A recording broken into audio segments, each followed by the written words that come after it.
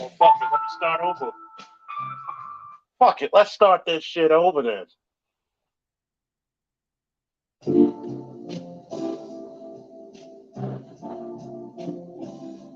It's called Romance by Hiroshi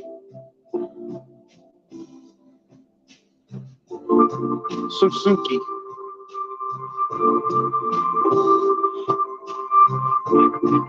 Japanese jazz. Gotta love it.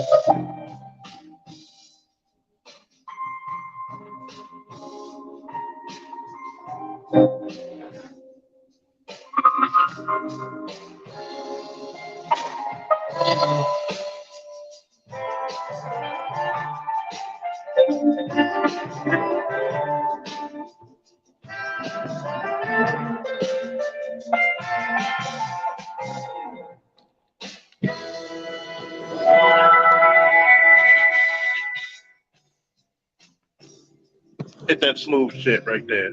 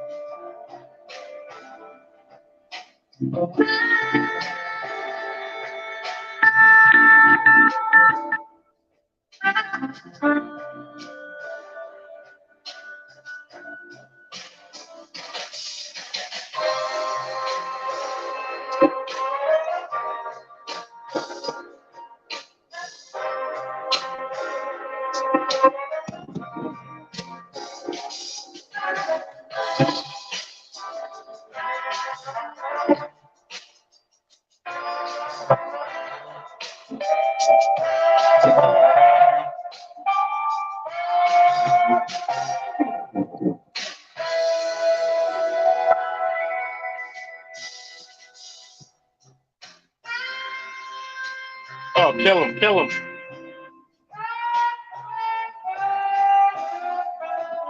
Oh, God damn.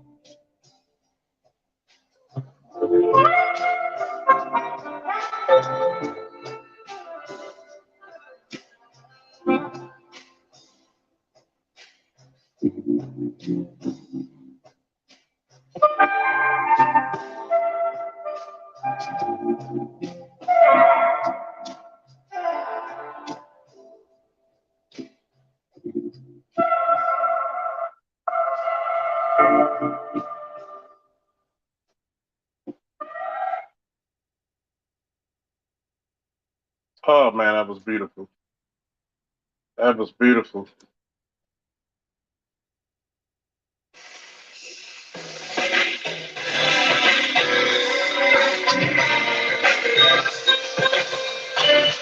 Put your drinks in the cabin.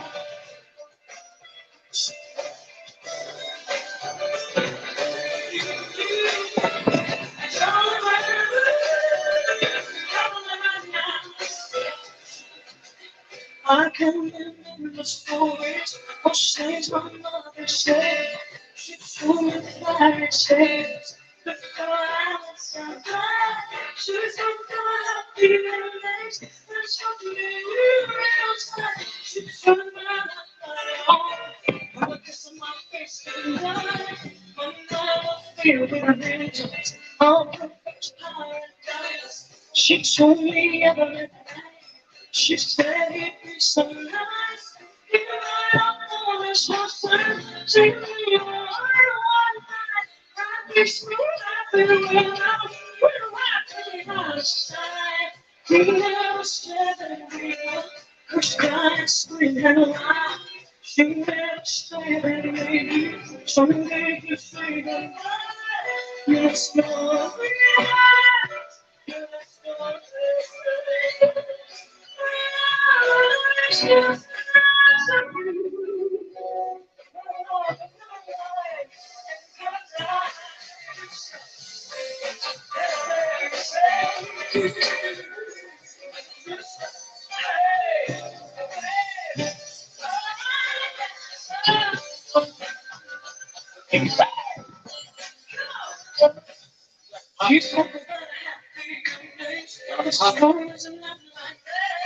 she's trying to sleep all night. She said to come and so I'm gonna see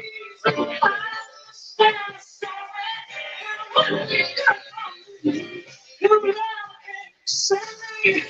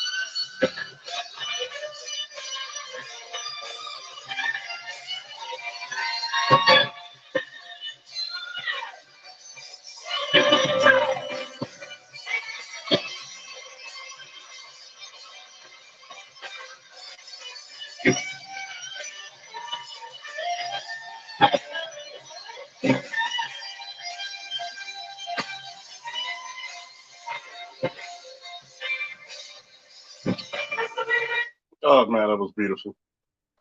One last one, then I'm gonna talk my shit, people. Since somebody mentioned Japanese funk, I'm gonna play some Japanese funk, okay? Give me 1 second.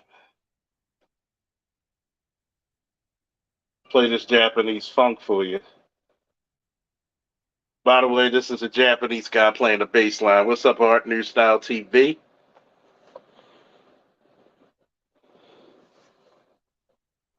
This is the bass cover.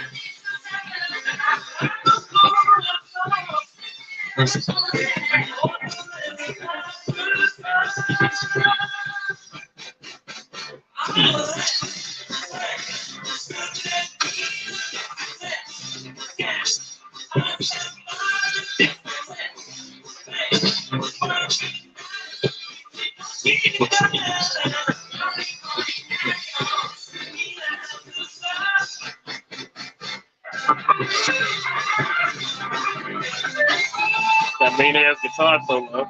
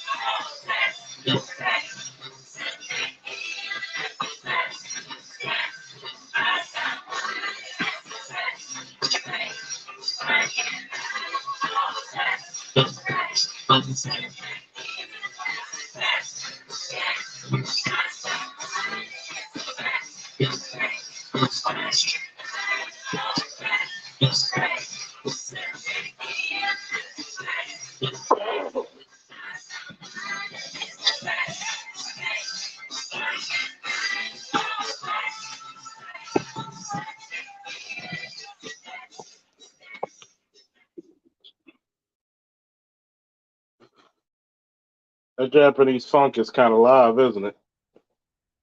Oh man. Let's see what we got in the building. Chief Kojo Prime, Sean 313, Andre, Ray Hama, Art 2 School for School, 2 School for School. Our new style, D Scott, 2 Trib, 211, T Riddler.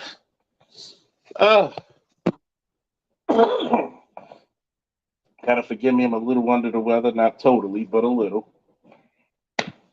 So, All Star G, what's up? What's happening? I need everybody listening to the sound of my voice. Put your favorite beverage in the chat and give me a woo, whether if it's alcoholic or non-alcoholic. Put 2 glasses of that motherfucker in the chat and give me a woo.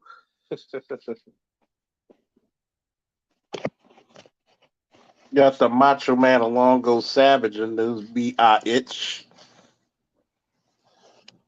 You know, I was on 2 streams yesterday. I was on the Coliseum with AB Media, and then later I was with Kev, aka Black Men Being Brutally Honest. I got to get a few things off my goddamn 54-inch chest, okay?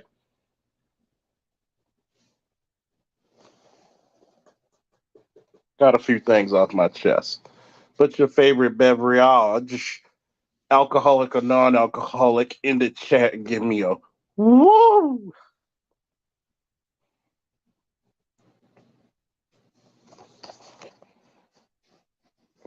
I think I need to get a few things off my motherfucking chest.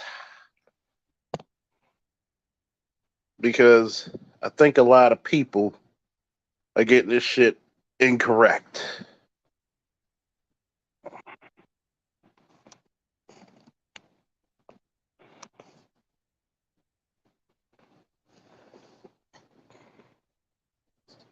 We got Embrace Villainy, aka the bit of truth in the building. I'm gonna get my feelings. I didn't really hear a lot of the Obsidian interview, but from what I did hear was very for a guy who's doing his first interview. Kev did a bang up job. Got to give my flowers and all the powers to Kev. Did a bang up job. He gave him room to talk. He wasn't overbearing. He was just asking the most important questions. The real issue that I might take is with some of the people at the aftermath who came on the panel after. I know it was Ian and someone else, I can't think of the brother's name, getting into it about one. Ian was talking about that Obsidian was a pioneer. He was one of the big 3 of Manosphere 2.0.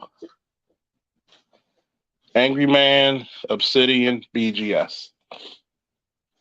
One of the big three. Okay? Can't knock them for that. It's historically true.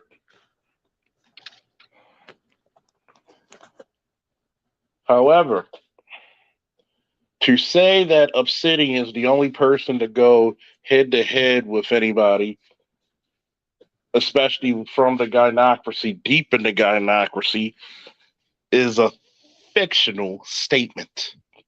It's a disingenuous nomenclature.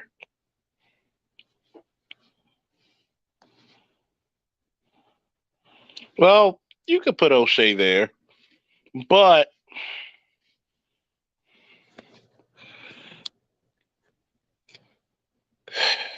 I'll give it to O'Shea. You can put the big four. I'll give it to O'Shea. The big four of Manosphere 2.0. I'm not going to knock O'Shea. Whether if I agree with the brother or not, I won't knock him. I'm fair. Thank you, Mel. I'm fair. That's a lot. That's a lot more than what you're going to get from other motherfuckers. I'm fair. I'm not above reproach. I'm not above correction. I'm fair.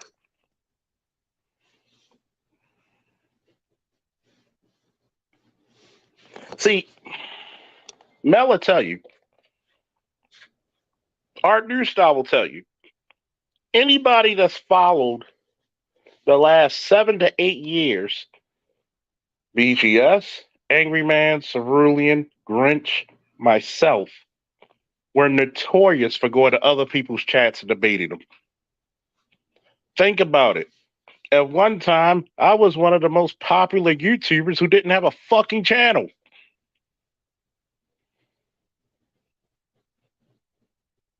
Not to toot my own horn about old shit, am I not the person when BGS hosted the Coliseum who stated to Cynthia G, what's the opposite of a beta male coon? If that's not the definition of going at the gynocracy, I don't know what is.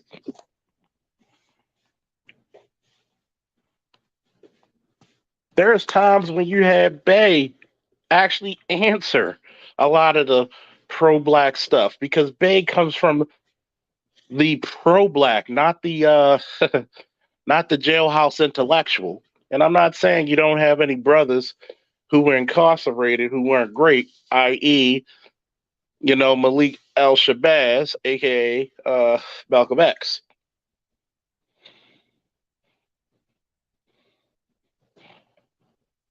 But we came a long way from Malcolm X, didn't we?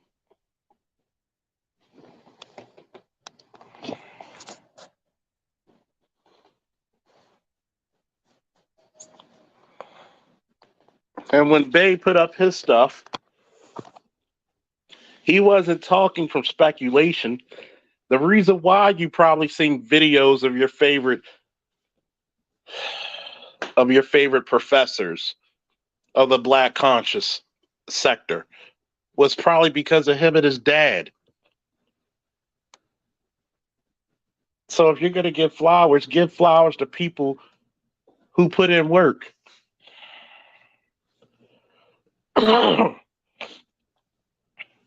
Not all the things in the black manosphere will always agree. No man should totally agree. A man should always have his own thoughts, his own dreams, his own desires, his own goals.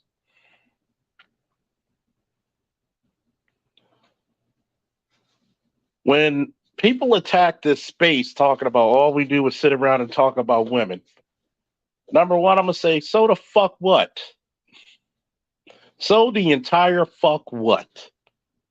Would you rather them get all their anguish out on the internet than to keep it bottled up where it can come into a disastrous place and this person's taking his life for someone else's?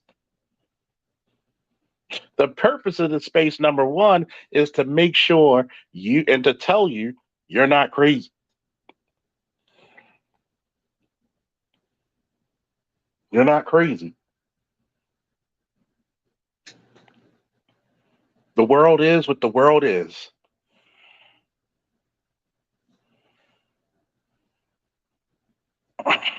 Stop telling black men what the fuck they can speak on. See, when it comes to the women, oh, you know it's just women. Shut the fuck up. If you're gonna simp for the women, you can't simp for your brother. You can't lend a listening ear to him when he's going through a time of need.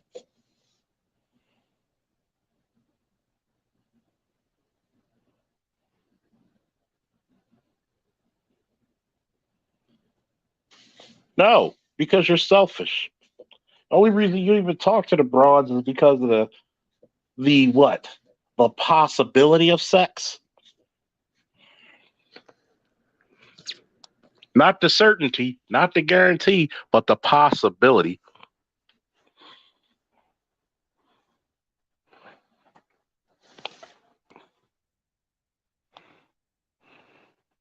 See, this is the reason why I agree with Bay about changing the conversation, because the conversation is this.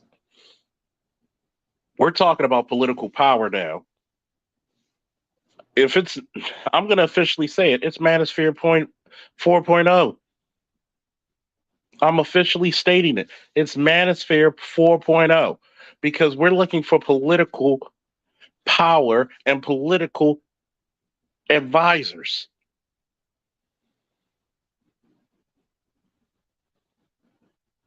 We're looking for political agendas.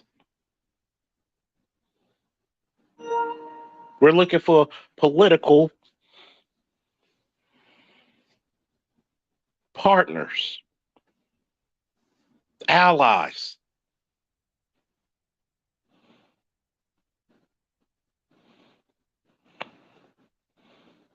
We're looking for political allies. And sometimes you got to go to the other side to get shit done. But they don't hear that. Well, if you're talking about these females, you weak, you weak, you weak.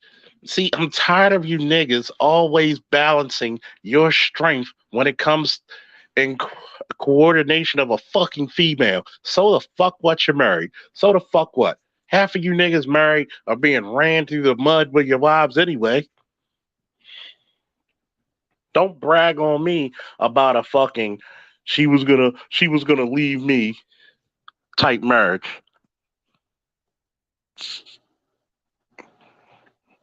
Because I know damn well a lot of you niggas don't have say in your fucking homes. And that's why you come over here to fucking vent.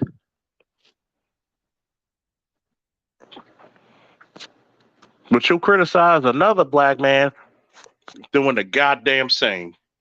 Ain't that a bitch? You want to criticize a brother who's going through some traumatic times, regardless if it's economic, occupational, generational, with child support and child custody. But you can't lend a fucking sympathetic ear to your brother. What fucking good are you?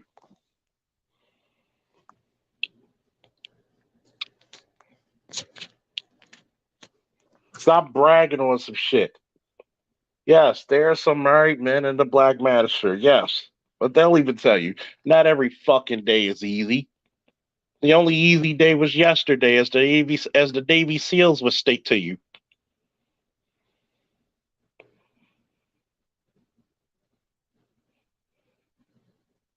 Stop trying to pretend you're King Dingaling all the goddamn time and figure out how can you help your fellow brother.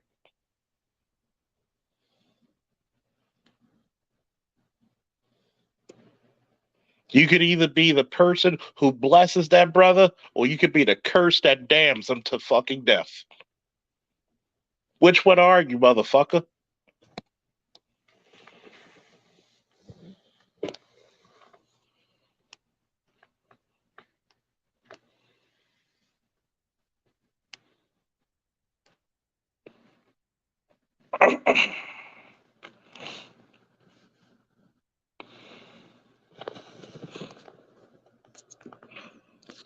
See, this is the reason why a lot of young men have a problem with listening to older men because you remind them of the gaggle of bitches they're trying to run away from. There, I said it.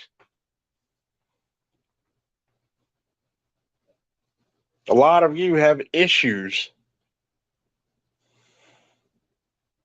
with older men like Black Uber and BGS, not because you have an ideological difference, it's because you were taught from get go that man is old enough to be my daddy, and I can't find that nigga, so I'm gonna take everything out on them.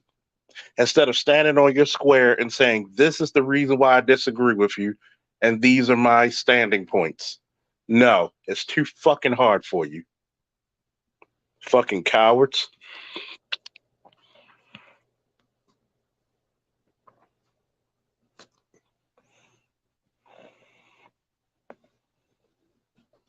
Yeah. You need to do this, you need to do that.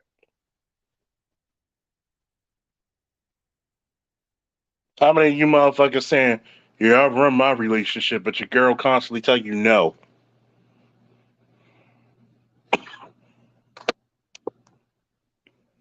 You only get respected when it comes to the bedroom, and you bragging on it. I'm the world's greatest book.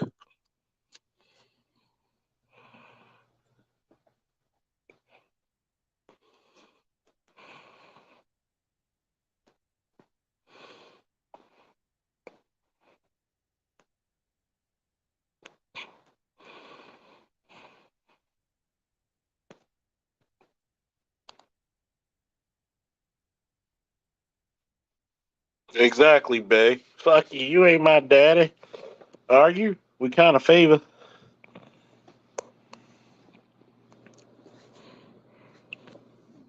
In the words of fucking Art Addison, motherfuckers start whining about bitches so long, they start to become 'em.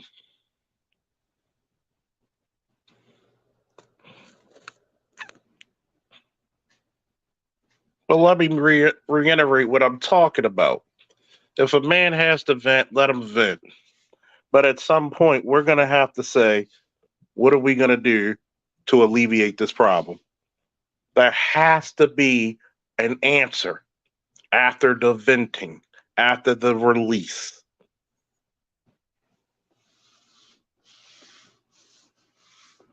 Nobody wants to talk about that. Nobody wants to talk about the answer.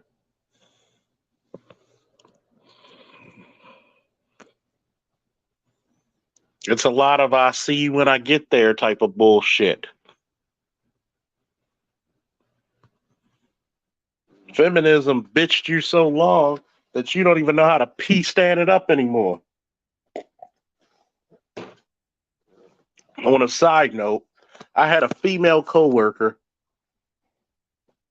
when we were shooting the breeze in our shift, and we were, gallivanting and hanging around in between calls. And she said, well, I told my fiance if he can, I asked him if he could sit down and pee just in case, because I don't want any pee on the toilet seat. And he agreed. What the fuck? And I told her, you told that to the right motherfucker, because if it would have been me, I'd have been the absolute wrong motherfucker. I'd have cussed you out so badly. I'd have made you feel subatomic. I would have called you everything but a child of God, and Satan himself would have been like, damn, Charles, take it easy.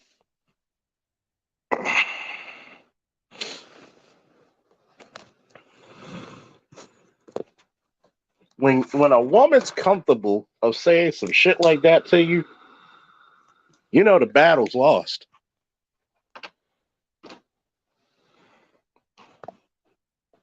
See, the problem is this. A lot of you don't even know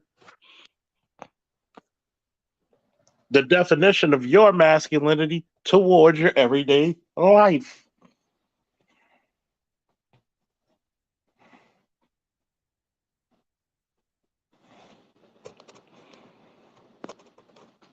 What's your masculinity when there's no women around?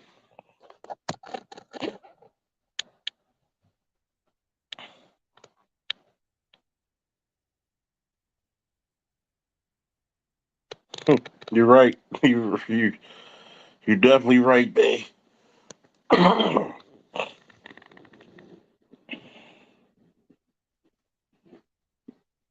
You think that you're the man of the house when you're just a boy. What did Jimmy Butler say?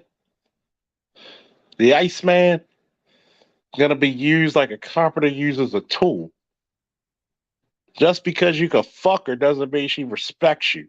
Up, somebody put that in the chat. Need to make that a t-shirt. Just because she fucks you doesn't mean she respects you.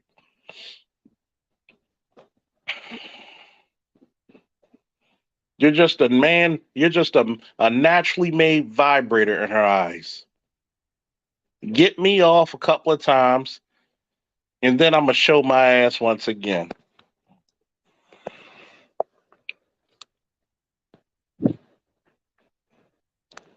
I'm gonna say this, and I need somebody to be the scribe for the day.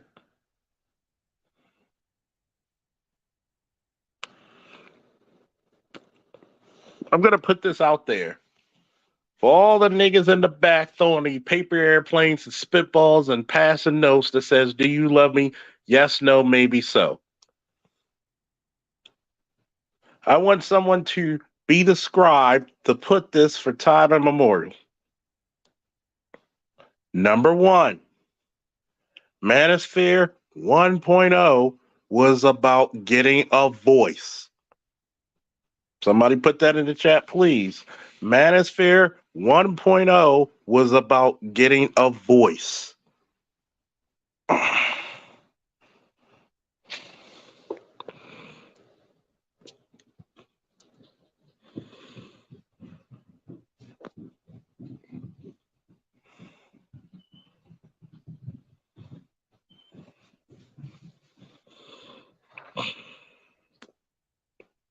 Manosphere 1.0 was about getting a voice. Number two, Manosphere 2.0 was about the talking points.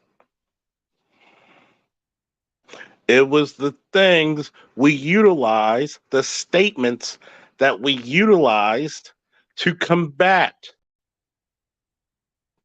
the stereotypical negative comments about black men.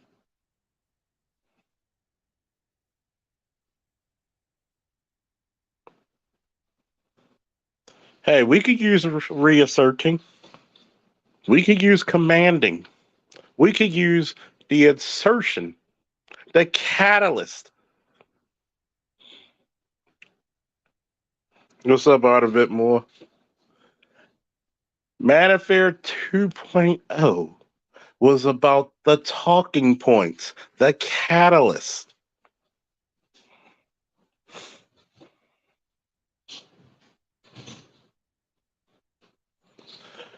People tend to forget that. 3.0 was about the intellectuals, the intelligentsia, as you will.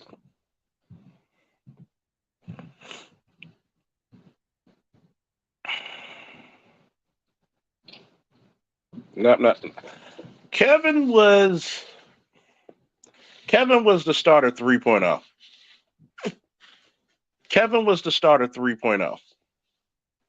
And I'll tell you why. Because 3.0 was the start of mainstream appeal. Yes, we're past 3.0. 3.0 was the mainstream appeal. 3.0 was when we started to outpace the white manosphere.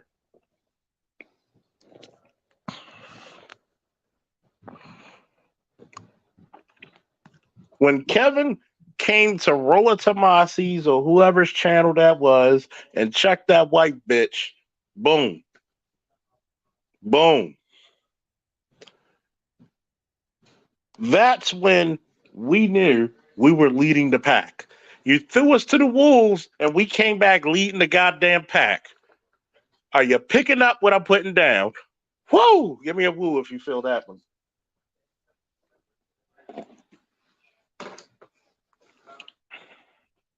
Kevin Kevin was around for 2.0, but the rise of Kevin Samuels started 3.0.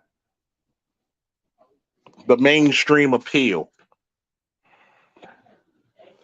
The mainstream appeal is when our voices were being talked about, our points were being talked about and recognized by people in mainstream media.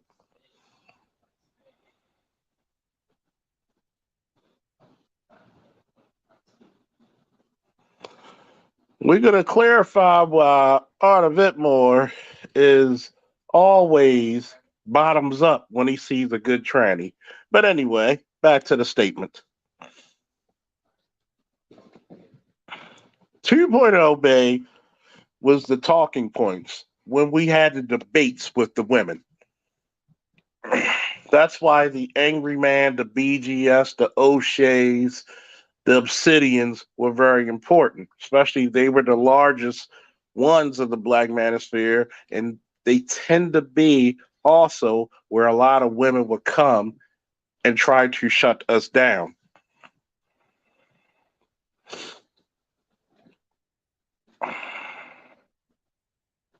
Even though Kevin Samuels, historically or time wise, if you're doing the timeline correctly, was before, he was in the Manosphere before 3.0, his rise started 3.0.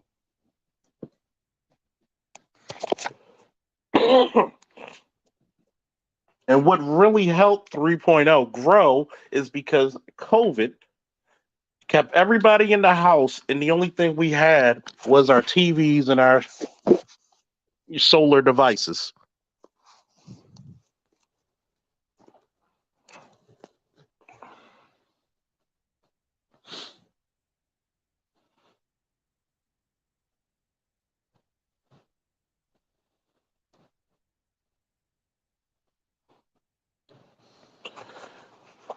3.0 is the intelligentsia. When we have the PhDs like a T.S.R. Johnson, Ronald Neal, a Dr. Dunbar, a Nicola Lee, Green Gorilla, actually researched and brought up the research from academia to prove what we always found to be true. They were the smoking gun to the investigation.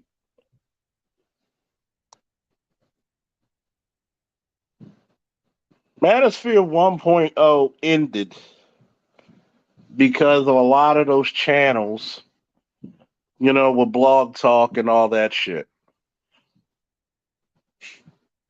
A lot of those channels with blog talk and also other means because of the flagging. The flagging and also all that shit was because of that, but it's mainly because 2.0 started because a lot of the listeners from from a lot of the what's the shit called? MGTOW rejected a lot of shit because black men had a unique issue that was different from the Asian man, the white man, the Hispanic man with their issues. What's up, Snowman? Hopefully you're getting better. That's where Ibmore came into play.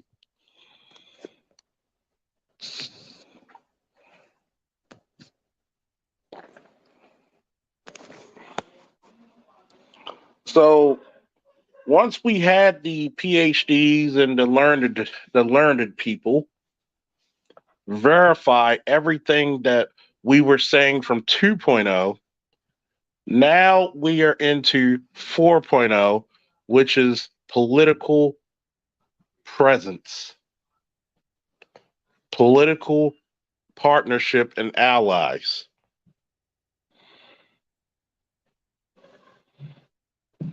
MGTOW was MGTOW was kind of a combination of like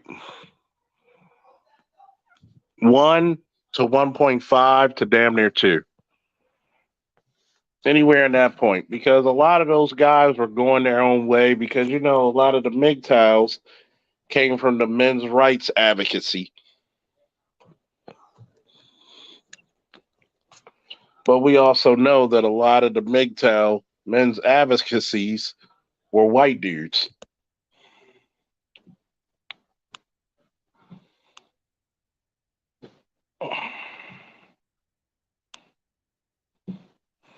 So Otto Whitmore said MGTOW didn't start at the 1, it was already here. So I stand corrected a little bit more. But you know, here's the thing about MGTOW. MGTOW was actually more into what white guys wanted. When black men had a unique issue, that's when it broke off into IDMOR for black men. Now we're in 4.0, which is about the political power.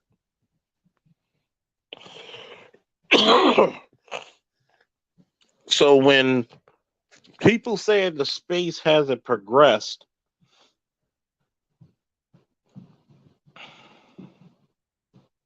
when people say the space hasn't progressed, I beg to differ. Because we came a long way for asking for respect to demanding respect into becoming fuck your respect.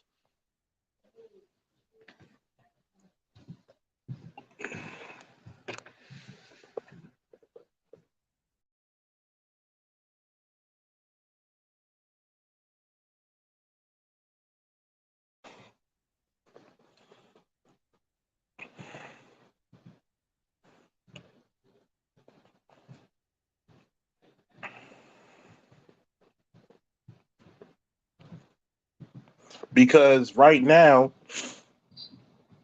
we're more indifferent to what people say than anything else.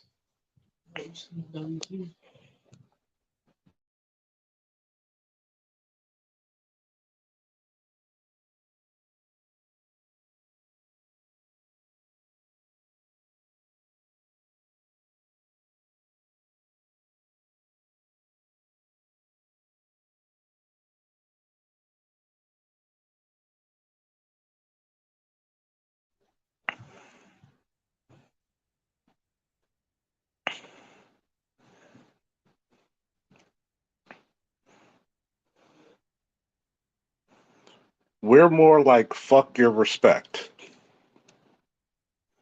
In 4.0, we don't care if we're respected by you anymore. It's like Anita Baker said, if it's my destiny to die, then so be it.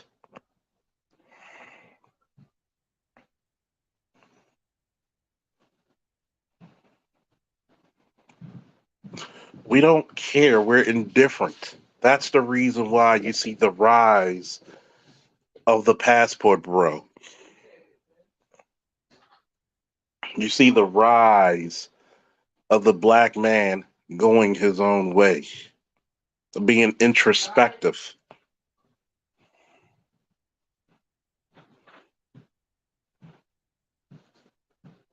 We don't care anymore. And you're right. A lot of racist shit came out of MGTOW. That's why a lot of black men left it.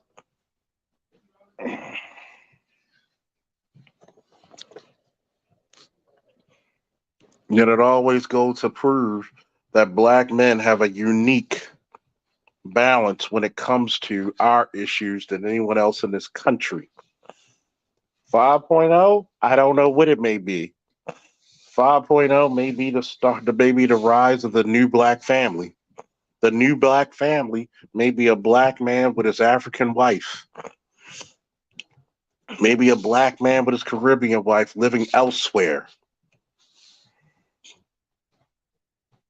Who knows?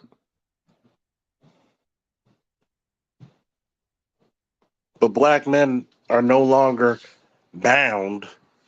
It's like the Silver Surfer. when he was bound by Galactus to stay on Earth. Once that once that power dissipated, he was boundless. He surfed the starways.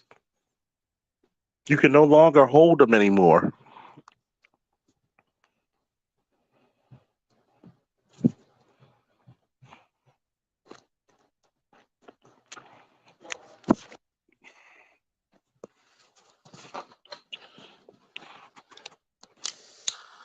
3.0 also signified not only the rise of Kevin,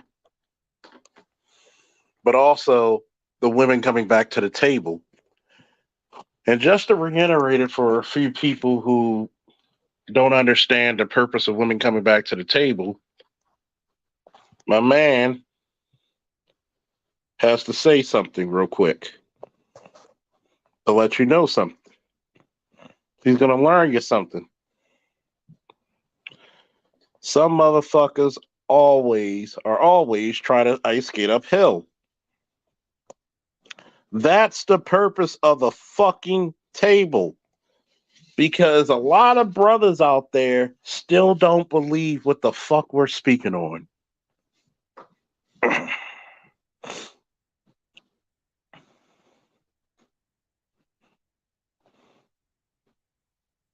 Because the reason why you have a table is for one, to see what's being offered when the surrender papers are pushed. And if you don't like it, you kick the motherfucker over.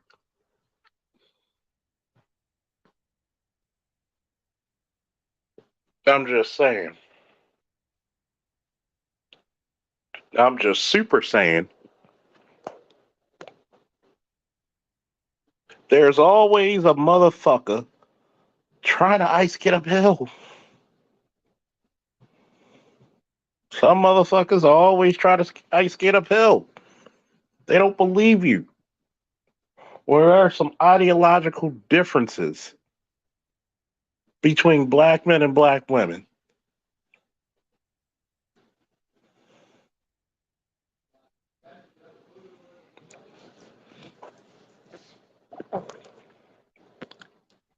And I think that's where we get it misconstrued.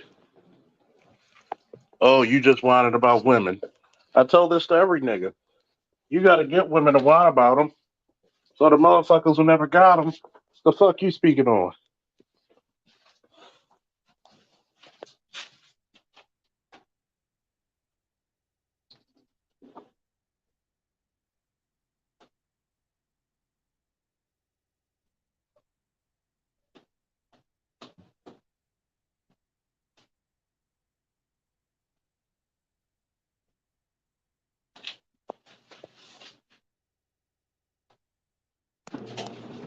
The fuck you speaking on?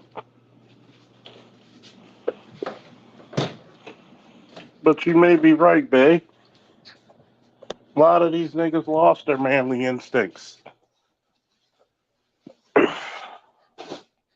it's becoming pathetic.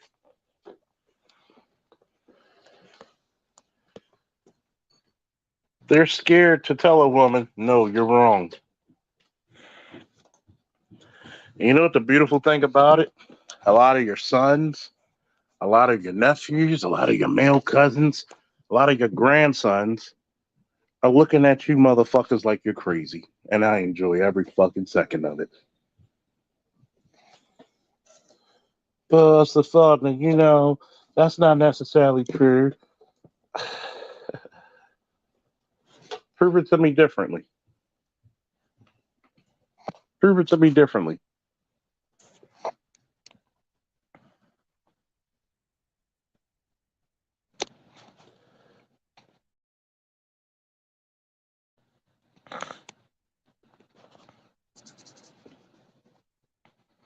They said they don't know what the thrill of the hunt is about.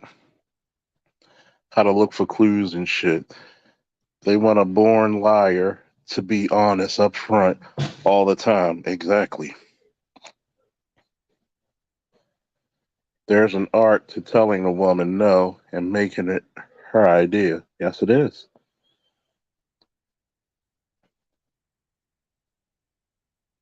The only thing that you can combat a lot of this shit, and I see a lot of women doing it,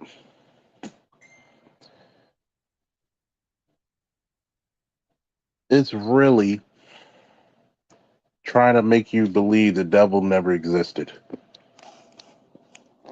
I am submissive.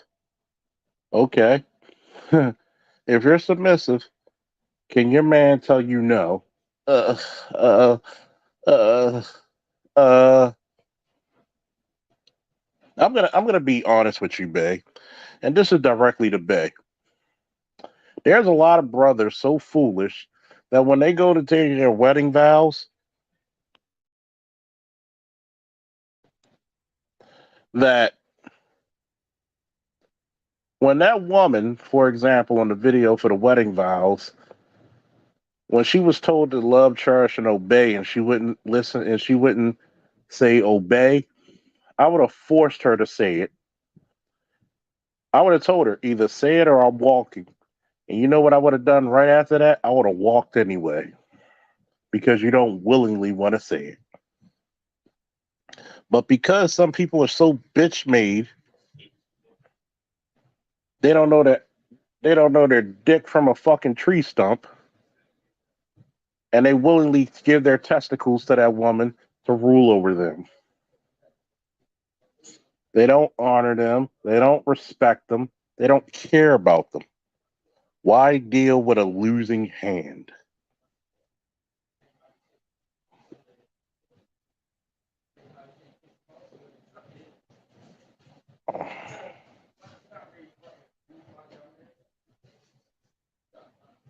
Why would you tell your sons to deal with a losing deal? This is the reason why I wanted to ask Sister George the question. And she hurried up and said no, because I would have asked her, would you tell your son to play a game where he's going to lose 80% of the time? See, nobody gives a fuck until it's your boy, right? Put that in the chat for time immemorial. Nobody gives a fuck until it's their son. And then all the times you drag their father through the fucking mud, all those lingering memories come back.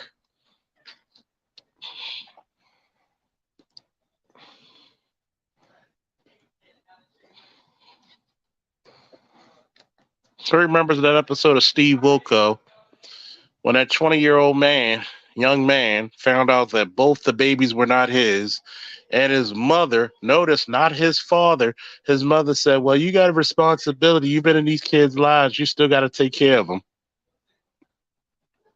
Why? Because she didn't care. Because it was never her ass on the line. Because she wished that a simp would have done that for her. Yeah, I know I fucked around on you, but you still got to take care of these kids, right? They don't care. They don't care. Here, and I'm gonna and D-Ski, I'm gonna answer the reason why women are not the prize. Is because if women were so much the prize, then why do they breed failure when they're by themselves? Oops. How many successful children do single mothers truly have?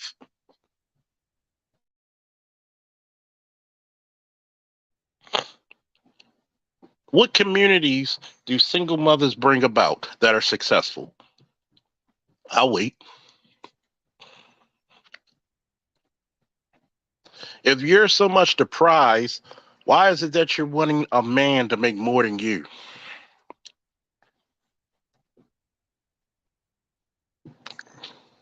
But you can only get pregnant by a sub fucking human Neanderthal. Have you ever noticed wherever you see a large contingency of single mothers, it's crime infested, poverty infested, lack of education, rat infested, roach infested? It breeds nothing but death, destruction, and hell. You don't have to believe me. Look at your stats.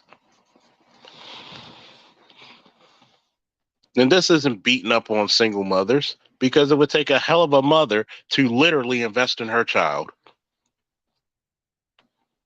And when I mean invest, I'm not talking about just pay tuition and let you have at it.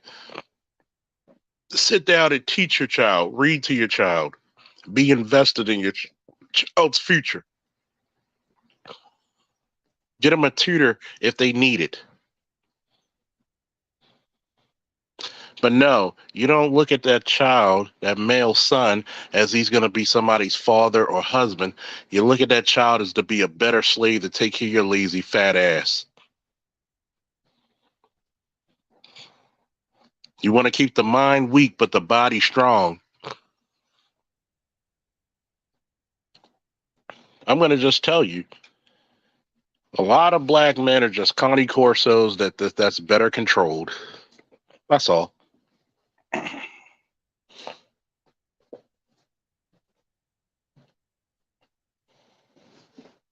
Fuck it. That's why. But you got a bunch of niggas who want to try to talk shit about the space and don't know shit about the space.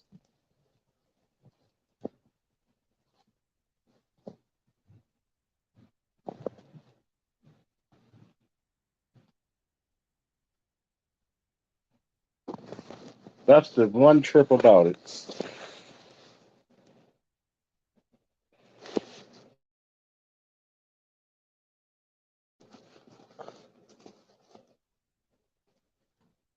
Anybody who want to join, come on up. Anybody who wants to be a detractor and wants to bring smoke, like I told Kevin, you may own the smoke show, but nigga, I'm an Aries. All I bring is fire.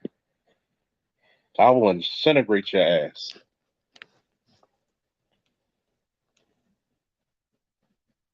This is how you know you're really good at shit, is when you never get any detractors anymore.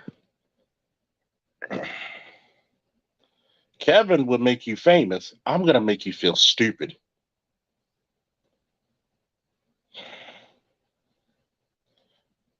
Any detractor, I promise you this one thing. I'll embarrass you so badly that you're going to kick your daddy in the nuts for ejaculating you, and you're going to slap your mom in the mouth for not swallowing you.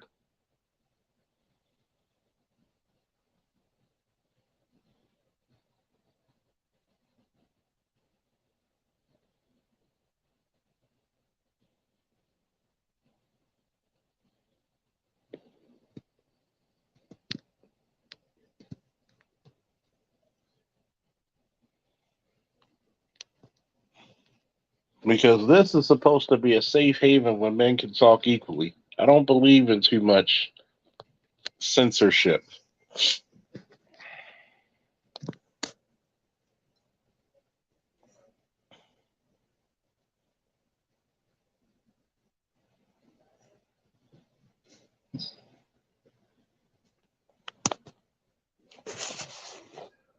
I don't believe in too much censorship.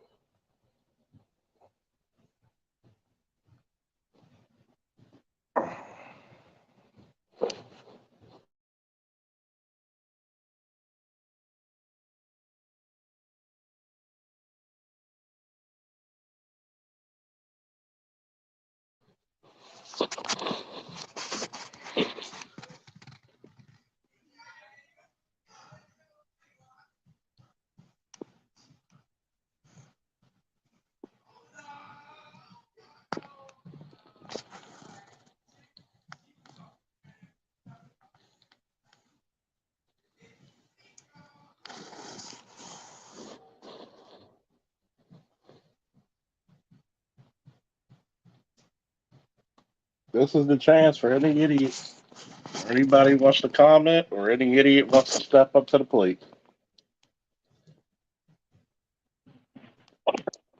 What's up, Bitter? I guess I'll be that idiot. I'm like, okay, and I see I'm the only one there. I'm like, all right. I walk right into that one. But This is either the people who want to speak on the comments or the idiots who want to challenge. well, until you get somebody, I do want to speak on some idiocy. Go ahead. So as you know, we got the whole Fannie Willis thing going on, right? Uh-huh. And she's guilty as hell. They just Okay. trying to now figure out how much taxpayer money, that being how much money did he spend on her when they went on vacation. Mm-hmm. Because that's taxpayer money. He worked for the city up under her. He's getting paid more than anybody else that had his position. So that's embezzlement. So this whole cash thing, that was the dumbest. I know that all of this is her idea. This whole Yeah. cash paid back in cash thing, this is her idea. She done got her father roped in it. She got him roped in it. Except the thing is that bro. So what did you do with the cash? Did you deposit it or did you spend it? Or do you still have it? Because now the cash, I know that people think that cash can't be accounted for, but no, excuse me. Before Cash App, cash was accounted for. Mm-hmm. The thing was that you could lie and say that you didn't have any. You know, I didn't have any cash because they can't prove you actually had it. But once you get them C notes with them serial numbers, And mm, once in a situation with him, this is where okay, this is where they're now trapped in a corner. And now you're looking at possible perjury. It's bad enough that the IRS is looking at this. All right, come on now. You chick, you punched up. You punched up at a billionaire. Did you really think that he had like no friends nowhere? The IRS is now looking no, at no, this no, no. very Let's interestingly. back. Let's back Huh? up for a second. All right, yeah, let's back up. She didn't punch at a billionaire. She punched at a former sitting president. Even worse, You think you? even worse. It's one thing to fuck with a billionaire, but it's another thing to fuck with a former sitting head of state. The former president of the United States, who looks like he's about to win re-election. Well, to Yeah, be elected a second time.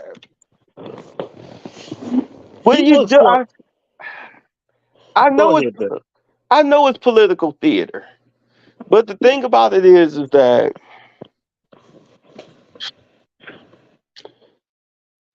when she got up there, because they already got you. The dude can't even account for where the money is. Like, bro, you need to be having people scrounge up thousands of dollars in cash from out of nowhere.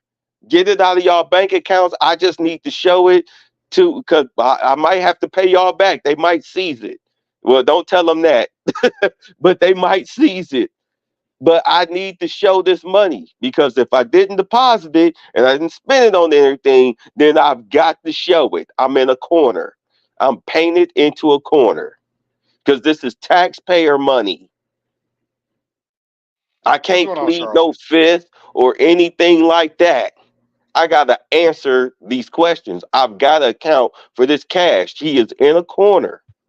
She painted them in a corner with this cockamamie cash scheme. What's going on, Charles? I'm gonna share the short that I made earlier. This is you know you said you're not. This is not like going after a billionaire. A lot of people don't understand. Going after the president of the United States is the equivalent of going after 100 mob bosses at one time. You better make sure your shit is in order. When did we send a president to jail? We Never, don't. and there's a reason for that. They know too much. On top of the fact, you take a traffic judge to prosecute a RICO case?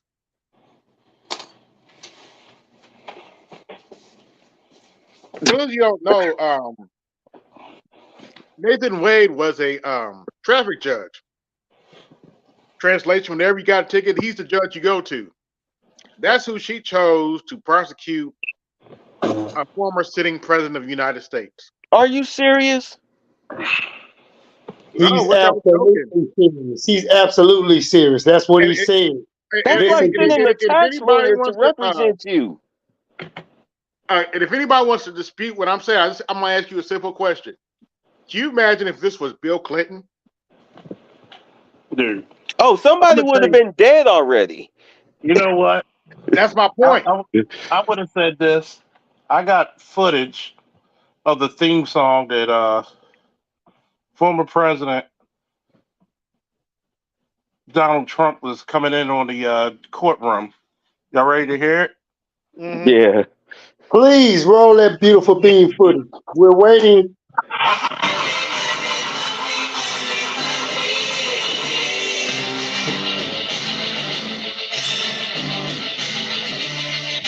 Everybody's got a price. Everybody's gonna pay. There's $1 billion man. Alright, it's his way.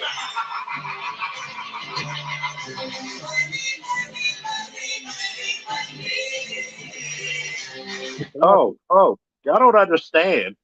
Y'all do know that the $1 million man or the $1 billion man was president not too long ago, right? Where? It's Donald Trump. Oh, yeah. Oh, my bad. Oh, by the way, did y'all see his sneaker? Oh shit. For those of you who don't know, Donald Trump came out with a sneaker, I think yesterday. It's like $400 and it already sold out. Damn. Yeah. They're, Let me they're, let me they're, let me let they're me let me planning to put this go. out to you, right? AB, you're from Indy, right? Yep. And Bay, you up there in Atlanta, right? Yeah. And AL's from, the big ass state of Texas, right? Shaw Liz. And me and Longhorn State. Angry Black Man are some Baltimore niggas, right? Let me introduce this shit to you. A lot of men are gonna vote for Trump because he represents the last bastion of masculinity alone. Everybody wants to be the rich guy who gets the beautiful woman, touch a few pussy on the sides, and get away with it. Yep. Grab him Do by the you, pussy, I'll say. do you know, before this show, I was sitting down in the bed watching this damn Netflix shit with my friend who has the ass the size of Texas, thighs stronger than fucking kryptonite, And you and know that's big. that felt good. Do you know what else felt good? Is to be able to concentrate curl a 60-pound dumbbell in front of her. You know what else is also good? Is to have a nice glass of fucking XO liquor right in front of her. Does that sound like a man wants to do shit like that? I Nah. don't have nowhere near Nah, I the don't know money. no man that wanna do that. Got his left hand just palm in the cheek, you know, watching She his put favorite my show, watching my favorite show, laying up in the bed. crust in between your legs from, You exercising. know, you know. Yeah. No man. See, you got to understand. Everybody on the panel was either born in the '80s or the '70s. Our cartoon characters were some of the most masculine motherfuckers on earth.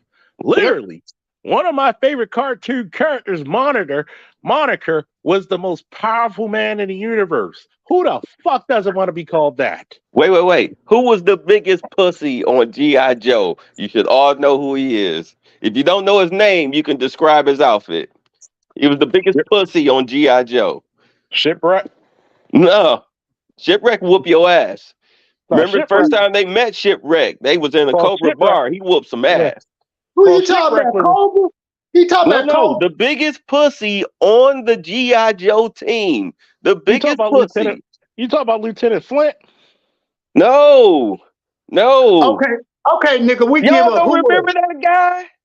We asking you, who The was it? medic, the pacifist. No, yeah, Oh, the yeah, yeah, pacifist. yeah. Right. Pacifist. He was the biggest pussy. Like, why the fuck are you on this team?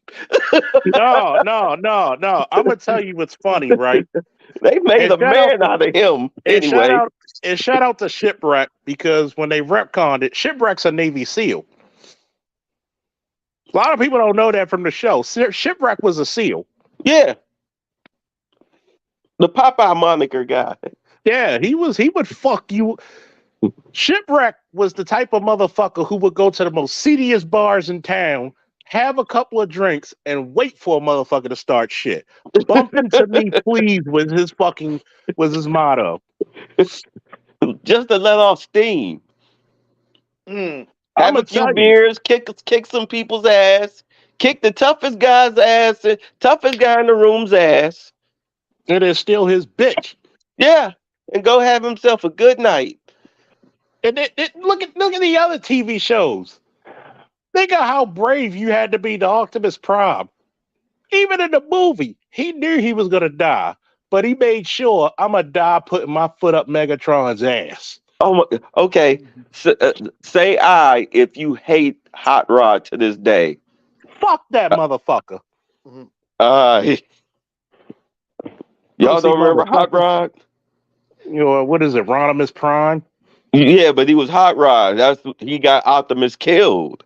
Yeah, that's the Right. reason why people hated his ass. I've never respected his leadership anyway. He was No, a no, bitch no. to me. He He was was a too. He bitch. was.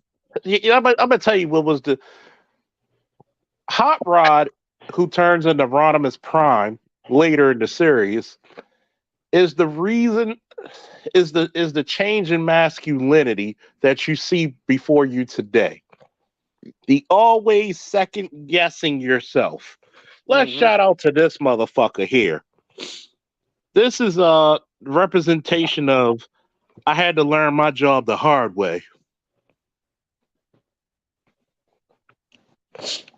You know why? I fuck with Lino, even though Pantho's my favorite. He might have been the hereditary Lord of the Thundercats, but he had to earn that respect. He had to earn that shit in the anointment trials. What Hey, type hey, of cartoons are your kids, your cousins, your little fucking kids are listening? They have never seen a cartoon or a show where a boy ever beat a girl in a contest of strength, speed, or intelligence. Oh my god, I had to stop watching Spider-Man because I mean, where it was like when it came to Spider-Man, where's the violence? what none? Where's the violence? I mean, the comic books. He's got. They did a comic book from the Beatles' perspective. Y'all remember the Beatles? That motherfucker. It was almost like he was being chased by Michael Myers. He Mm-hmm. was deathly afraid of Spider-Man. He was trying to hide and shit. You know, he punching through the wall. I got you. Like, ah! I mean, these criminals, they realize some of these heroes. I mean, you just trying to steal little funky money so you could, pay some bills and shit. And now here you got this guy who can throw Volkswagens 10 blocks chasing you. And It's like he's making fun of you as he's toying with you while kicking your ass. You know he's holding back because you fought him before. You it's like felt a real punch from him, huh? it's like it's like it's like when motherfuckers try to disrespect Aquaman in the comics.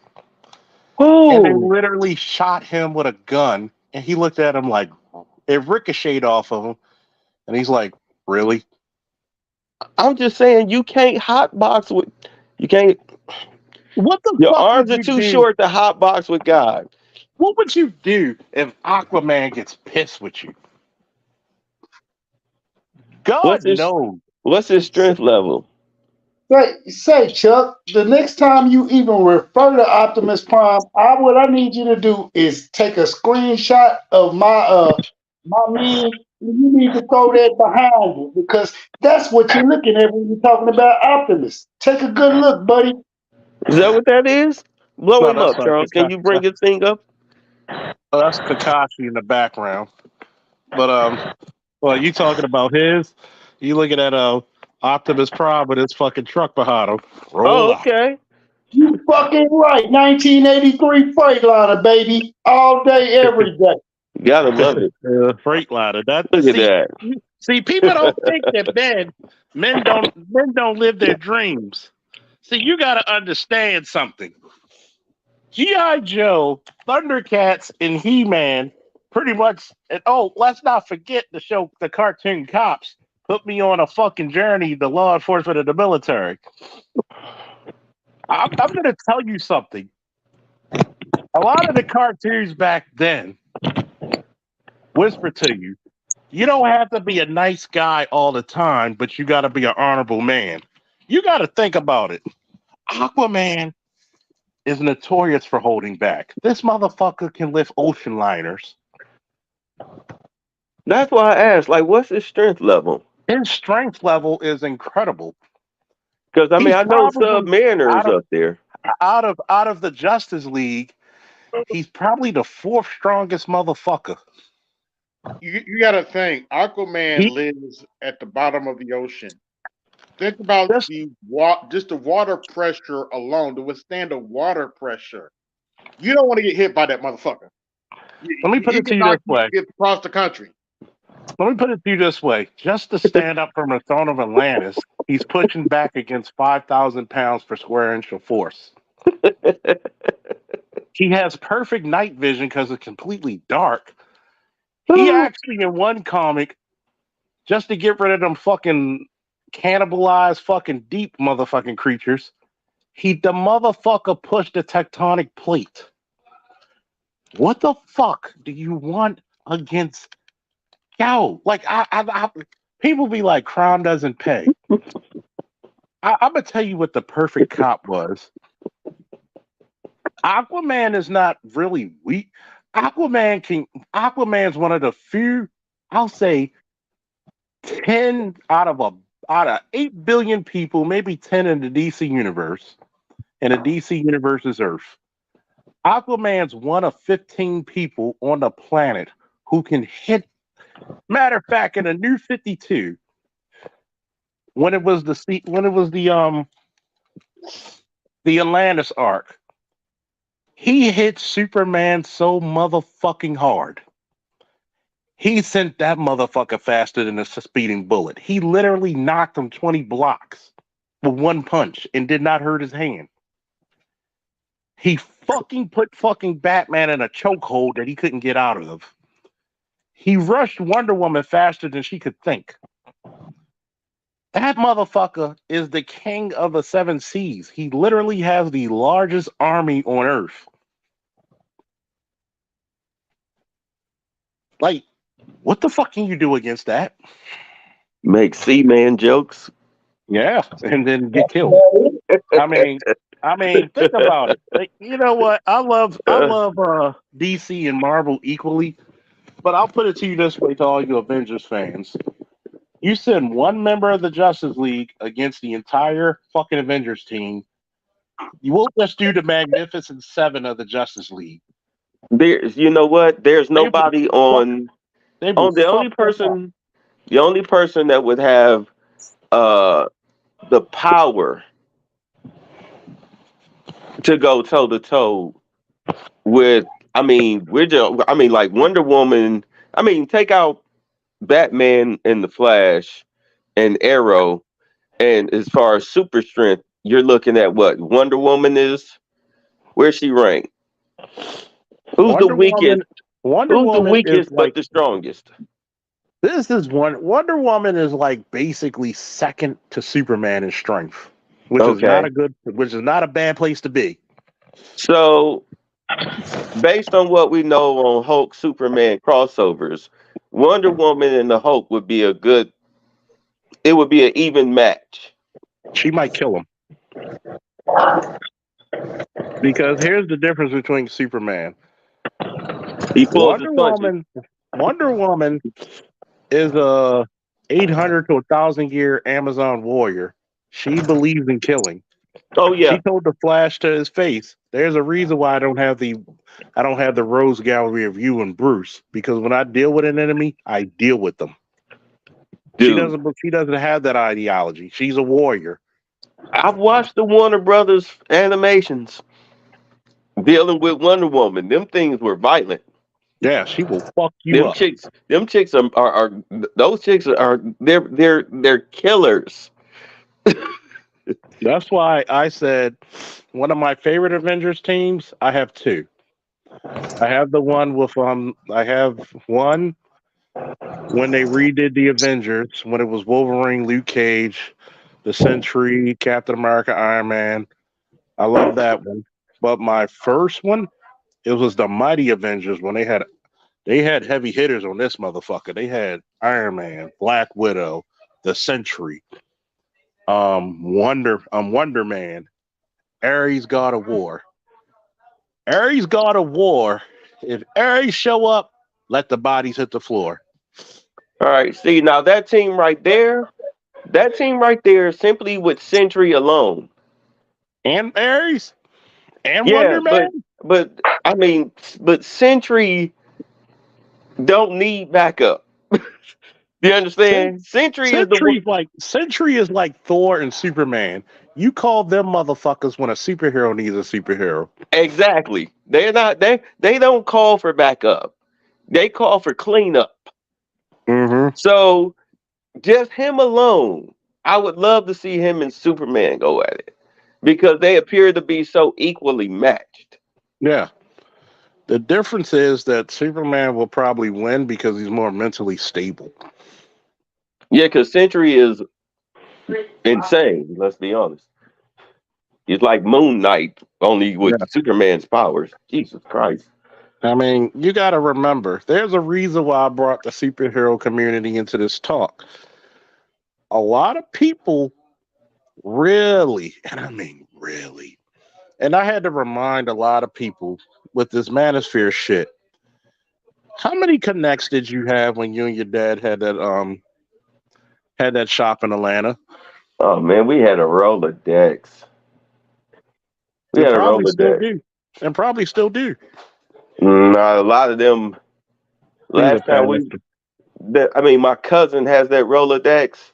And some numbers are still good, but you have to understand a lot of those people are like they're either gone, or they're just done with it. They're just you know.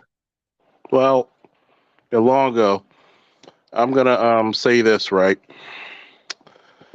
If you're giving Superman a 10, Wonder Woman's a 9.5, Aquaman will be an 8. All right. So He all wouldn't right. be that far off of Superman if he's pushing tectonic plates. All right. He wouldn't be So that far off.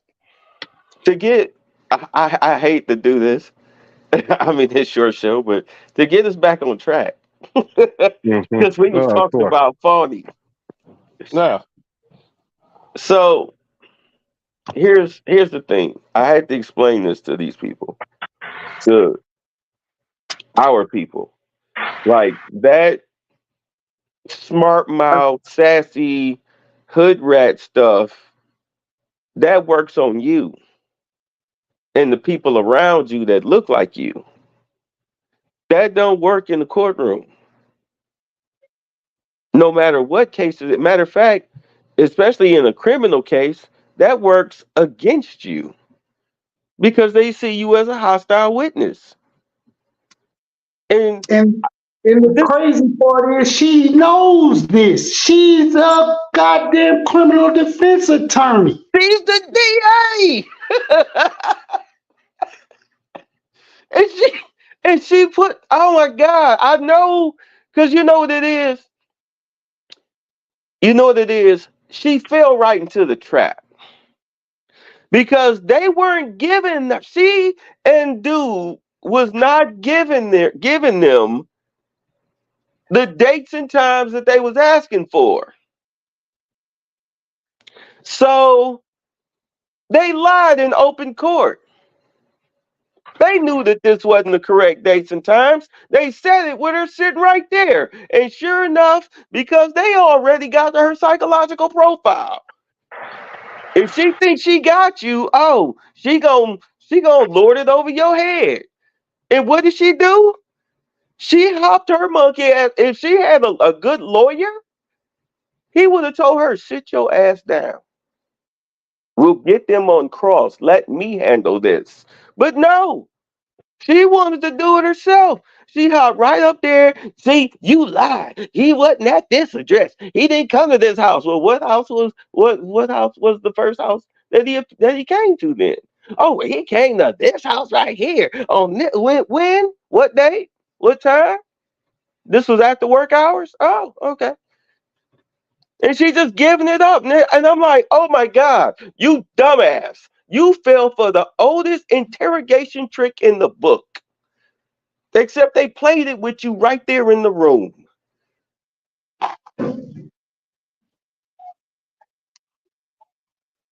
Do you see what they did? You see how suddenly the chick started asking her questions about his visitations, and then she jumped into the vacation stuff, and then she got into the money because that's what they're fixated on. They're trying to pinpoint, lock down the money.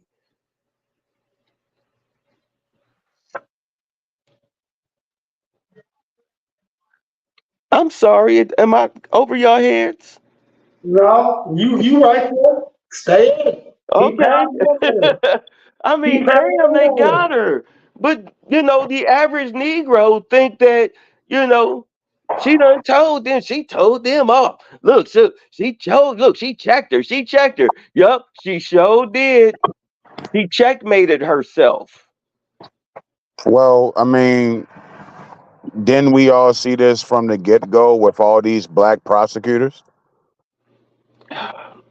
Look, all you They got. Look, offering up the Negroes as sacrificial lambs because the other demographic didn't have the balls to prosecute the shit themselves. my question is this: where do you get the balls to be so? I mean, this is like Tiffany Henyard blatant. Where you rub it in people's faces. Everybody knows it. I mean, damn, you even had the divorce record sealed. Like they look right at that seal and they were like, excuse me, excuse me, I'm coming off a cold. But they were peeling it open. It's like, look, the divorce records are sealed. Like, please. There was no way in hell any injunction was going to stop us from opening this up and seeing what we knew, what was already inside. We just needed the physical evidence. Boop, here we go.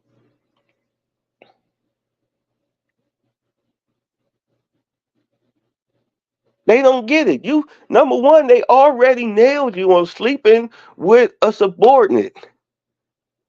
They already got you on that. They already got you on that. Whether or not it aligns with the Trump trial or not, don't even matter. Don't even fucking matter. But they knew they had you. He had the ace in the hole. Come on, this dude got CIA, FBI, GBI contacts like a mug. They know what's up. They already got the ace in the hole. That's why they like, yeah, we're guilty. We're guilty. Yup, we did it. Yup. Yep. Can we go now? Okay, come on. We took our mug shots. You feel special. You think you did something? Okay. See you around, toots.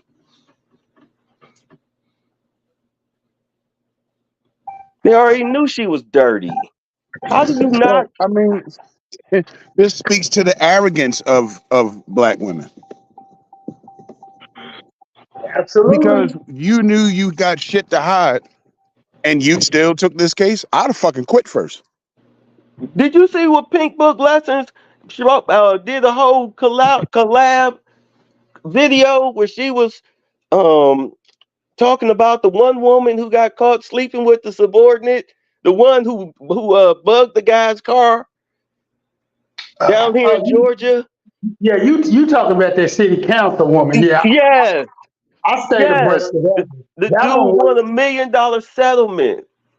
that one was a whole heap of mess of bullshit right there. That woman was you thought Fanny was airing this shit. They didn't have shit on that councilwoman. That councilwoman was indignant to the end. Woo, that bitch was crazy. She put listening and tracking devices in his car. And I'm gonna tell you what it is, man. It's called flagrant foul of power. You want to see a person, you see them at their lowest, or you give them power, and you see the real them. What Good. happens when you see these black women with power? They Oh, lose their you fucking can't mind. tell nothing. You They can't lose their tell fucking mind. nothing. That's why when I told you, how many years ago did I warn everybody of Marilyn Mosby? How she's the real criminal. Oh, You nigga, know you was what? thinking that from the high heavens way back then. You was like, I can't wait. It's You know coming. what? And that day came. You didn't lie about that. You did not lie about her. I don't You think you you was Nostradamus could have been 100. better with that one. You was 100 because it's like, okay, so you trying to tell me that his neck broke itself? Are you telling us that he killed himself? Here's the point that the forensic expert they hired and the medical examiner agreed on the same shit. The cops didn't do it. Okay, You well gotta then who did you it? you gotta remember he did self Okay, inflicted. so how did that happen? This is what happened because I've seen it personally, not that part, not his, where a lot of people banged their head on the fucking door of the fucking wagon. Okay, And the injuries also connect. He was already injured when they arrested him from a right, I previous remember car that. accident. So you got to remember, Freddie Gray's neck is a stack of dimes already. And I'm sorry, people think size doesn't matter. Yes, it does. Yes, That's it the does. reason why Yeah. we have weight classes. So Okay? why didn't they transport? Why didn't they? This is the whole thing that they fucked up on. And I said this many a times. They should have played the game and they should have called for a medic. Exactly. You play the game, call for a medic. That way, you could be like, look, we try to do everything. He was injured or out when we got it. I had plenty of people say, unbuckle themselves, even handcuffed from the seatbelt and lay on the floor. Call a medic. He's saying he hurt, call a medic. That way you can't say you didn't get any fucking medical advice, any medical attention to him.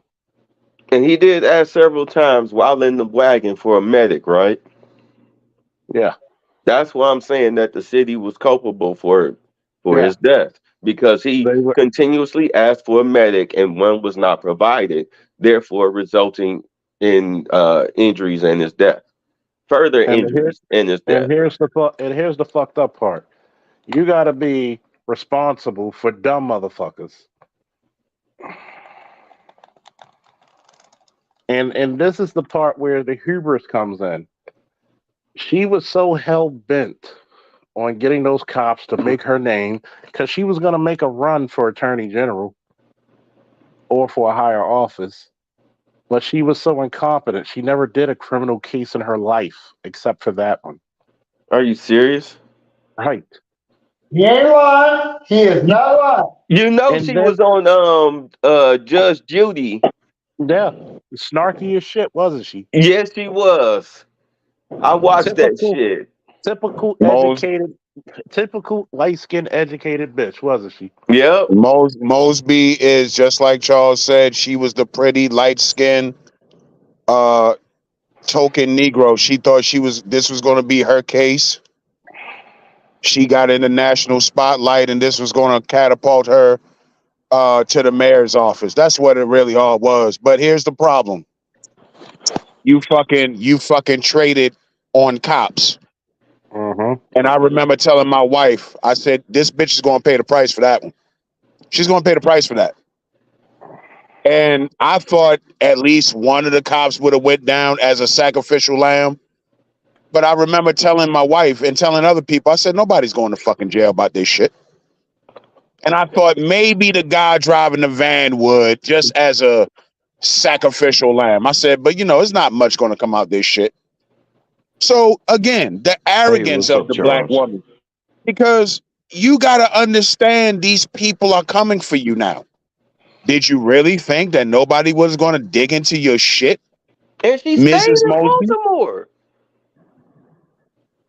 I'm Did Yeah. you sorry, I didn't really mean to cut sit you back off. and think nobody was going to dig into your shit? Of course they were. You're coming off of Sheila Dixon.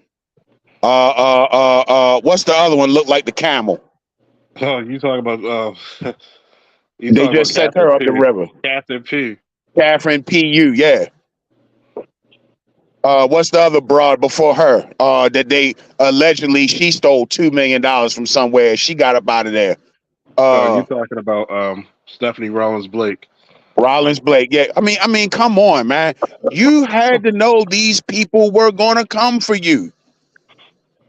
But notice how far. And by the way, tell these motherfuckers what city are you from. I'm from Baltimore. And Mm-mm-mm. and ever since you've been listening to me, did I say anything that was incorrect?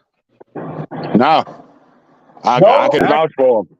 When he speaks Actually, about Baltimore, he's talking real shit. I can vouch I'm for it. I'm Man, probably shit, going y'all even steal so deep. much, y'all stole a football team. I'm so Hey, deep. I'm so deep into. I'm giving y'all actually information the fucking news probably won't even give you.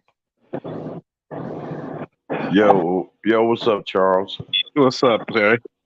Hey, man. Hey, this Fanny chick. So, what does that mean for Trump? It's a conflict of fucking interest. You were fucking this guy and getting money from him and giving money to him. How the fuck can you prosecute? You can't, that's a conflict of fucking interest.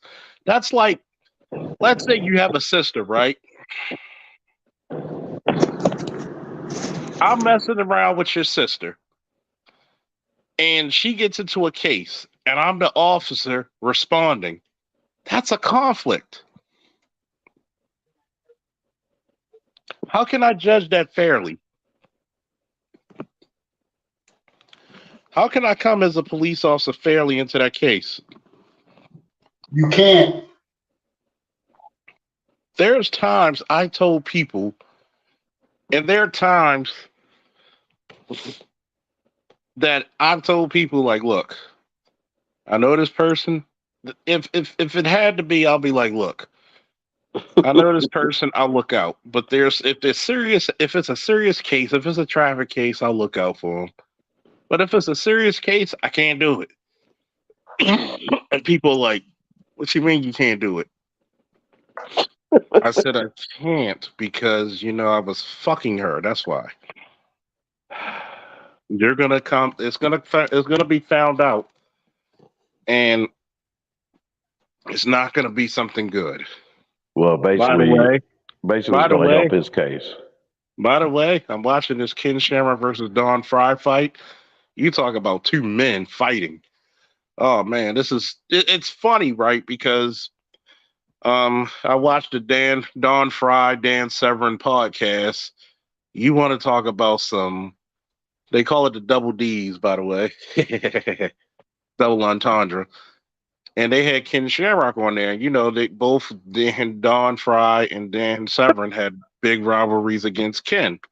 And Ken was sitting there and they were like real, and it was like, it reminds me of being on a panel when I know y'all hear sometimes me and Rogish go at it. And people be like, well, damn, you know, and I'm on Rogish panel, we laughing and joking. Well, we on other, men are going to be men. Men got to do what they got to do. And that's why I love this fight. And I love the podcast when they were sitting there and they were just competitors. But back to what we're talking about now. Charles. You, how you doing? Hanging in, What's up, man? hanging in there the best I can. I won't Man, stay. you're gonna heal, boy. You got more healing factors than fucking Deadpool and Wolverine, my mother. It seems that way. By the way, the champ's wife says hello to you guys. Woo! Hey, Jody. What up, Hey. Snowman? What's up, Snow? Jody may not got your girl, but Hey, he got what's his up, boy, but he Snowman? got your boy looking all right. Man, Okay. I will just state this: with all that's going on, I am so blessed and happy to have Jody and my children. Oh That's yeah. basically, and my microphone. That's and you guys. Those are the only things that have really helped me to heal. And Yeah. after this latest thing, Jody got on me, just like my little kitten Winnie just hopped on me. She says, "You got to get your shit together." Guess what? This podcasting shit, this sports shit will always be there. We can't replace a snowman. We don't want the snowman to melt. Hey, I ain't melting. There ain't nothing for no fucking body.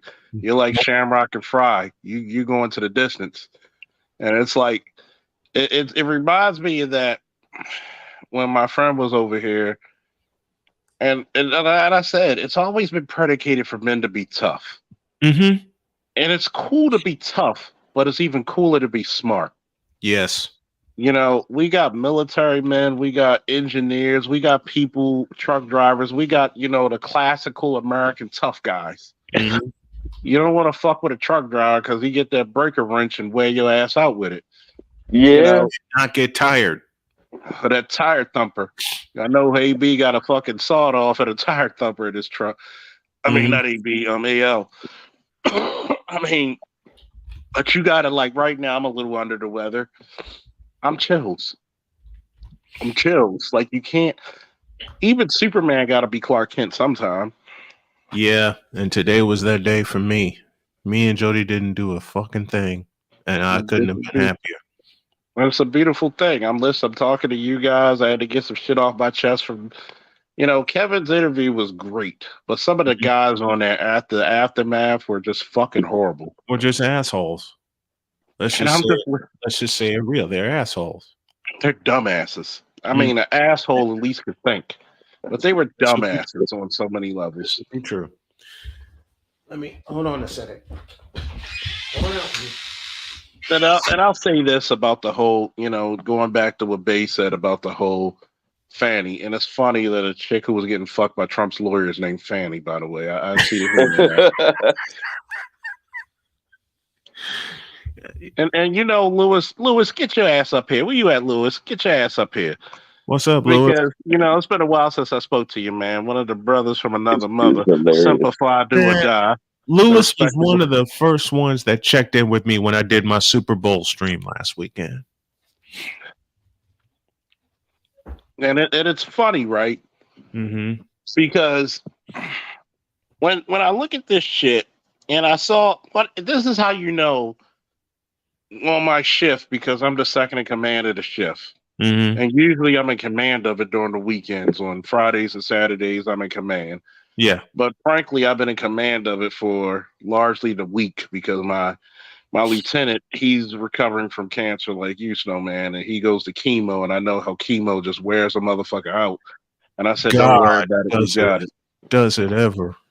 And I'm like, and I'm listening to, like, it's funny because some of my officers will have it on a computer, and I'm listening to Fanny's. It's not just listening to her; it's like looking at her it's like looking at her fucking emotions, looking at her mannerisms, and you're just like, God damn. You Man, know, I look at BGS and I'll be like, you know, one day, 300 years from now, where the Black Manosphere, believe it or not, we're gonna be a big footnote in history, believe it or not, mm-hmm. because we're the first to see this shit coming, and everybody else thought we were crazy. May I invoke the Godfather here? And y'all know what I'm about to play. Praise his holy name. You can't make this shit up. You cannot. You cannot make this up. You cannot, because a lot of these chicks are not even, you know, this is what happens when you're too educated for your own good. You Can you say that again for those of us in the cheap seats at the Chicago Stadium? No, hold the fuck on, fellas. I'm about sick and tired of that shit. Don't you ever fucking call them the most educated no more. They're the most enrolled, but they are not the most educated. Oh, no, Cut they're the not. shit. I didn't That's say an they're. insult. Well, That is an education and insult. intelligence are two different things. That is an insult to all people who ever tried to achieve higher education. When you let that I shit never roll said off they're the your most No, educated. wait. He didn't say they were Listen. the. There's a difference between education and intelligence. I mean, just Mhm. because you can memorize something from a book, don't make you smart. No, Just it make you Hello. educated. that Hello. no, it doesn't, because I had to learn a lot of those lessons the hard way. Right. No, I never I mean, said I they can were the read a most. mechanic book front to back. That don't mean that I know how to take apart a carburetor and all that shit and put it back Exactly. together perfectly on my first try. The I best never thing, said they were the most educated. I said, most first of rolled, all, yes. I said They the this is a most enrolled, classic true. case. I said this is a classic case of being too damn educated. Yes, and A.L. Evans is the Yosemite Sam of the Black Manosphere. Cause I ain't having this bullshit. I needed to be Because straight laced and none at all. AL, you need to. I'm gonna say AL, it, and you I need to say quote. it right. AL, you need to say it right. You're not having that bullshit. Straight up bullshit. I let them have Oh, I that little never weak said ass. they the most educated. You'll never hear that come out of my mouth. Nor I said mine. sometimes you can be too educated for your own good. Mm-hmm. And this is the classical case of what's going on. You're too damn educated to be smart. Can you say that again for those of us in the cheap seats at old Chicago Stadium? Somebody Please. need to put this in the chat, please. I'll do these. Some people are too educated to be smart. Meaning, if you're on that witness stand, the less you say, the better it goes. There you go, Charles. Right there. Because the more you know what the fucked up part about it was? What was that? What was that, Charles? She was so stupid that she didn't realize She that was there. all the people who were doing that, especially Trump's defense, was like, don't say anything, let her talk. Mm-hmm. Nobody stopped her because she didn't have a hold on. lawyer. Let's Shame, go back. insults, guilt, and the need to be right was on full display. Yeah, No, boy. the motherfucking need to be right. But see, let's go back to her mannerisms. Like Charles was saying, bro, Charles, when you were looking at her mannerisms, didn't that remind you of a high yellow Aunt Esther with an attitude? That's the only Yeah. thing I fucking saw. Yeah. A high yellow Aunt Esther. And then some. Oh yeah. Because right, you gotta remember, right? Mm-hmm. God damn, that was some good shots by Don Fry. I mean, this is a fight, folks. If you ain't see that Shamrock versus Fry fight, that was a fight.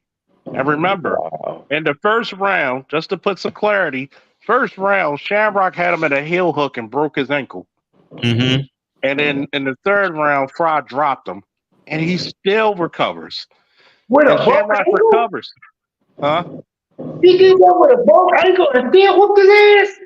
He knocked him. Shamrock broke his ankle in the first round, and then he gets back in the third round. He drops Shamrock, and then Shamrock reverses him and gets on top of him, throwing blows. I mean, this is a fight of men. This is where men were Is men. this fried? This is pride, man. This is pride. Let That me step pride on. fight. Let me I step on mean, right here. Let me and step guess on right what? here. They were on a podcast about a year ago together. Him, Mhm. Don Fry, and Dan Severn and Shamrock, reminiscent of the old times. But back to the situation. This is a fight. This is when men were men. And this is the part where I tell a lot of people, man, you the fact of the matter is that black women think we're talking negatively about them is like this is what black men's smartest move is. Say nothing and stand back and watch the fireworks display. You know what Jody asked me one night? My wife asked me, what finally rang the bell for you in your previous relationships? I looked at her and I said, may I speak freely? She says, go right ahead, honey. I said, I shut the fuck up. Period. I shut up and let them hang themselves with their own tongue. Wow. They hung themselves with their own tongue.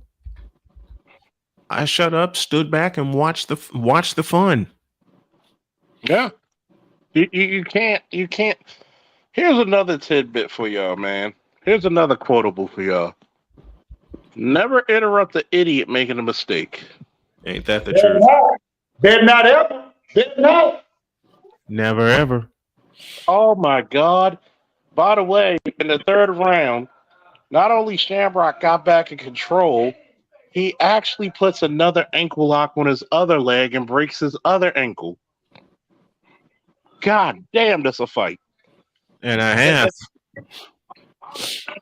Uh, That's a what that's fight a y'all fight watching? and a half. What fight are It y'all sounds, watching? it sounds like that referee need to be charged with something because he ain't even stopped that fucking fight. Fuck No, that. he wasn't complaining about it. He wasn't limping. All they did was tape his fucking foot, tape his ankle. I mean, they were fucking each other up and they fucking shook hands and hugged after that shit, man. Oh, I so it's mean, over. god damn, can you Would you this match had so much testosterone. I'm surprised some woman in the fucking seats of this fucking fight didn't get pregnant. right?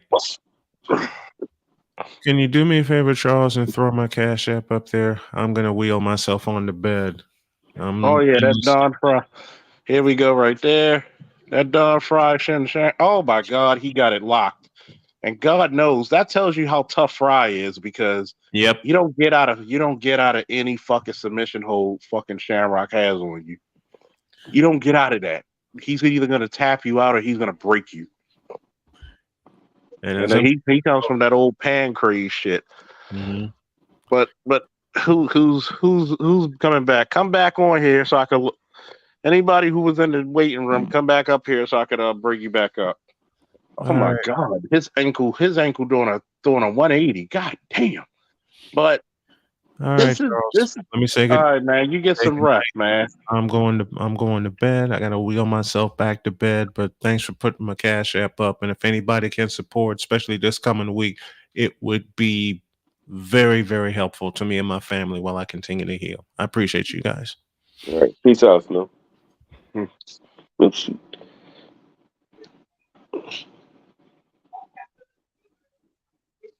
And think about how manly you got to be after going to war with each other for 20 minutes, and you can hug it out and you can cheer each other on. And this motherfucker got two broken ankles. Shamrock got a busted eye and a cut. They're nicked up and they just hug each other. God damn, I miss that type of masculinity. When men can settle their fucking issues in a fair, square one. That's what the fuck world I want to be in. Don't you, fellas? God damn. You all right? Oh, yeah, I'm great. Man, I miss that I world. mean, we're trust me, come this summer, it looks like you'll get your wish. I wish that to be. I I'm think you'll get your telling wish. you. I think it'll take you right back to your combat days. Mhm. Hey, fellas, speaking of crazy, deranged ass women, did y'all just hear about this judge up north, back east, who she shot her boyfriend and tried to have him believe that he shot himself, but they found gun residue on the bitch. But mind you, she's a judge. She's a judge who had to step down because of other incidents and shit. But just 6 months prior, she was married and shot her ex-husband. And for some strange reason, she got off on that one. But she You ain't mean getting up in off on this Cleveland? one. It's somewhere up north, back east Yeah. that way.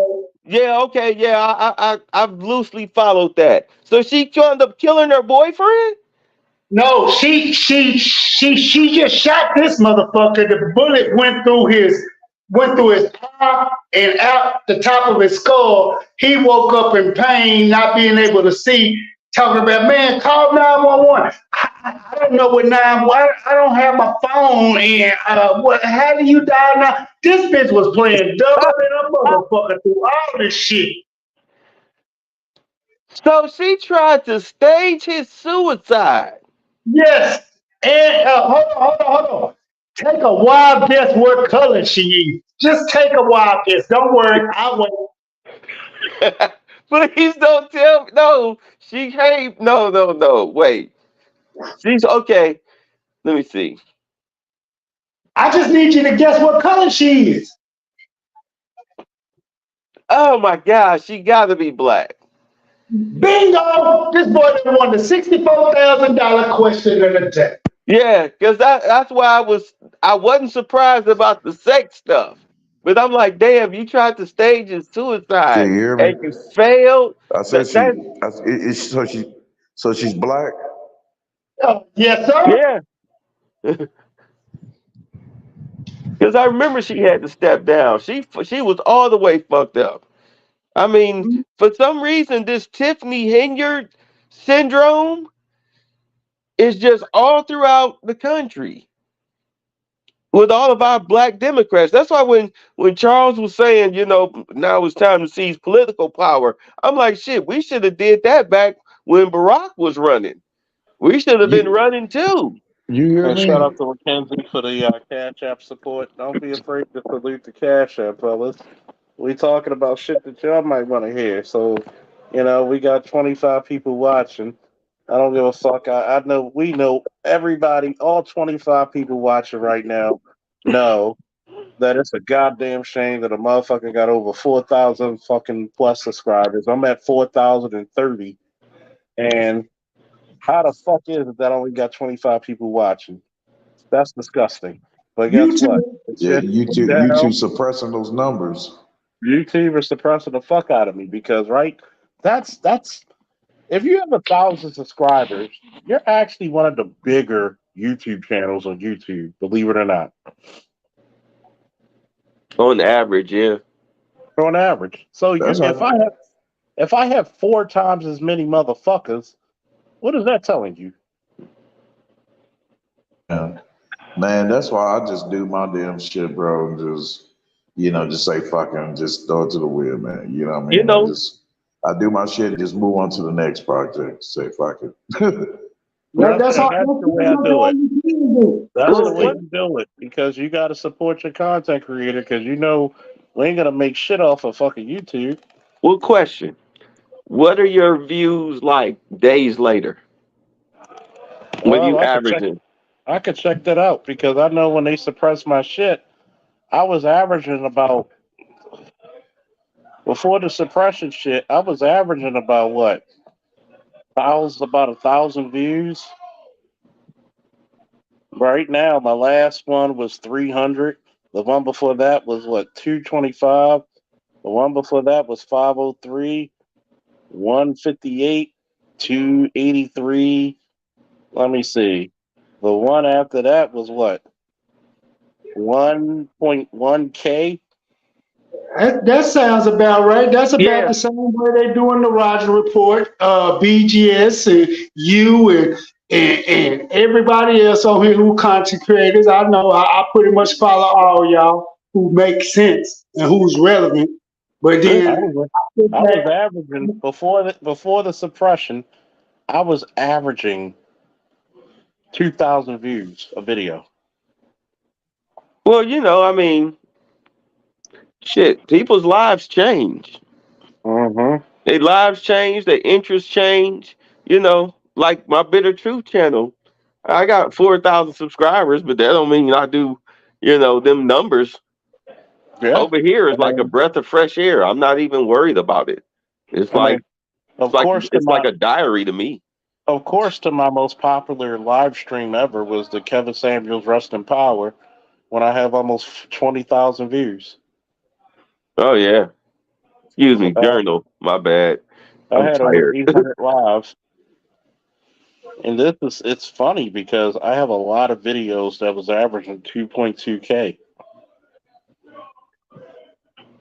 A lot of videos. And Look, it's suppression because I know I, look, man, you'll drive yourself crazy worrying about that stuff. and that's why I do not. You ever thought about taking some of your videos out of your library? Um, I thought about it because I also have the TikTok. I might start doing some Twitch, you know. But I've learned very quickly, like they said, if you're gonna do this, don't do this and think you're gonna be a rich motherfucker. How many followers you got on TikTok? Uh, not enough, but it's growing. Advertise your show with TikTok. And you can always do what Anger Man's doing. He said, fuck it. He got tired of fighting this fight. He said, guess what? I'm going to make a gang of shorts and I'm just going to let it roll with a gang of shorts and get my money that way. Because if you go keep suppressing me and keep holding me down and keep me from not getting where I'm trying to get to, when you see my numbers are proving I'm getting to where I need to get to, fuck it. I do the end around on your ass. I just keep creating shorts after shorts after shorts. And guess what? This money still coming.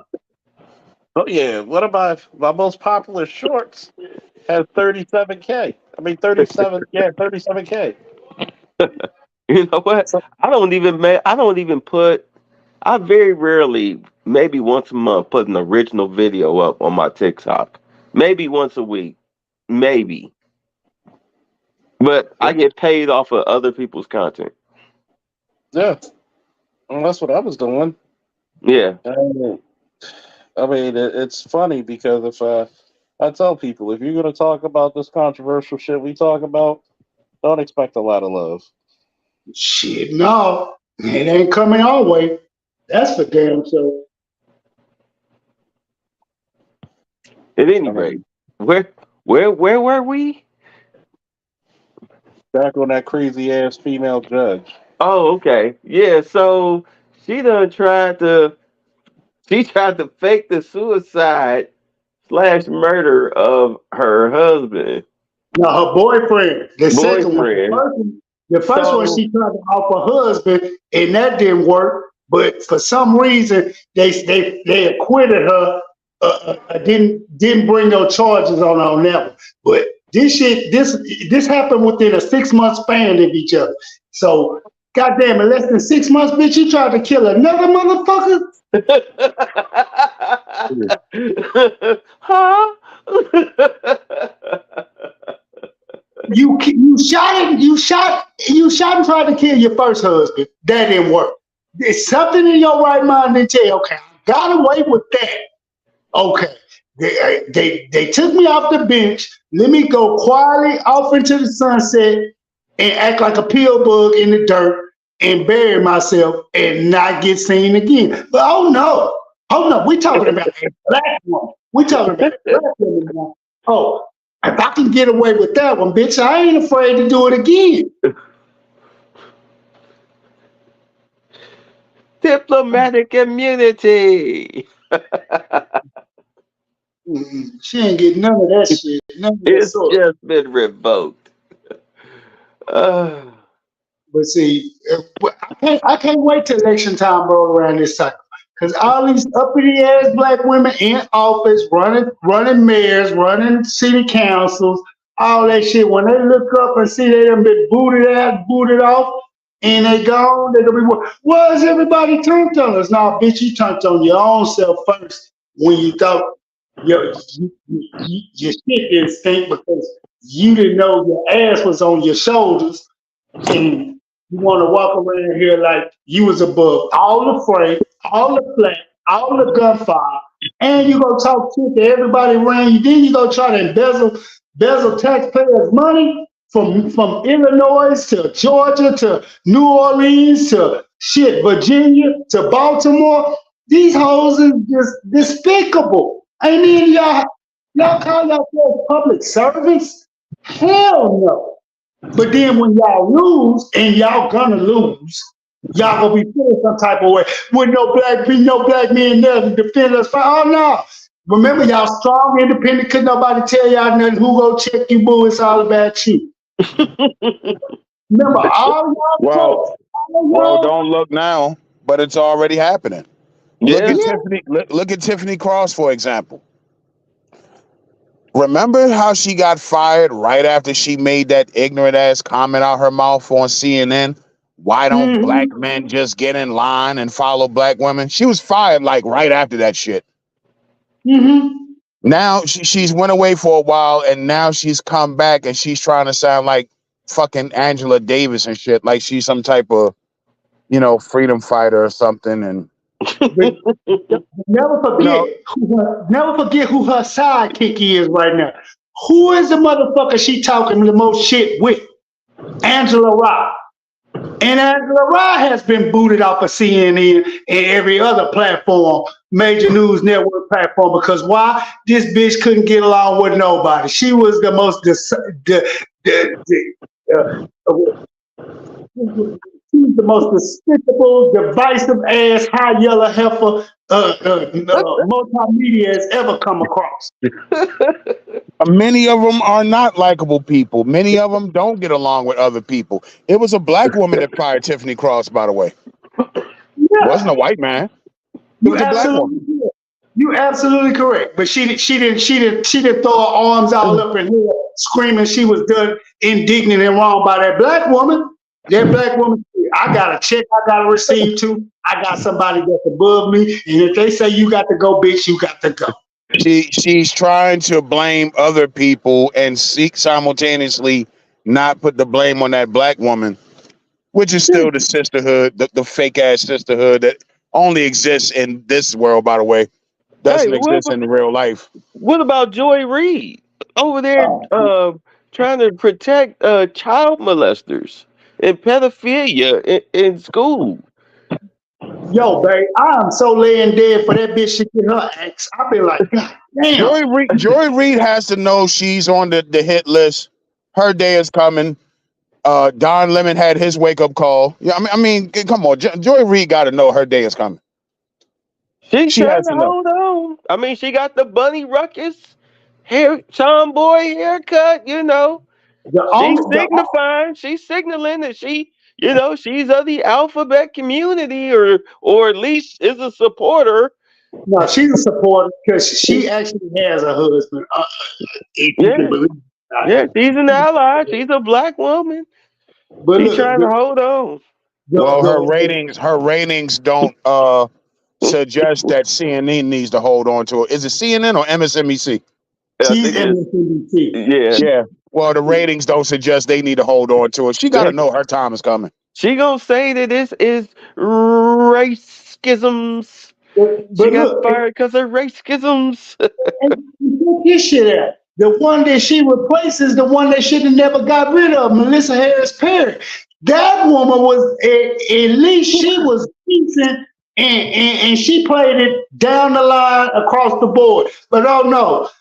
Joy went in undercutting her, and it was her show in the beginning.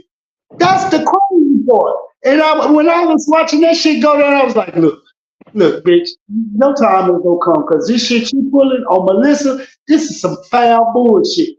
How the fuck you gonna go up here and you know they're giving this woman hell, and she is toting the line and playing by the rules and trying to not even bring her political stances into play, but yet still. You try to sell for her every chance you get. And then when you sub for, you talking the most divisive bullshit on her show. You What know, about the the black woman? What was he, a professor or something that committed suicide up there? One of them Ivy League schools, talking about she was bullied. say what? Is The black woman that was a professor somewhere up north. I think it was one of those Ivy League schools, and she killed herself. This is about a month ago. And apparently, she was claiming she was getting bullied and all that shit. Are you The talking about white the folks Harvard mad. professor? Are you talking about the Harvard professor who just got relieved of her duty because she was trying to defend the LGBT community and that Palestinian flag or something? No. That's a different woman. Yeah, he Okay. said this woman offed herself. Yeah, she offed herself. Yeah. Damn, that must have slipped right by me. I Yes. normally be checking The out all reason those news stories. That must have got by me. the reason why I'm bringing this up is that the hammer's coming down on these black women. Yeah, The it really hammer's is. the hammer's coming down, and the problem is that they have nowhere to run to because you shitted on black men. Tiffany Cross, you want black men to feel sorry for you? We don't. Man. You take these positions. Oh, I work at Harvard. I'm better than you Negroes, especially you male Negroes. Okay, Oh, yeah, okay. great. When that So axe when the falls, people on that campus give you hell every fucking day and make your life miserable, you don't have a community to run back to. This they is got what's going on right now. We're watching this shit in real time. Black women about to learn a heavy lesson from this shit. You know what? All she had to say was like, "Hey, look, like as a campus, we promote and support the right to free speech, but we do not support hate speech. So if that's what's going on, then we will deal with it." That is Harvard's official stance on it. And she should have left it alone right then and there. That's all the hell she had to say. But nope, she had to get black. Babe, She had to get black. she didn't stand a chance when she walked into that house question meeting committee, and she was looking like she was looking with that low ass one haircut on her head and talking like she was talking shit. They was laying dead ready to rip a new one in her ass. I can't. What about the woman? What about the woman that got caught plagiarizing? Oh man, now what? 19 times? 19 times she plagiarized. 19 times. Her whole work is a fraud. Again, the arrogance of the black woman. Ma'am, did you not see this coming? Affirmative action's gone. These people, they don't have a quota to fill no more. You're expendable.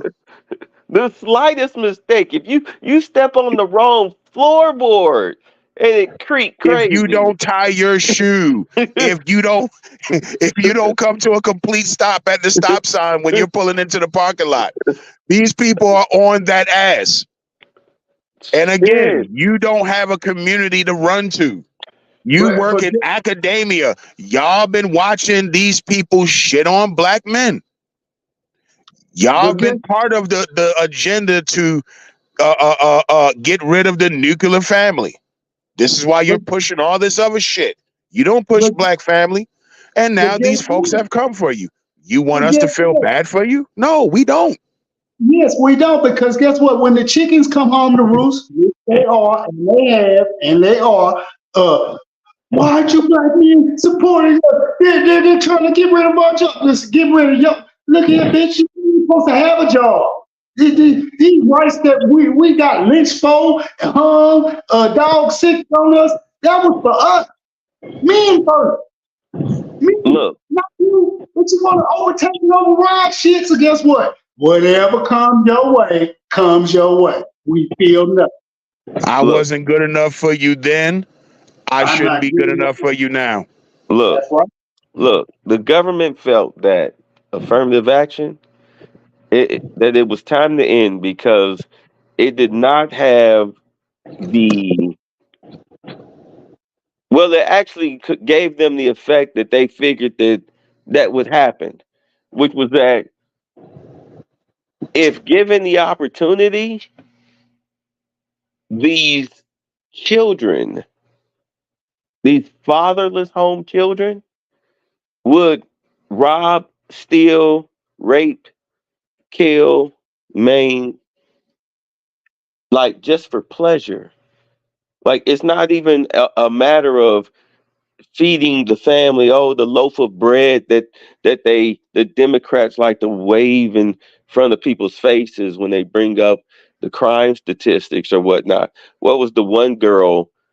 She was trying to defend the carjackings in D.C. because she was trying to say, well, well, maybe he can't Oh, you afford a talking about car. Keisha Lance Bottoms? Yes. That bitch. Maybe he stole the car so he could go grocery shopping. Like, bitch. Like, She you know defended what? the two girls that killed that Uber driver. Remember that? Like, you know what? You what needs to happen is what's happened to a few of these defund the police political supporters. The mayor of New Orleans got carjacked with his mama, his 85-year-old mama, got carjacked in the middle of the night. Had her running down the street amidst gunfire. The chick up in Minnesota with a hot pink Jeep, she got her skull busted open and her leg broke as she fought off four armed black teenagers who were carjacking her for that Jeep that she got on her Twitter, standing all in front of, all proud and happy, in front of her two children, 8 and 10. They broke her leg. Who was that? Who's the other one? Who else got Bet she fucked won't up? try that no more, babe. Bet she Huh? won't try that no more. Right. It's somebody else. It's another politician.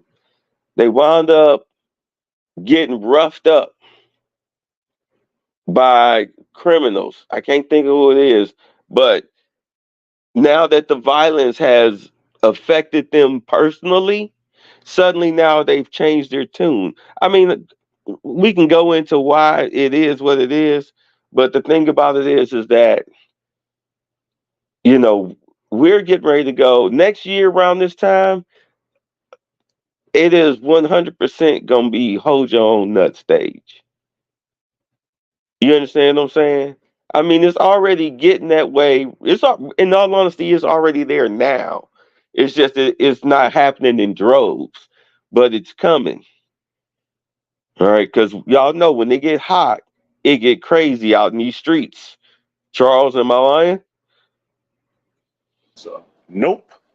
Yeah, when they get warm, shit, Nope. that's when the crazies suddenly running around with hatchets and no shirts on and shit, going la la la la la la, la, chasing and chopping people just because he was bored. Ah, it's gonna get wild out there. Um, but to have black politicians across the U.S. be the faces of this shit, I mean, Brandon Johnson is an embarrassment. Eric Adams is at least trying to save his reputation, going out on SWAT raids. All right, to that headquarters of that little migrant crime ring that mugged that old woman and broke her leg. Oh my God, that was. Ugh. The report is out that. Hey Charles, I'm sorry to interrupt you, but let me ask Charles a question real Go quick. ahead. Hey Charles, you there? Well, Hey man, is that what y'all cops are saying, that everything's going to change? Y'all just waiting around for Trump to get back in office? Because that's what I keep hearing. yeah, 21st century policing. Right now, you're just giving the people what they want. They wanted hands off police, and you earn it. Yeah. Project 2025. That's on Trump's agenda. And There, everybody's bitching about Project 2025. I'm not. And I'm here's not why. either. Because I'm married. Oh, striker. There's going to be benefits for married people finally. All the welfare people been getting benefits all these years. Nobody said anything. Finally, married people are going to get something out of this shit. I'm not mad about it. I'm actually happy. I've been saying for the past 7, 8 months that it's gonna be so bad that whatever crime bill comes down the pike, it don't matter. I mean, like almost any crime bill doesn't matter. Get them off the streets. People, very few people, not enough people will reject it. It will pass with an overwhelming majority of yes. That's what I'm concerned about. That's what my focus is on. I hear you, babe, but check this out. They go pass that bill, right? Like you Oh, of talking about. course. But who is supposed to target it ain't.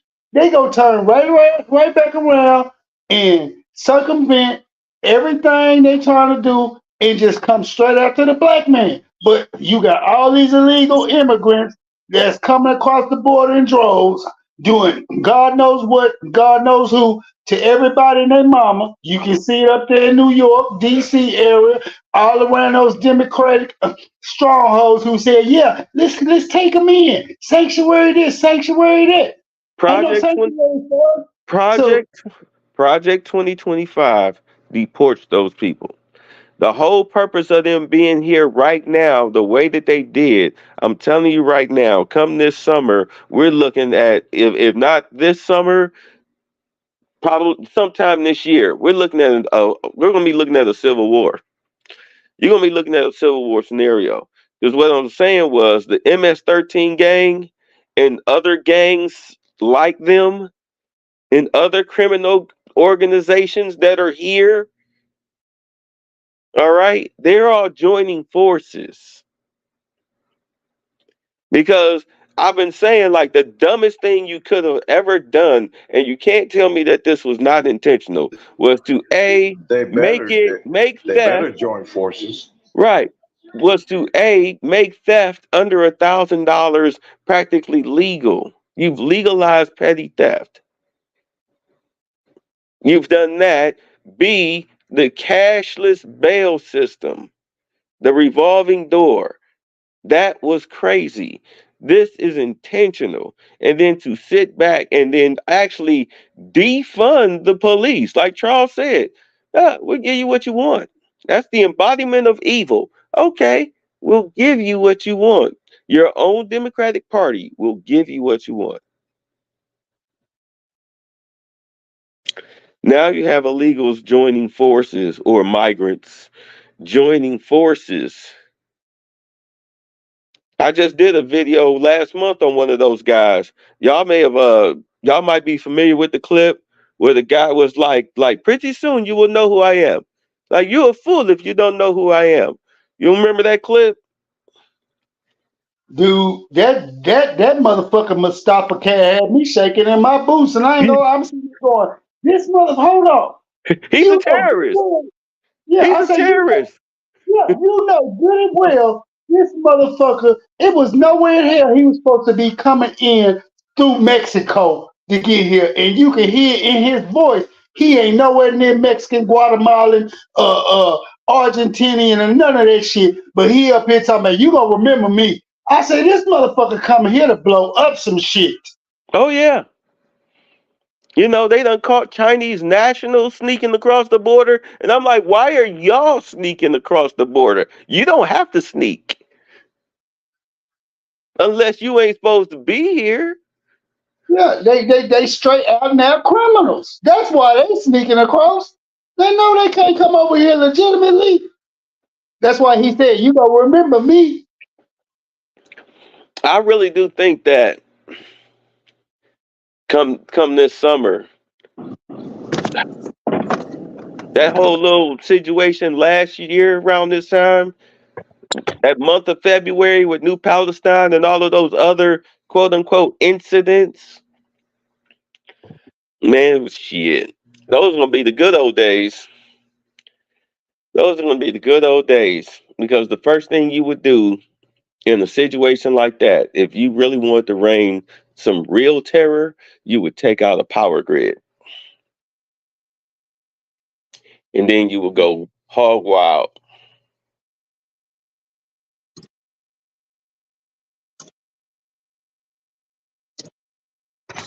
Everything and everybody would be fair game that wasn't part of the crew.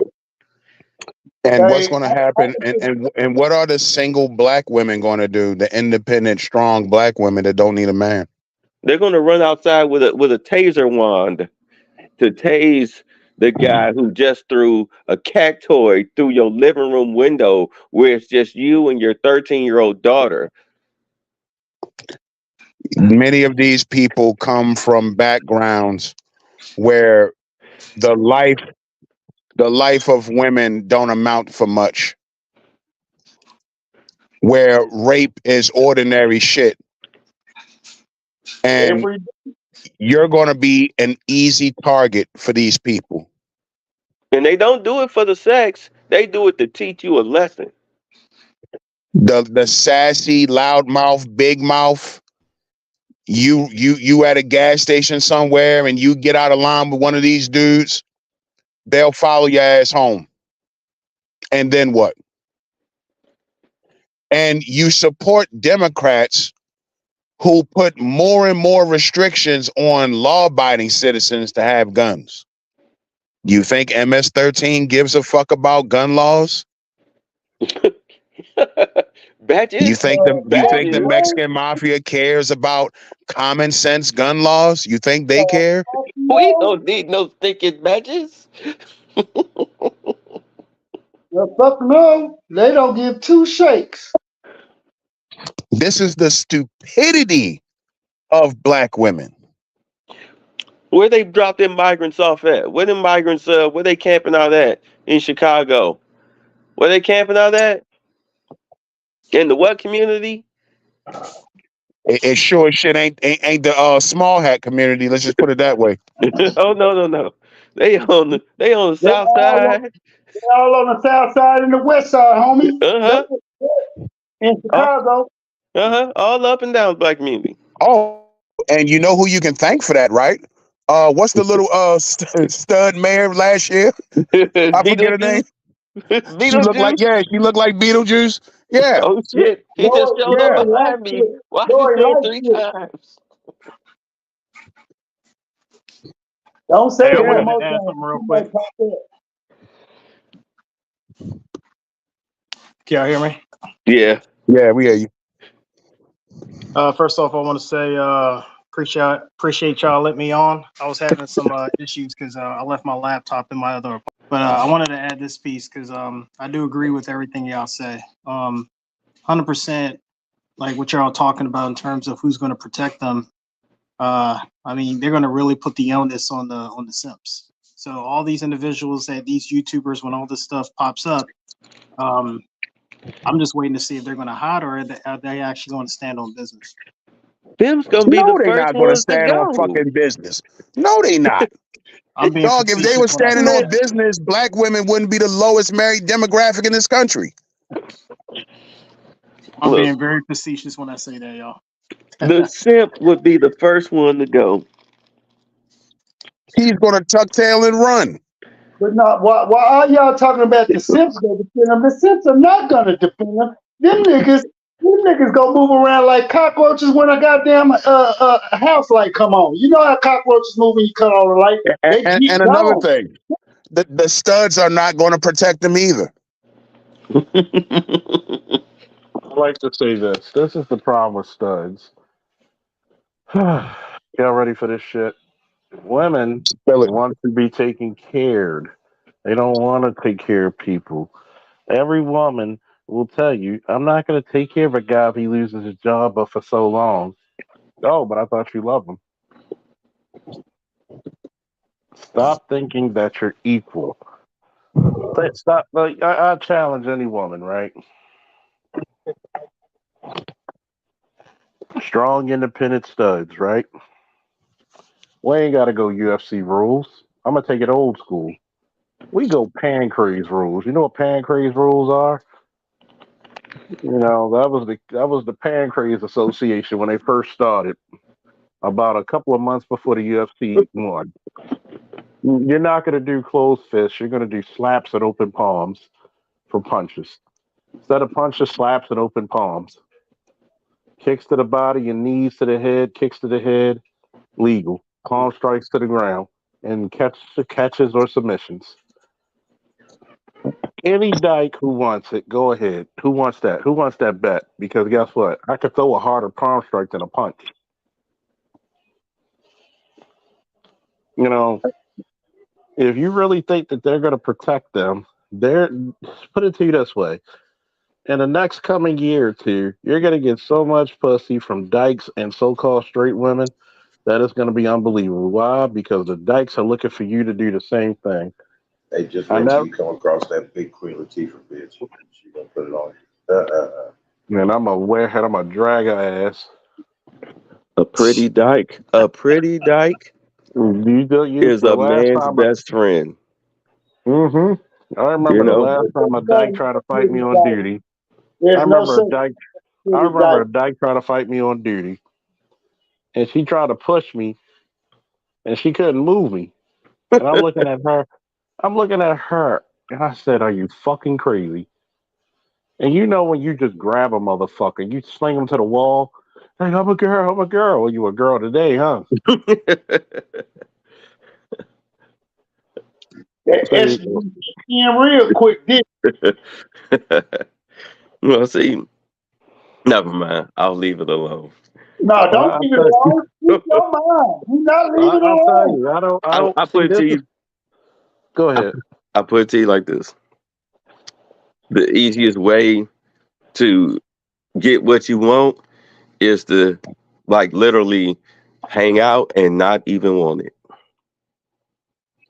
Not even want it. You burning? Every girl, whatever her reasons for what it is that she's doing, you know, she still wants to feel desired. You show her none, she gonna wonder what the hell is wrong with her, and then she gonna make that move just to test you, just to see if you would actually do it. She would actually do it just to see if you would actually do it. And shit, I mean, if you hold up, next thing you know, you got a friends with benefits. You got friends with benefits. Just never tell nobody.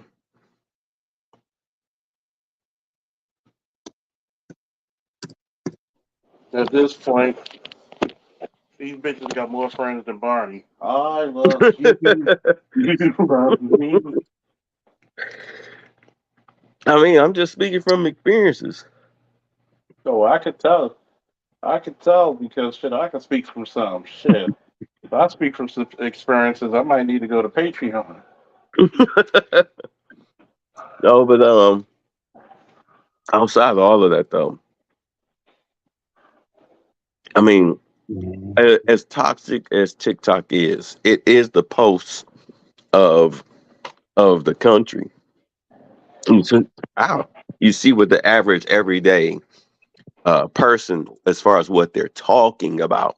I mean, once you get past all the videos of them doing their makeup or trying to sing or whatever, but when they actually do get to start talking about their problems, their true feelings, it's all centered around economics. You know what I'm saying? Oh, I was told that if I got this job and, had this house and this car, you know, I'd have men, just falling out of the sky for me. Like, no, especially after a whole phase. Like, you must be crazy thinking you're going to get that during a whole phase. They was told the job could replace a man. All you need is dick, Right. And you're like, or no. all you need is your dildo. Long Yeah. as you got that job, everything's okay. But they never told you about inflation, Or and the they never fact that, told you about student loans. yeah. Or the fact that you are a feeling emotional creature. You need that rock, that foundation. That's the whole purpose. That's one of the purposes of a man for a woman. That's why we balance each other out. You know, when she's emotional for both of us. You know what I'm saying? That's why you let her go ahead and rant the shit out. If she ain't saying nothing wrong, you go ahead and let her have it. You know what I'm saying? Let her get it off. That way you getting it off both of y'all chests. Am I lying? No, Yeah. Like, yeah, fuck, you're yeah. a man. You're supposed to be level headed. Yeah. You're supposed to steady the ship. Yeah. She can't talk to that vibrator and tell the vibrator about, the tough day she had at work and how her boss hates her and all of that stuff. And I mean, the dog is just, it's not a human being. The dog can't help you with that mortgage. Right. You agreed to a subprime loan, dumb bitch. Uh, That 1,800 a month then went up to 2,600 a month now. But they The dog can't help you with still, that. that dog but done they became a big still ass married the bill. dog. Say what? But they still marrying the dog. Yeah. Well, hey, you got to marry something. Shit. Yeah, too bad the dog can't talk back or cut the grass or, fix the plumbing. Or shovel snow, or put a new screen in, or install a new shower head. Yeah, Get you all some those Oh, chicken things you oh, soup didn't when you see sick. coming. Yeah. yeah, and they commit bestiality. Yeah. No, I mean, shit. You good luck explaining that to the goddamn gynecologist. Feminism has sold you a Easy. lemon. All you got to do is say Scooby Dooby Doo. I mean, that's pretty much what it is. I mean, feminism has sold you all these bitches, Bell Hooks and Toni Morrison and all these motherfuckers. They've sold you a lemon. Bell Hooks had her husband. It was a white man, but she still had her husband. What do you have, black woman? Well, do understand that they are the most disrespected, the most enrogimated, yet the strong black queen that don't need no man. That fell. I mean, swear to God. Oh my! When Lyndon B. Johnson said, "I had these niggas voting Democrat 200 years because of who he was paying to go back on the plantation." If Trump You, can get 20% of black male votes, he's in there. oh, he Oh, already And it depleted. might not even take 20%, but I'm hoping for 20% because that's going to be a wake up call for the establishment Negroes. And then We're sick of you niggas. the next day you gonna have what's her face, old bitter black bitch, what's her name, Maxine Waters up there shaming all black male. How dare y'all vote against our interests Oh, and hey, y'all help I sabotage? hope We they do. ain't sabotage shit, bitch. Y'all did it to I yourself. hope they do. I'm counting on it. Like, what's the interest? What are I'm my counting on interests? it. I've asked her, what are my interests? Speak to me. Talk to me. It's me and you, chick. What are my interests? Your interest is to do what I said, when I said, Something, how I said, and vote the way we want you to something, vote so we something, can get something all white the votes. supremacy. Something, something, something misogyny. Yep. Something, something, inclusion. Something, something diversity. That's what she's going to give you. Be like, okay, so, but that's all the things that are so vague, and really I'm seeing it from you guys' side. I mean, you do it so much that you're bankrupting the world's largest entertainment corporation ever in Disney. You're tanking it. You're so caught up in that. You see the effects of it all across this land. Crime is out of control. Migrant situation out of control. Inflation out of control. Oh, and don't Homelessness forget the out grand of prize. control. Don't forget the grand prize. That World War III that everybody said Trump was going to start. Well, Uncle Joe started it actually. Yes. Then what are you going to do? Now what? And they keep escalating it, fucking around with Iran and Syria. Like, will y'all leave that? Why are you over there?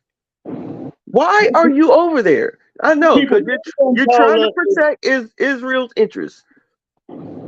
what Israel's interest. Them people been done told us, get the fuck out of our land, leave us the fuck alone. They've been telling us that. But do we listen? Fuck No, no. don't say. Watch what you say, AL. You Watch break what it, you go. Hey, you better watch what you say, AL. Well, I ain't beholden to none of these motherfuckers. Fuck them. Shit. I'm We just a don't want contributor. to get this man channel taken down. That's the point. That's what he's saying. I look. Let's put a pin in that. We all know the score. We all know what's going on. We all know why Iran is, stomping around over there. We all know because that's their brethren. They don't play that shit. At any rate, back to the U.S.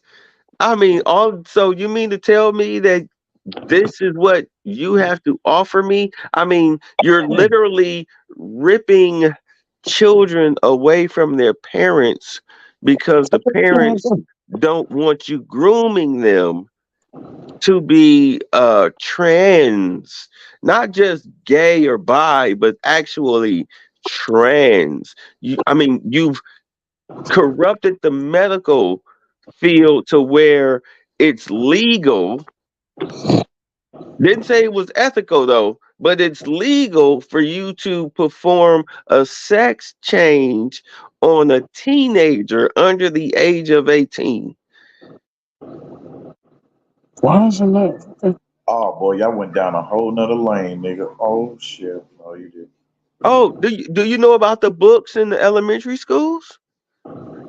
Oh yeah, I believe it. Yeah, because with them With having them damn them transformer teachers. Yeah, yeah. Yeah, with the graphic depictions of gay sex between a little boy and an older male.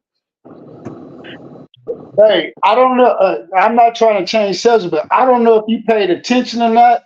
But you had a mayor come into a school council board meeting and told them by the end of business day, we will be charging everybody on this school board with pedophilia for allowing that type of shit to go on because the town was just livid at the fact the school board was just allowing these type of books and literature into public schools and if another teacher, a straight heterosexual teacher, got upset about it and wanted to talk up about it or speak out, they would try to quell their speech and try to shame them. It literally took a mayor saying by the end of business day, we're filing charges on all y'all. And all of them sat up there looking dumbfounded like, how dare you? No, ain't no how dare you. It done got to this point.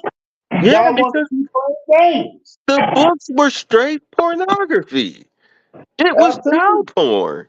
The books were straight child porn.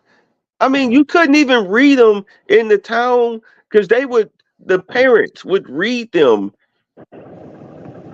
or they would have a child read the book at the town hall meetings in front of the school board, and the police would make them stop.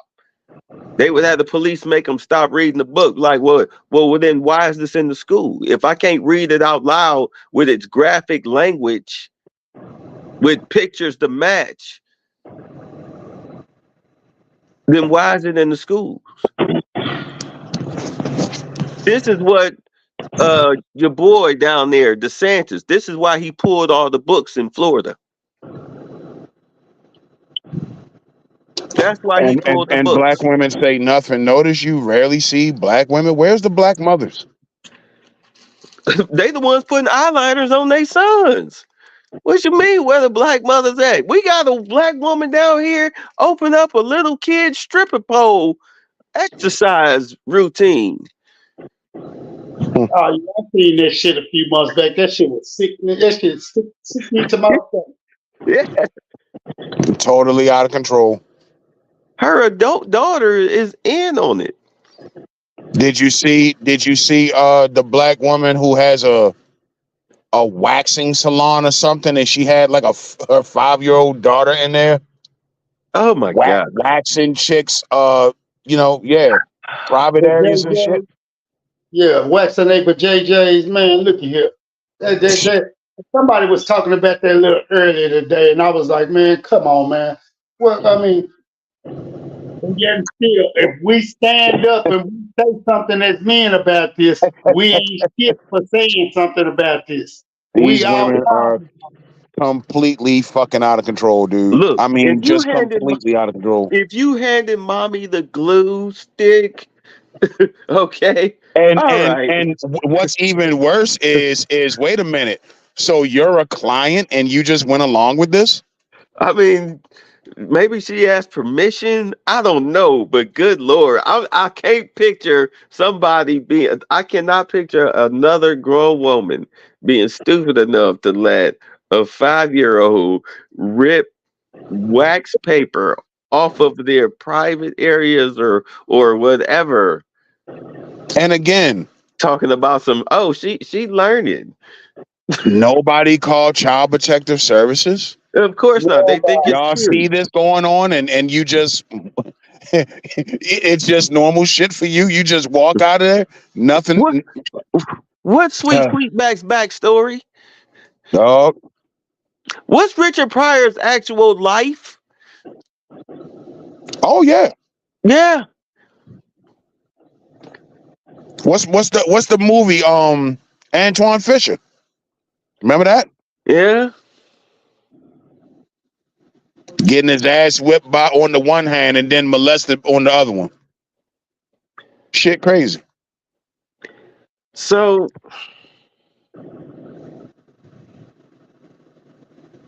oh, you hate black women. I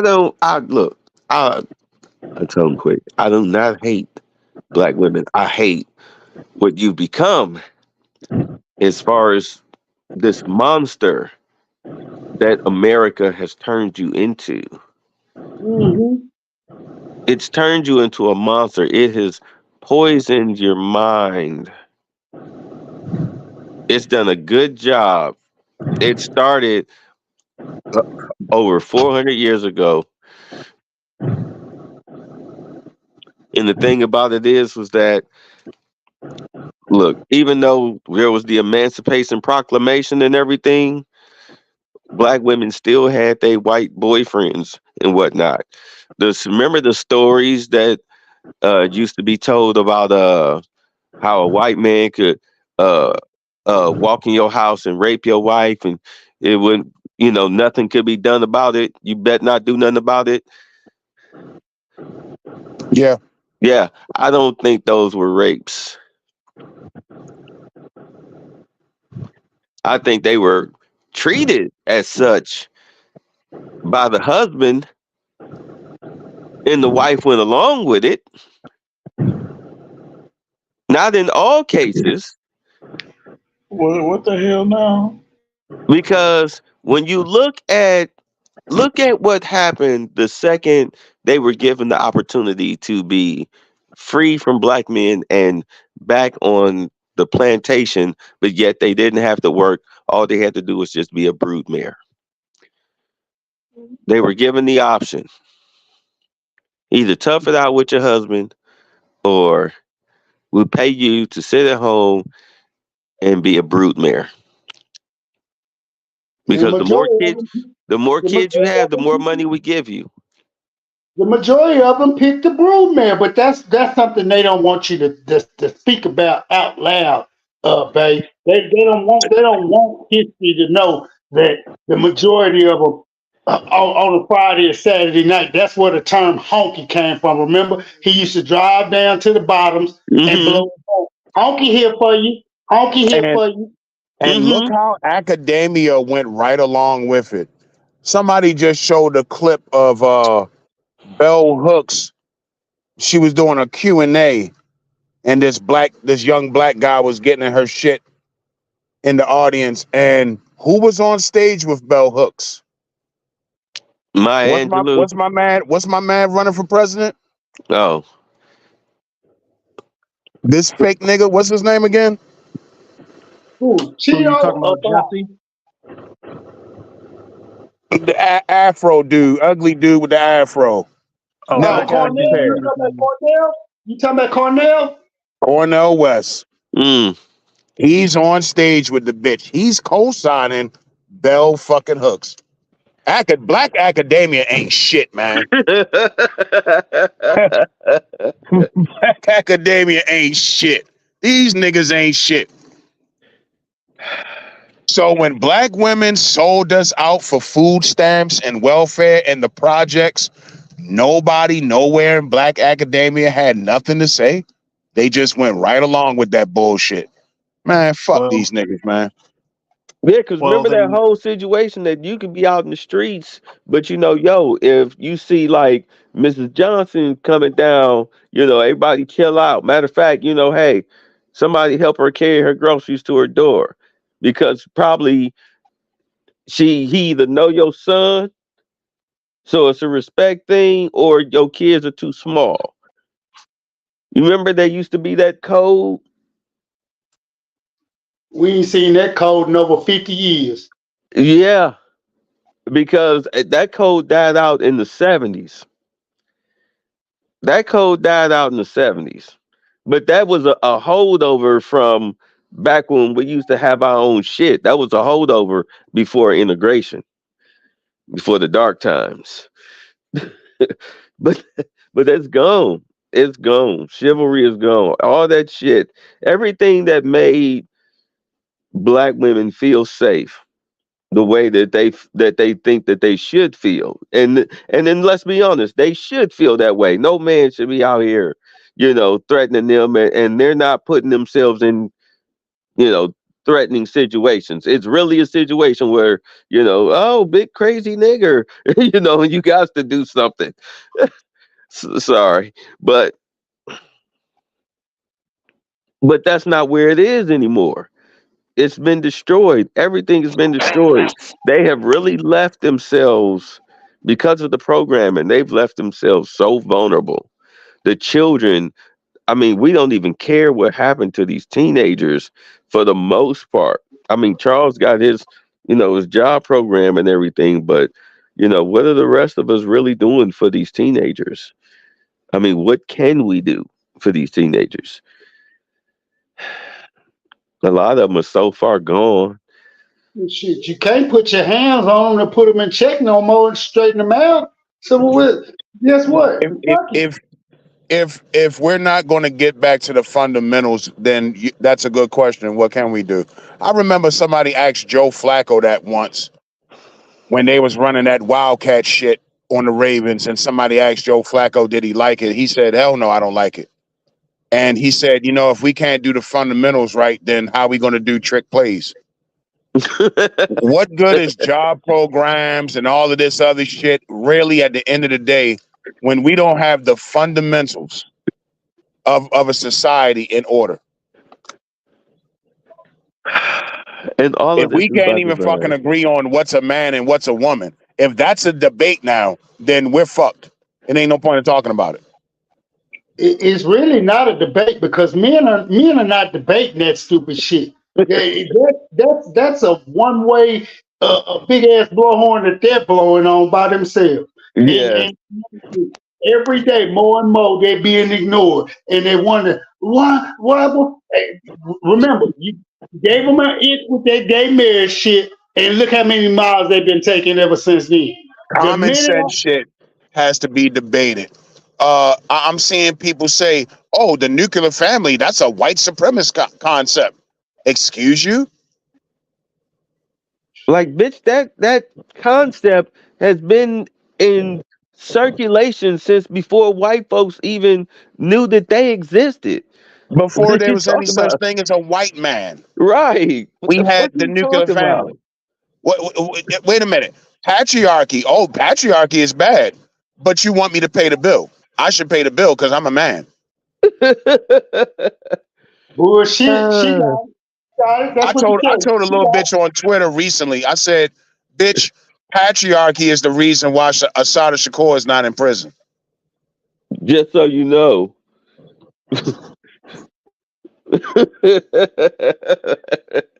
Real quick. Oh my God. You know what kills me? This would kill me as far as that.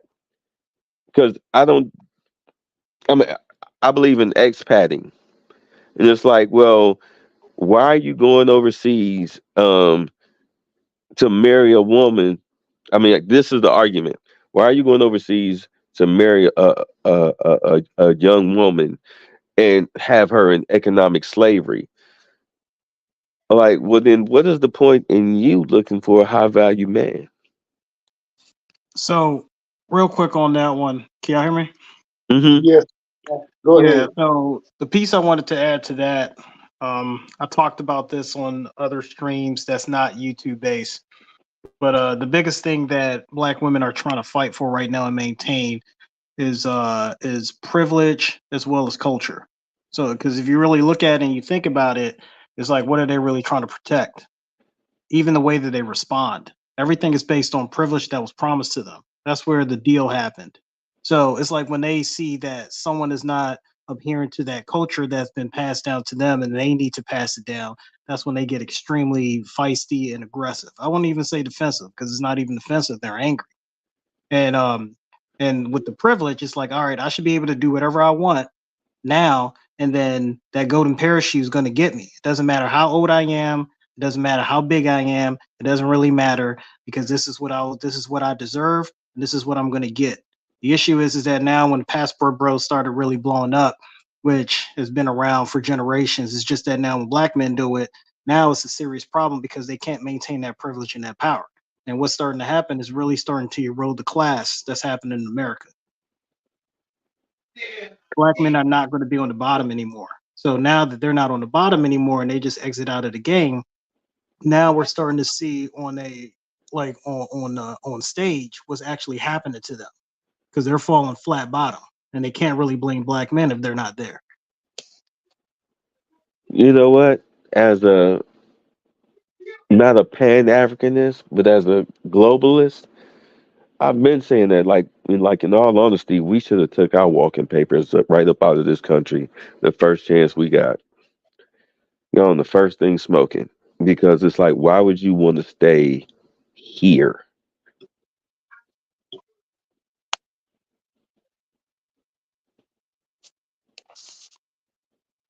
Well, that's the thing. I'll speak on that. The issue is that America at one point, regardless of what was going on with Jim Crow and all that type of stuff like that, there was still some form of unity within the community. Once the community split, I agree with you. It's like, okay, if you want to start acting like this, then I'm going to walk. But how often have we heard in our childhood up to this point for those people who are Gen Xers? It's like, wait, just one more time. All right, fine. I'm not going to walk out. But if you do this one more time, then I'm going to walk out. I mean, how often have we seen that? And then that one more time turned into what, 50 years? For some of us, 40 years, 30 years. And it's just reached the point where now people are like, you know what? I'm tired. I'm out. No. Wait, hold on. Like, no, I'm done. And Generation Z is really saying, like, I'm done. And now we're starting to see it really crumble because the biggest thing that people didn't really anticipate was that technology in terms of like, our phones, smartphones, being connected around the world, we're connected to everybody. Before we were not. The only way that we can see what's going around the world is if you traveled there or newspaper. But now that we have, the smartphone technology around, is really making it difficult to cover up some stuff that people only wanted in for themselves.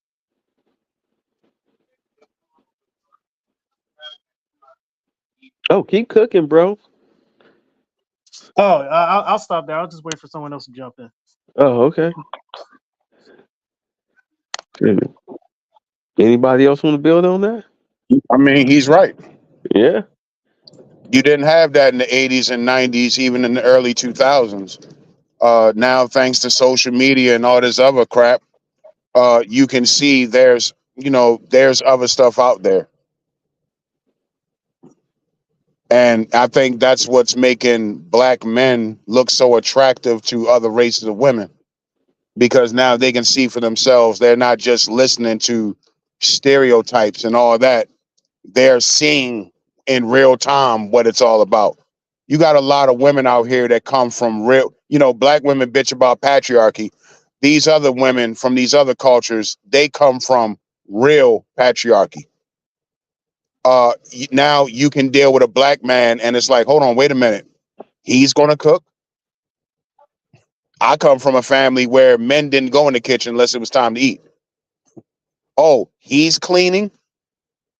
He's cleaning the house too. He's going to help me clean the house. A lot of people don't understand that about black men. A lot of us grew up, we had to do chores and shit before we could go outside when we was kids. We've been cooking and cleaning since we were fucking kids. Black males. Yeah. 100%. That type of shit is attractive to women from these other cultures, believe it or not. But not to the black woman. She fucking demands that this is a prerequisite requirement of you. This is something that's supposed to go on for you every day. You supposed to cater to me. No, ma'am. But I said this a long time ago, and I'm gonna keep saying it. I blame them uppity ass niggas who just wanted to go sit in the fucking Woolworths and be seen. Motherfucker, did nobody ask y'all to go up in there? Nobody. Not the white people, not the old black people. You uppity young Negroes thought y'all was gonna change the world. You didn't. You did. Newsflash, you fucking didn't change the world. You just helped crumble a nice simple society that we had going on. We didn't mind being separate from them. We knew what it was. We had our own thing going on, and we was raising our own families, our own children, and we were sending them to school. But primarily, black universities, black colleges, and didn't have no problem with it. And was getting good education. But now, we just wanted to be included in some bullshit, and look where it got us 50, 60 years later. I'm gonna add something real quick. I'm about to really stir this up because I had these topics before when I was on POF fighting people and stuff like that. But think about it. What year was it? If anyone knows this, I don't have my computer up, but when did Hair Relaxer come out? When did who come out? I think in the 20s. Hair Relaxer? Are you talking about Ida B. Wells? Yes. Okay. Yes. That was in the 20s. Yeah, that was in the 20s, bro. Okay. And then after that, what about hair dye? If you see where I'm going with this. Hair dye didn't come along to about the 50s or so. Okay. It started dyeing their hair. Okay. Because I remember growing up, because I'm an 80s baby, watching a lot of videos and stuff like that, where depending on what your culture is, right, your hair texture is very different compared to people around the world, right? And it was a symbol of being proud of your culture, where you come from, who you are, your community, standing as one, fist up in the air, all that type of stuff like that. At what point did that stop? I'm talking about the Afro Nation. It stopped in the 80s. I wonder why. We wanted to be included. Wanted to be Mr. Barnes and Mr. Pat, Mr. Jim. Well, it stopped because the 80s came out with the fucking Jerry curl. Yeah. And even after the Jerry curl, most men stopped it. Women kept it going a little longer, even after Michael Jackson and the whole Pepsi commercial debacle. But oh yeah. Then after the Jerry curl just came the weave and shit. But men pretty much stopped the bullshit because black men was doing it too with the hair. And once the 60s came around, men pretty much stopped. that was kind of like a pimp thing Midwest that a lot of dudes was still doing like perms and shit, but that was really like the pimps. So you're Call- you're going in the direction that I was trying to make it go, because if you see the difference in culture as well as like communal pride and stuff like that, that's where we started seeing the division and people capitalized on it. And then they started making so much money off of the black culture by injecting some of this stuff, and then people ran with it. Now we have people with freaking perms and this and that, all this type of stuff out there, and it's like if you ask the question why, no one can really give you like a historical reason why.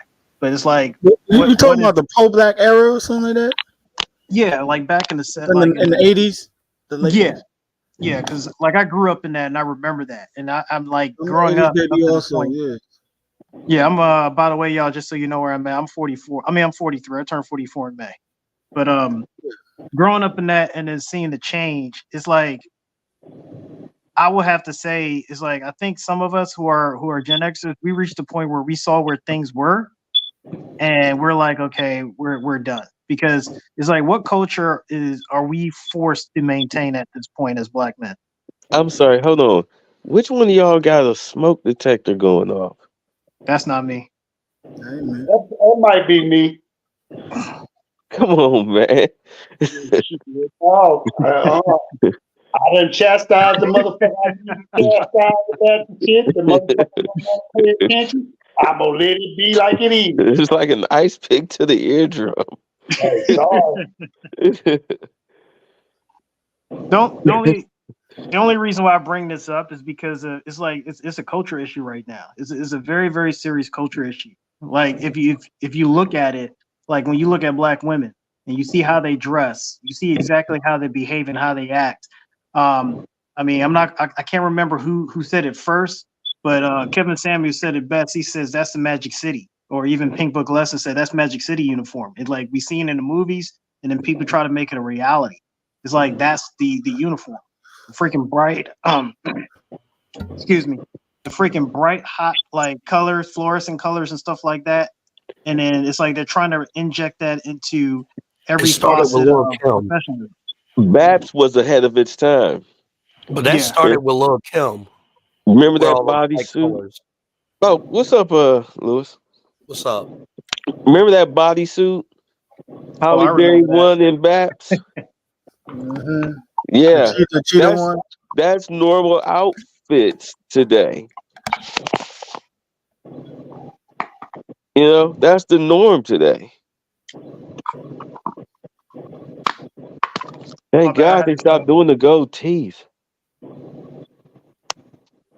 Yeah. The women start realizing most men ain't chasing after them goatee chicks. They started changing their type of preference.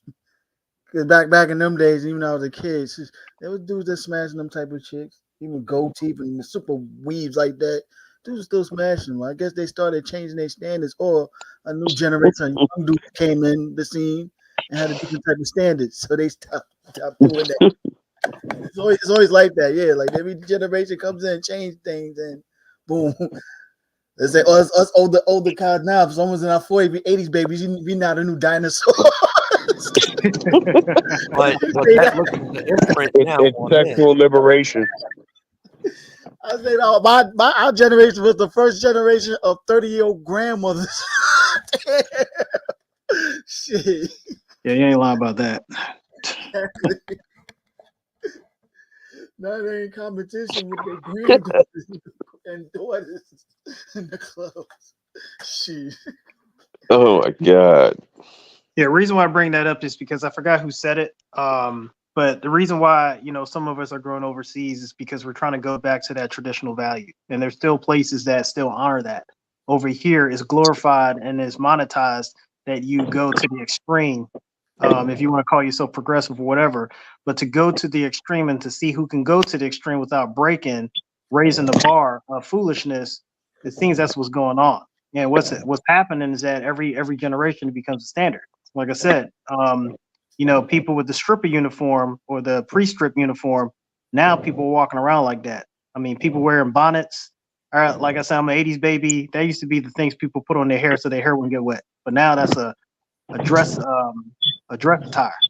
So yeah, I mean, like if people want to go overseas and they want to find somebody because they're trying to maintain a certain type of culture of being a father, finding a wife, and not like trying to maintain the statistics that are getting worse Hell, a better year. life.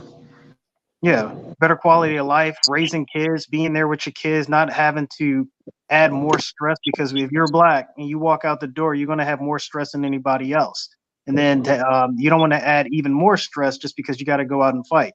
Be able to come home, roost with your family, and enjoy life, die peacefully. But apparently, we can't get that. Apparently, that's asking too much. Look, no matter where you go, it's transactional. But the thing is, at least overseas, no matter where you go, you expect more bang for your buck because of culture. Especially if you choose right. You know what I'm saying? You still got to choose right. They're not all the same. They still have the same female mentality that we have to put up with here. You know, they just don't call it feminism or anything. They just call it survival. That starts off with the man himself. Yeah, you He has gotta. that knowledge of his own self like that, then it doesn't matter if he go overseas or not. He's going to get got no matter where he is, and he'll be back to square one. Pointing fingers like it's their fault. Was he is the main source. If you want the stuff with life you want, you gotta master yourself first. Exactly. Yeah, you gotta thin the herd. You have Mm-hmm. to thin the herd because once they see you over there, it, it's like you know how sharks have parasites hanging off of them. Mm-hmm. Yeah, yeah. That's There's that's no pretty much your life. exactly. There's new statistics now and everything that too many dudes go over there with a not with a very technically point thing. I forgot the damn term. Wherever I'm got a brain cloud right now. Overplay the point of view of how things it is, and then it backfires and stuff. Oh, stereotype? Huh? You trying to say stereotypes or something different? Something different, similar to that, but something different. Yeah, overplay expectation. Yeah, that's what I was getting. Okay. Expectation, and then some dudes just wonder why they're going through the same thing over there that's they over here because technically it's not really where you go. You the main source of it. Then so you gotta be very aware of where you go and what your goal is, and be aware of the people no matter where you go and stuff. Exactly. It's like no matter where you go, if you call yourself you want to live the life of a playboy, being overseas is perfect. All right, because you get more bang for your buck, way more bang for your buck than you ever would. You're practically, it depending on how much you bounce with, you're practically you should be a multi-millionaire in their money over there. I got a And as different long point of as view you on that. ain't, huh? I got a different point of view on that. I mean, it depends on how Gonna much be you a go playboy over there with. everywhere, here, over there. Right, right. I mean, because I've been studying the whole Philippines thing. So I'm looking at how it's, $1 is 55 of theirs. So depending on what you call yourself expat and going over there with, I mean, I'm talking about to live. Oh, living situations, Yeah, I'm talking about to live, not just to go have some fun and come back, but to yeah. live. And you want to live the rest of your life as a playboy, you better make sure you're a multimillionaire in their money. In other words, have enough U.S. money to That's last what I'm saying. I you. have a different point of view on that. Yeah, Yeah, you talking about living there or being a playboy living there? living there as a playboy. Oh, okay. Living there as a playboy because you're gonna be really you gonna nickel and dime your money off on the chicks, chicks and eating out and drinking and all that shit. you know You talking you about want to make sure the money lasts longer than you do. you talking about tricking on her? If you're gonna live overseas as a life of a playboy, trust me, ain't no 20-something-year-old chick's gonna be attracted to some 40-plus-year-old foreigner. unless it's for the money. You know, that thing old saying, if you lead with money, of course you're gonna use it for money. Exactly. I'm talking about that's what I'm talking about. Them type of guys. But if you call yourself just going over there just to live a decent life, maybe get you a shorty or a wife or something like that, man, you'll be all right. You just gotta, make Live sure for the bitch yourself. ain't crazy. Live for yourself. That's the whole thing. Live for yourself. Women are by Yeah. period. So, yeah. Do Shit. that for yourself. Don't do it for no women. Yeah. Do it for yourself. They're a byproduct. Make them earn their way. I don't care if they're from over there. Make them earn their way. Why you? You know what I'm saying? Shit. That's all. Look, that's all that's talked about. Oh, we going over there to get wives, get wives. I'm like, nigga, Most if of them that's your reason for going overseas, you already fucking up. is that most of them ain't getting wise. They go into the trick and then they complain later about how they getting got robbed, chased by a whole gang.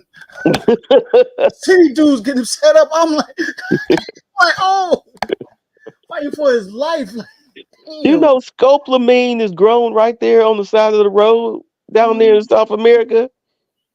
people getting drugged up and stuff like that. And me found somewhere naked. Or, I'm like, oh damn, the police ain't gonna help you down there. Shoot. They look at it and be like, that's what you get, you filthy foreigner. Exactly. Two persons on here. You There's some say it dudes was that got two more girls. experience. There's some dudes that got more experience how to move around there. Yeah. You had two girls in the room?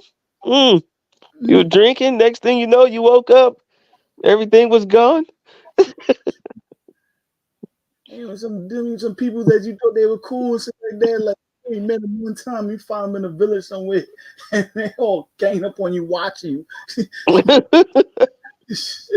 Oh man, Shit. I ain't gonna forget that video when I watched that. I'm like, damn, you did all this shit, crazy shit, man.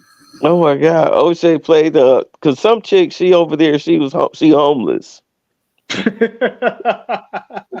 Did chick you that see that? traveled over Yeah. there, homeless. Oh my god. O'Shea got a video up. Passport Yeah, says she I've moved seen over that there, she already. homeless.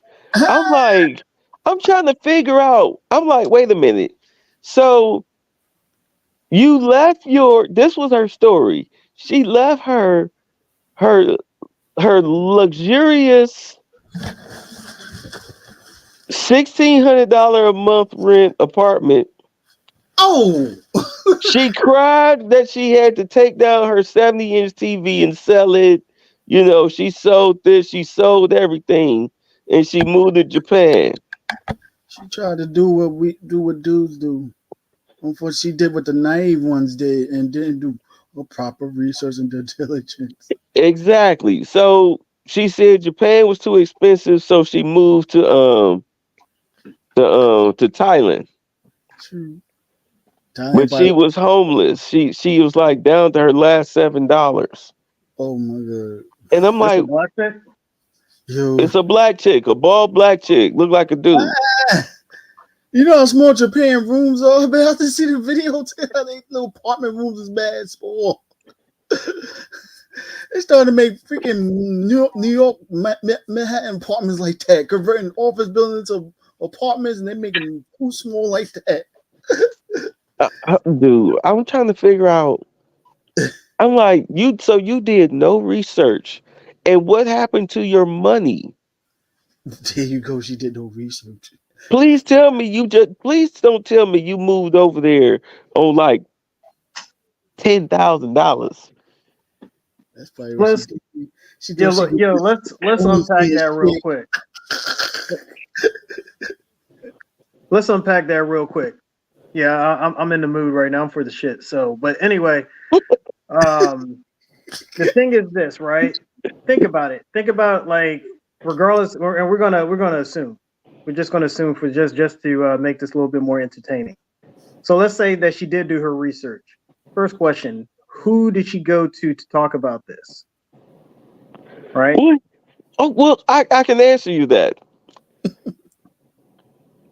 She said at the end of the video that she now has 700 something dollars because she's braiding hair, and her fiance, they're going to be okay. Beyonce. Beyonce. You didn't say that. I thought she was single. Yeah, see that was the bomb dropper. I'm like, wait, hold on, chick. You telling me you went through all of this and somebody was clapping your cheeks on the regular, talking about some engaged to be married? You Sounds familiar, $7? right? you meant to do over there. Sounds familiar. I probably. She probably met him over there. Right in The here. Asian dude. They never showed him Oh, okay. because Yeah, she said it at the end of the segment. Then the segment ended, and I'm like, nobody caught that. Oh, they caught that. They caught that. That's for a reason. Yep. They'll call out her goofiness, yo. That's who married her or is about to marry her. Yeah. Who speaks the native language. She's the breadwinner and stuff. $700 in Thailand, she said. How much is that over?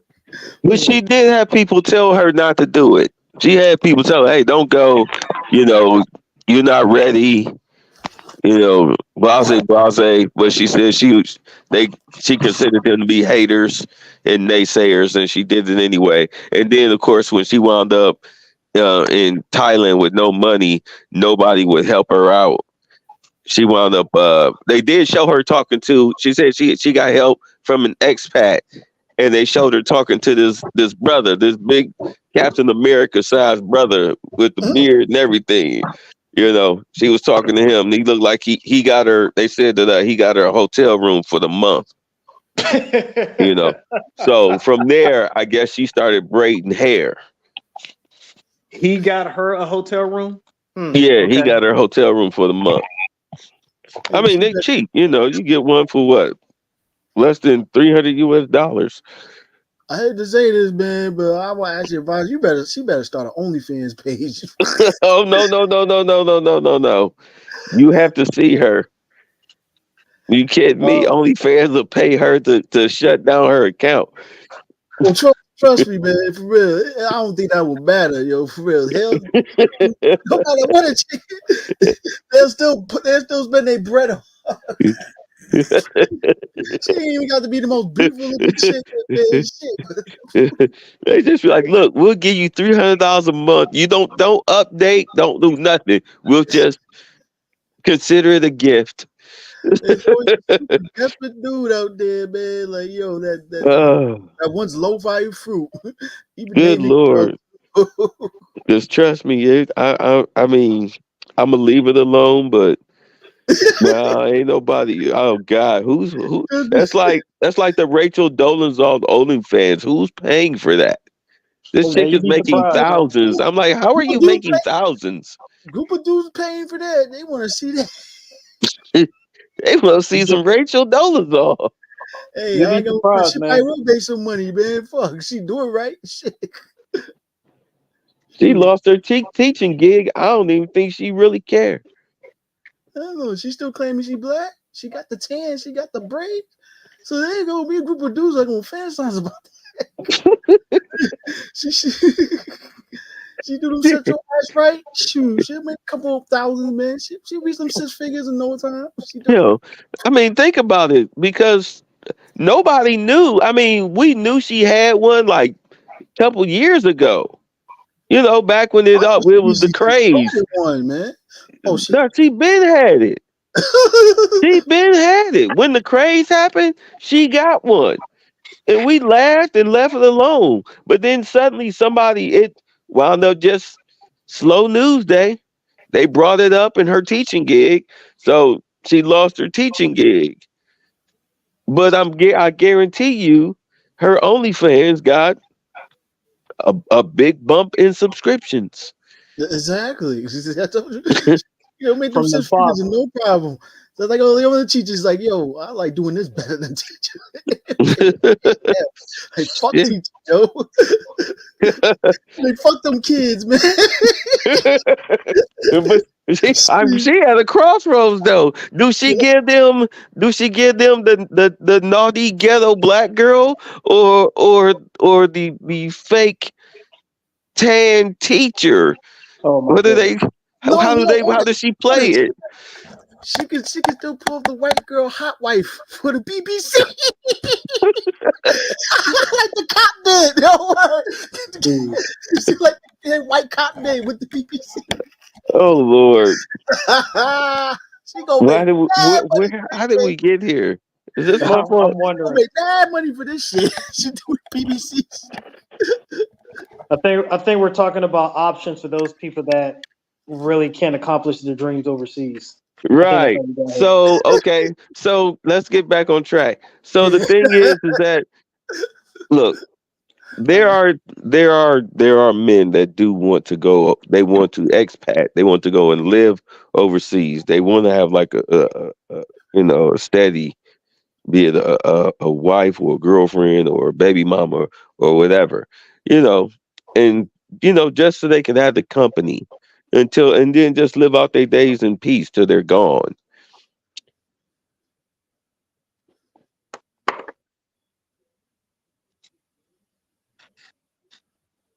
You there? Yeah, but my thing. I was just in case anybody wanted to interject. Oh no, But the no. thing is, they just got to be careful. It is Yeah. not just because you're the foreigner doesn't mean that every girl running up to you is an angel. Like they gonna play you just no different than the girls here in the U.S. is gonna play you.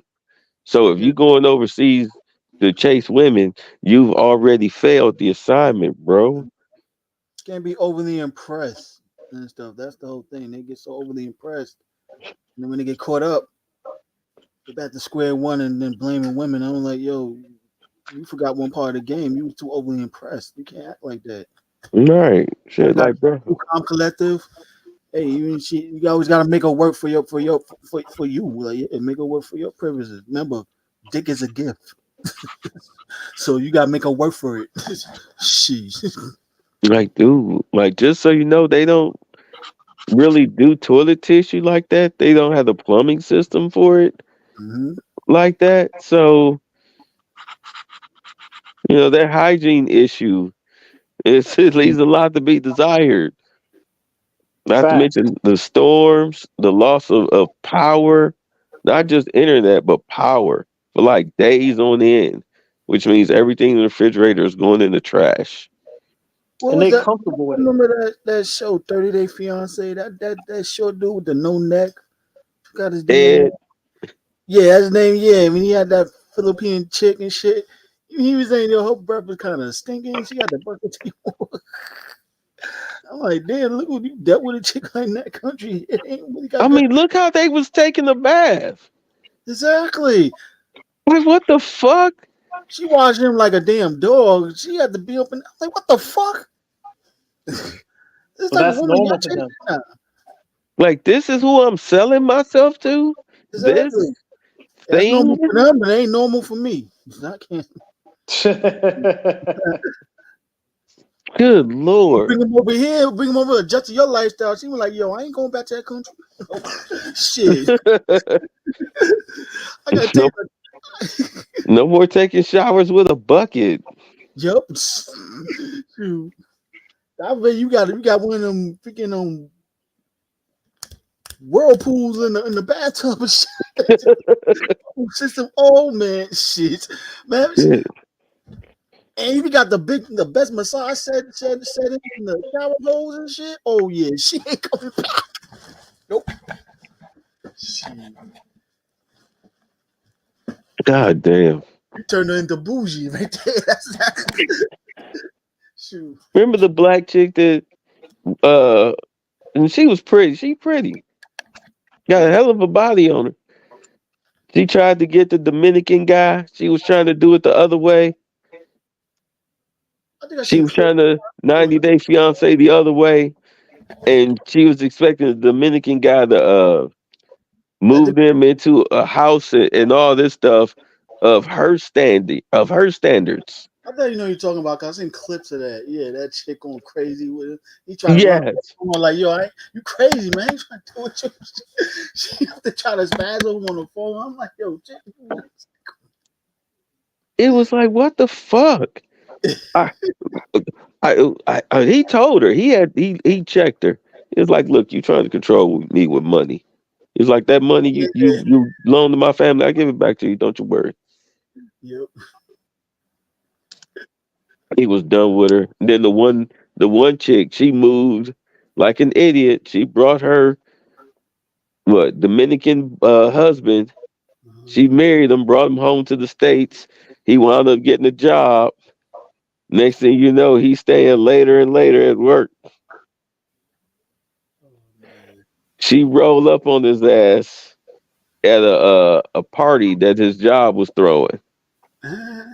And all the women there felt super awkward, with her walking up in there because he's the office flirt.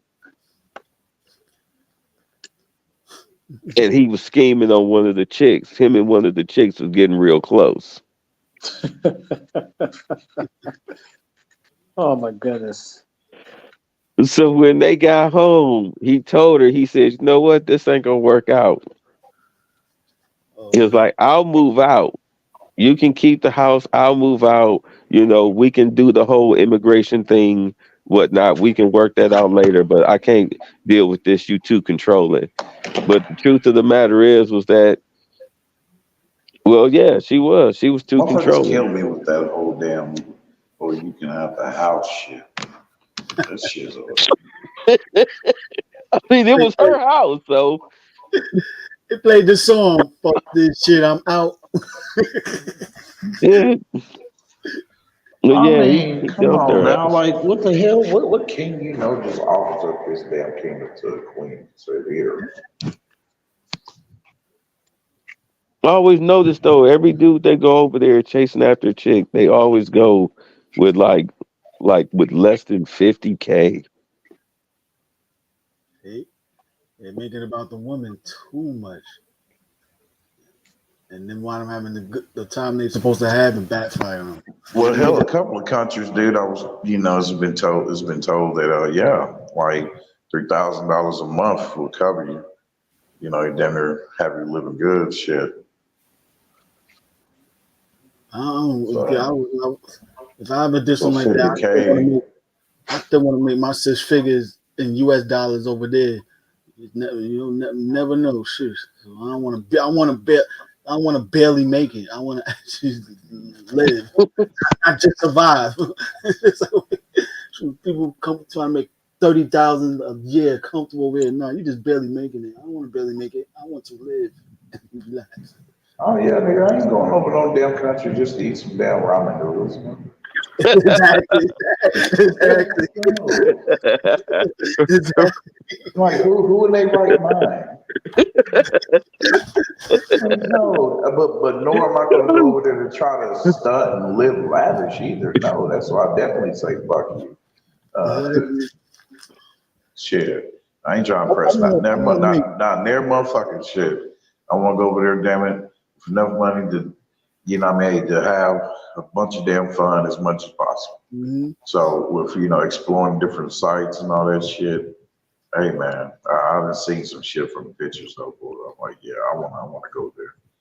Yeah, so that's how big, you see sites, you haven't been at, the other brothers are going to, you like, damn, I want to go there.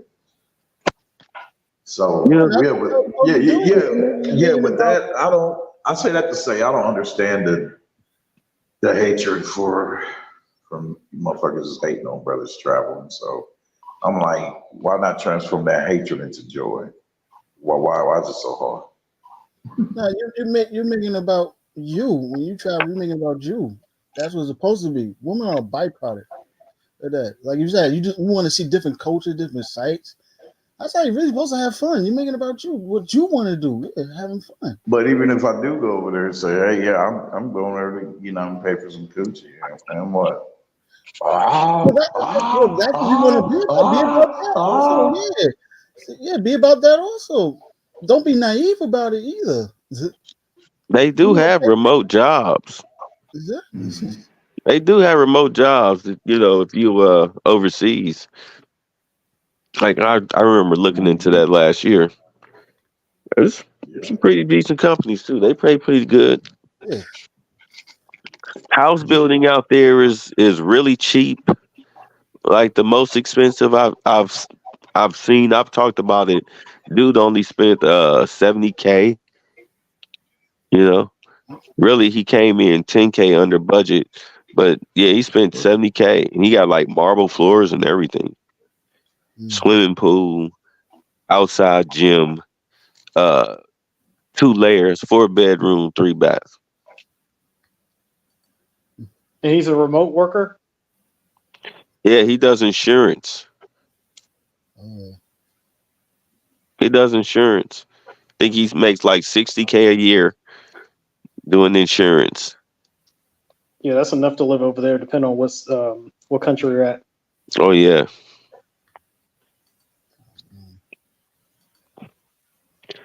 So home builds are cheap. Yeah. Speaking about that, yeah, just reminded me. Man, why the nigga BMT, right? Black Man Travels. Why my nigga, man? Why my nigga went over to Cambodia, right? This is like, well, I think last year. This nigga went over there, man, and also trying to stunt and shit like that. You know what I mean? And, you know, he did something that, you know, he normally don't do, which was, you know, he allowed this chick to intrigue him to eating a particular insect.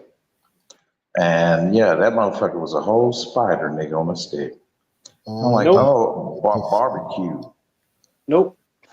He ate that shit. He was in Cambodia. I'm like, what man, the fuck? Yeah, I was like, well, ain't no coochie is sparkling on the highest mountain, nigga, for me to do that. No. See, dudes do anything for Poochie, man. That's you get caught up. Did she eat one first? Yeah. It was like it was an open market, you know what I mean? And man, the shop where they went in, you know what I mean? They had like platters of different insects and shit. And yeah, the motherfuckers picked a spider of all of them. I'm like, oh, hell. He chose poorly. So what happened? Man, he kind of, I don't know, showing a little regret about it, you know, said he won't do that shit again. I'm like, yeah, I hope not, motherfucker. Good Lord.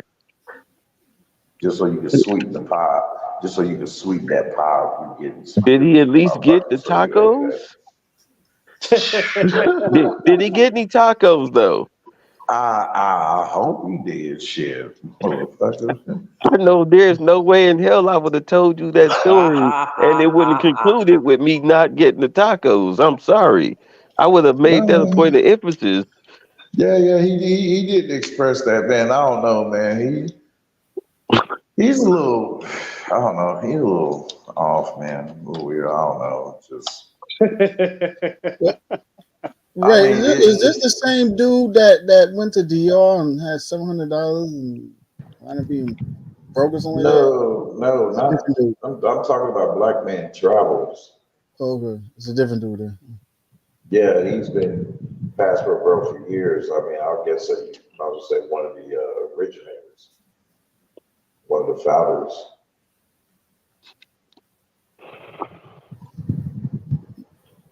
So, because they've been passport growing it for years.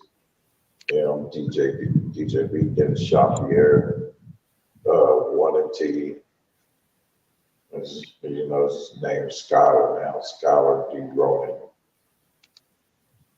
Some of the channels I listen to, they're like the average everyday expats. You know, they over there, they got their little wives, the girlfriends, whatever. You know, they travel and everything. Yeah. I like their channels because I get a more, they give you a more personal feel. They're not trying to really sell you nothing. They're just letting you know, well, this is what this looks like and the servers here and all this stuff. You know, they give you the real story of what's going on down there. I like it when they do it too, like, you know, when they're more charismatic with it and, well, yeah, enthusiastic about it, you know, when they're delivering the whole spiel to you, you know what I mean, about whatever it is they want to cover or whatever country and shit or city. Yeah, like 1MT, I like how he's energetic with it instead of just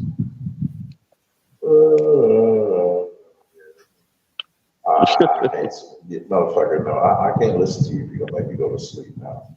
I can go back. Shit. I'm like, I can go back and watch something that's, that has something to do with actions, cage fighting shit. So, shit. Mm.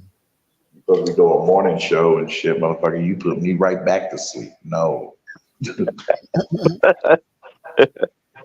You should air it at 11. I mean, boy, these motherfuckers get on here, man, just a dragon. I'm like, man, go ahead and get that Red Bull, man. Go ahead and get a Monster or something, man. Good Lord, Coconut water. And some of them we all know very well. I'm like, yeah, we know a whole bunch of them. And do that shit. I try not to. Sorry, if it's me, my bad. I'm tired. Maybe I should go. Yeah. So I mean, right now, shit, I'm not even tired right now. Hell, I'm high. Shit, I'm about to roll me another one. What you mean? Listen to y'all, shit. I was eating and all that shit. I thought about covering cause I was over there on Rumble. I was thinking about covering not Andre, but Andrew's Tate interview with Fresh and Fit. He did a recent one with them? Yep. Yeah. Oh, shit. Both brothers. Like, well, a few days ago. How'd it go? I didn't listen to the whole thing, but 'cause I was hopping around. Some shit I forget to come back to. What's the reception on it? Yeah, it was like debate. They were debating on point of views or agreeing too much. I mean, no, it's just they wasn't clashing, and they were just having a man chop up shit. Oh, okay, the chop. Motherfucker, I Like said they I do wasn't with there the for other that group. long. Like they do with the other group with Rolo and those other dudes. I was just there for less than 5 minutes, man. Yeah, I mean, they got some other stuff like that with Satan Sinner, Rolo, and some other dudes do like a man chop up thing. There's only so many times I can hear, be a man, man, be a man, be a man, be a man.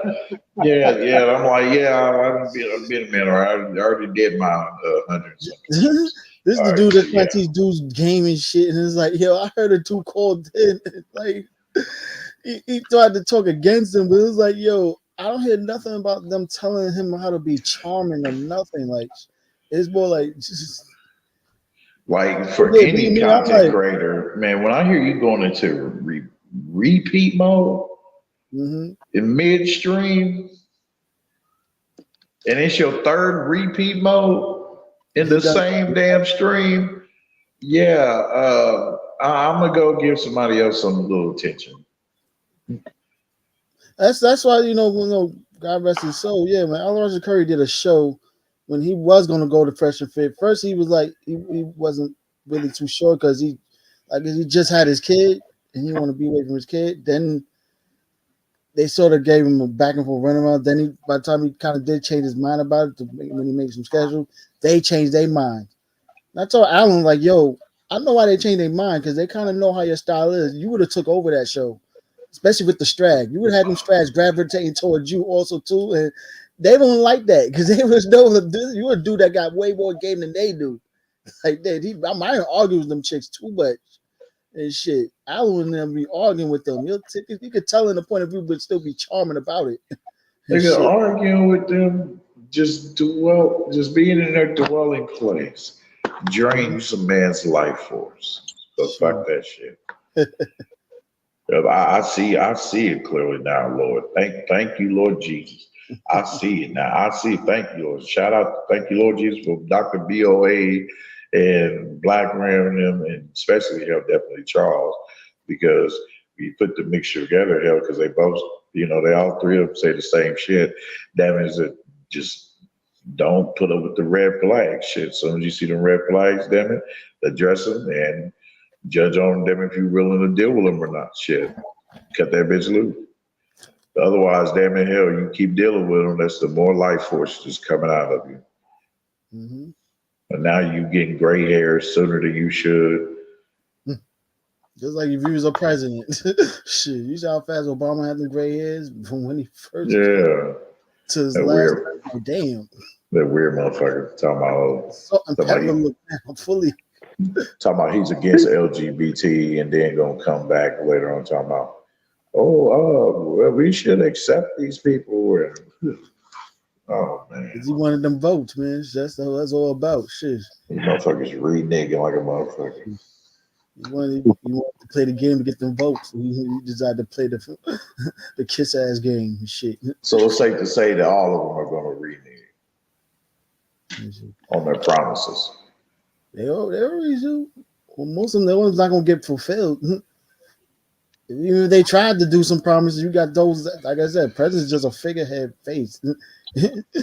unless you go do executive order like how Trump did with that extra money, shit. And there's penalties behind that shit. Yeah, they ain't gonna do all that shit. The motherfuckers are quick to tell you to go vote too. Mm-hmm. I wonder if Trump Trump will become president for next term. Shit. People are serious now, but like, yo, we read Biden. Okay, put your money where your mouth is. Let's see if Trump become president, despite you don't like him. But you see all these immigrants coming here like crazy shit. Hey, there's no telling. I feel the same way with New York York with our mayor and shit. Yo, hey, he may get in there, Mel. He may get in there, man. Shit, nigga, and put the hammer. He may get in there and put the hammer down on this feminism shit, man. He is strongly aware of this shit. This false accusations and all that shit is just too blatantly obvious. So I don't mind it. He'll get my vote. Fuck that shit. I'll say out loud. Shit, public. Yeah, Trump getting my vote. He'll be a fool not to put a hammer down on that same shit that, you know, any of these cancel culture ass motherfuckers. But now the cancel culture, the cancel culture now, I don't know. I don't know if they're down there on the same equal footing as when it comes to the feminists, or if they're a couple of shades above when it comes to power. Man, cancer culture ain't even cancer culture no more. They lost their power. Shit. Shit. Oh man. Yeah, good shit. Yeah. Fuck off. Yo, I had the debate with this chick who had this she started this rideshare company for female drivers only in Atlanta. And everybody hyping her up, some was talking negative about it, you know, dude. I had to let her know, like, yo, she's not gonna make $1 billion. I didn't say she was gonna be not successful. I said she ain't gonna reach the $1 billion mark right there, because already her model format is number one. She has female only drivers. Ain't a lot of females gonna want to be in the driving business like that, especially in the rideshare business, and knowing they're like complaining about how they get harassed by dudes, because they already see how men here customers getting harassed. So imagine you're a woman driver. Isn't it like for female customers only too? Nah, it's female drivers. So it's just regular female drivers with regular passengers. Yeah. So you endangering women's lives? Hey, they take the job. They already know the thing. I mean, I'm just saying. The owner of it looked like a butch lesbian type shit. And this is here in Atlanta. Yep, it's in Atlanta. Yep. What's it called? She Ride? Something like that. Yeah. So we got the stripper teacher. We got the DA messing with a married man. We got the city councilman putting trackers in a man's car. Oh dear. We losing female security guards for the prison left and right. And a guy. Don't know how he got caught up, but you know, it's Atlanta, so hey. Yeah, that show Atlanta, man. That motherfucker. I'm not fuck them weird motherfuckers in Atlanta. I mean, so is this Phoebe's Uber? Huh? So is this like the Phoebe's version of the Uber? Yeah, a female Uber. They were all female drivers. That's why I had to let her know, like, yo, they was typing up so much, she will make $1 billion. Why you hating? I had to let her know the real truth. I've been in the rideshare business for mad long. Trust me, you got all female drivers. Number one, you're based in Atlanta, only in Atlanta. She's not even spreading her market out like that. And she ain't gonna be able to dominate markets like New York or LA or Chicago, big cities. she's going to be in $1 million mark. She probably will make $1 million. Hell, in maybe a she's banner, conserving on gas. Shit, who knows? but she ain't gonna be in the $1 billion mark. And like, yo, like, ain't a lot of females that want to be in the transportation business like that. So it's And, like, yo, maybe that's not her only hustle, motherfucker. and not only that, here's the thing. Uber and Lyft changed the market so much, especially with prices. They got to revolve. Any new rideshare company that comes in, no matter what format it is, got to work around their prices because when they change the prices of the market, others got to follow. They got to get customers to go join this new fleet. If I start a new rideshare company myself, I got to add something that's new to everybody. Like that, like why can I add new to everybody but still have a competitive market share with with the prices and shit? I don't want to make it too low, but I can't make it too high. But yeah, but like I said, Uber and Lyft pay billions of dollars. You know what I'm saying? The marketing campaigns to get their customers. So any new rideshare company that comes in, yeah, they're gonna have a battle behind that shit. Yeah, they ain't reaching the top $1 billion mark like that. Period. Like, shush. That's why I let her know. Okay, why aren't you expanding New York? She didn't want to answer that. Yeah, exactly, because New York is a total different market. Like crazy. I mean, come on. All the taxi drivers over here be going through protest fights with TLC like crazy about how much they want to get more money out of these rideshare companies for paying everything. So you think you want to have female-only business running like that in New York like that? Nah. We already got enough female drivers that complaining now. Oh no. Good idea, but yeah, just stay where you at. It's like White Castle versus McDonald's. There's a reason why White Castle's not reaching the $1 billion mark because they don't borrow money. They're independent. They're not a franchise. They're not top corporate. Yes.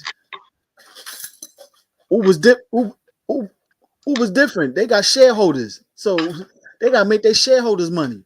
That's why they're making them that $1 billion mark the way they is because they are shareholders. They're corporate now and shit. So like, you ain't ready to reach those levels of business. You want to stay independent. You only going to reach a certain amount of money.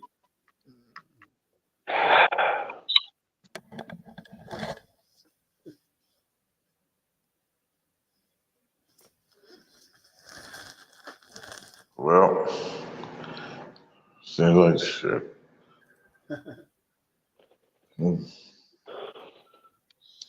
Well, I need to do a live stream about this. Just this last episode of One Piece, this latest episode of theirs, pissed me off. I'm still waiting on that Avatar show, man. Yeah. Nah, I mean, I'm really pissed off at feminism, man. This feminism shit need to burn. Huh? Do you watch Bleach? Bleach, yeah, and I'm caught up. It's just I'm waiting on them to come out with another season. Yeah, Of the 'cause I 1,000-year think they're Blood War? yeah. I'm waiting for them to come out with another one of that. So, yeah, because it's kind of like a heated battle right now. They're in. The Ichigo's in. I'm like, damn, that motherfucker became a part of. He merged with his sword, with his Zanpakuto.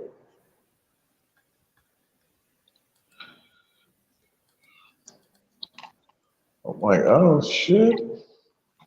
I'm like, I know this motherfucker gonna be powerful. So that and yeah, man, it just kind of fucked me up. I kind of remember vaguely of receiving a warning of what they was gonna do. When it comes to hold on, cartoon on the live action show. Hold on, nigga. Yeah, no.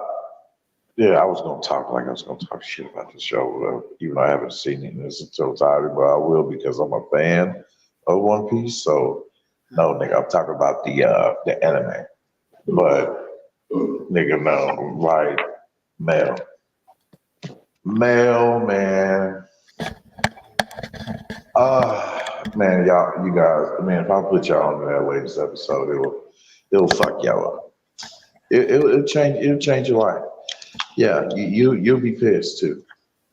I'm ready to write to these motherfuckers. I'm like, man, 'cause I was vaguely warned that they was going to try to insert this whole gentrification and gender reversal and all that bullshit into it. You know what I mean? Though we've seen them before, okay, of course, like certain transgender characters or whatever, but man, Oh man, it sounds like a Netflix show. but Then. what they try to do to my boy Law, oh man, just y'all go watch it, motherfuckers. They got free anime websites. Y'all can go and watch that shit. Just watch the latest episode of One Piece. Yeah, Hmm. yeah. I don't like that shit, man. Yeah, Who's in the back named Mia? Permission to check. That show. Oh, that's Neymar. Neymar. Oh, that's Neymar. Oh. Oh, okay. Yeah. Yeah, he's in the back. Yeah, I forgot. That's how you always ask permission to check. Like, on you.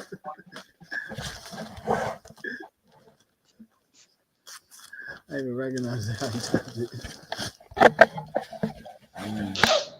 Yeah, man. I'm just hoping that live action Avatar is good, man. It's like I said, because I'm starting to have a little. Oh, that motherfucker looks good and better, man. They look like they was stressing a point, damn it, of how they wasn't going to They changing some allow things them to suck like the last one because like the the live last action one was movie. garbage. Oh man. I'm like, what the hell these dudes? These dudes are what, East Indian or some shit. Yeah. But nah, they making some changes to certain characteristics, like Sokka. They toning down the sexism because that's how he was and shit. And everybody was pissed off about that. Like that's how his character grew from the sexism. So like, and then I'm like, the power about the gender roles. I'm like, why this Fire Lord got a big ass nose? Who? I'm like, damn it, that's why I was looking at the show, the movie. Yeah, the first one. I was looking at the first live one, the live action. I was like, this dude, the Fire Lord, he has a whole big nose, man. I'm like, he's nowhere near Asian. I don't know, that was a piss me. I'm like, I don't know nothing like their characters, not even act like their characters. Like they pronounce the Avatar name wrong. Ong. Like what the fuck? I know. I mean, because I know plenty of Asian actors and actresses that are, phenomenal with their work. They can do martial arts just fine. Young and old. And yeah, I don't know what the hell y'all was doing with that one. So in answer to that, yeah, I from the trailer when I last looked, it looked pretty decent. So, which I will be checking it out. Yeah, I was impressed. But like I said, there still was some changes because remember the creators of the show, they was working with Netflix producer on the live action show, and all of a sudden they departed. So I'm like, oh man, there's a reason why they departed because they want to change certain things and everything.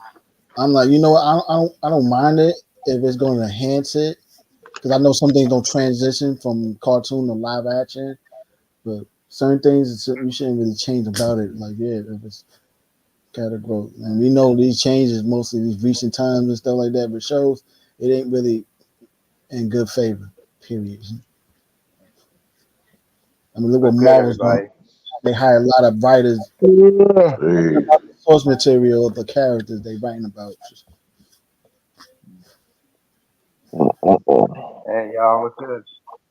What's good? Hey, man. Just woke up a while ago. It's like shit. 7:45 over here. I should be in bed, but I still feel energized. I'm glad I got my sea malls back. I had to buy some sea malls. True. I'm gonna start working on a couple of numbers too, man. I'm glad it's snowing outside. Yeah. It's snowing over there? Yeah, it's snowing over there. It sometimes alternates between snow and sleet. Okay. Hell, earlier this morning, I woke up a couple hours ago to the sound of snow plows and bulldozers. They were like clearing out some of the snow out, and in the walk paths and everything. Yeah. So yeah, it's been snowing pretty heavy, or accumulates pretty much after a while and shit. Hey, Namer, what's going on in the Netherlands, man? What's going on over there? Oh, don't get me motherfucking started about that shit. I mean, I got cousins who were calling me and shit about that shit. I was like pissed off in the motherfucker, What's going on But over you know there? what? Now you got me aggravated. What happened was you had Eritrean on Eritrean violence over there. There was a big breakup in The Hague. Mm. You had this big ass protest. What happened was like February back home in Trent is an important month for us because between February 7th and February 9th, 1990, which was the final year was like the second to last year of our war of independence from Ethiopian rule. They have something called Operation They celebrate and commemorate Operation Funko, which was a 3-day offensive that liberated the port city of Massawa from Ethiopian rule. Now, most Eritreans are pretty divided because you got those who are pro-government and there's those who are anti-government. And the country being an authoritarian state, most people who are anti-government are forced into exile. And last couple of years, anytime pro-government folks want to arrange a gathering for some auspicious holiday, whatnot, anti-government just show up there and try to disrupt the shit. And they claim that they're doing so in retaliation for things happening the other way around. And things got really, in The Hague, they had this kind of, the pro-government folks were like having some kind of gathering. Anti-government decided to show up. Next thing you know, everything hit the fan. They don't know who provoked it, but it did get out of hand, and you had riot police over there. And what's making it worse is what complicates this thing is the Netherlands. They just had an election, and Kurt Wilders, who is one of the most controversial politicians in Dutch history, he's that guy with the pompadour hair, who is allegedly had some type of association with one Milo Yiannopoulos. He's hoping to become the next prime minister, and he's hoping to use this riot that took place in The Hague to further whatever anti-immigration stance he has. And the Netherlands, they say, has been going politically to the right, but when he claimed victory, there was a big protest last month. So that shit in the Netherlands was just out of control. But that's the latest in a series of shit like this. We've had shit like this happen in Stockholm, Sweden, in Stuttgart. A month before the attack in Israel, they had a similar riot like this in Tel Aviv in September. So that shit is just like nothing new to me. I'm not surprised by it. And hell, they had a gathering like this like in North Carolina. But fortunately, police were there to shut down any riots or whatever. And there were some arrests and shit. I think it was inside Charlotte or something like that, in around Charlotte. In around the Charlotte, Durham, Chapel Hill area, that Tri-City area. They had a gathering like that, and police were already there to make sure no shenanigans, no violence or anything like that happened. First time, I mean, man, I don't know what to think. I'm just looking at this shit like, motherfuckers are always gonna be doing some motherfucking shit. Hey Louis, how many pair of brass knucks you got on you?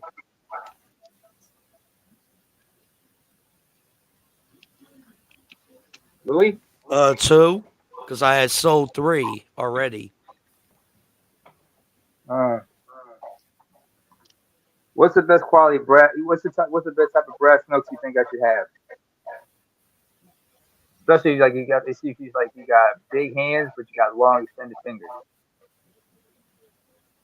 Well, I mean, they like one size fit all.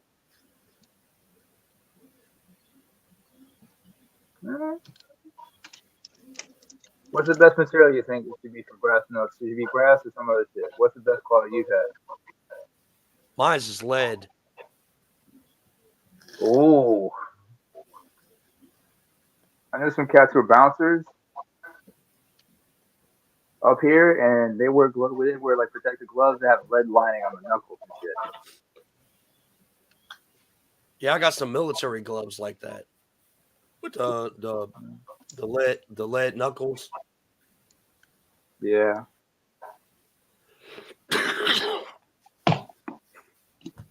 Yeah, but the ones they got here is like they have them like like small. They have like they don't have like one big knuckle with bumps on the front on it. But it's more like no, it's like more like it's like it's more like more concealed or whatnot, you know.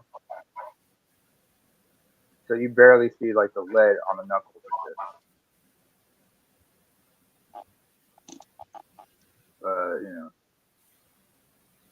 That shit is just wild. But that shit is like Oh, hang on, I gotta see this. I gotta see. Oh yeah, that's nice. That's nice.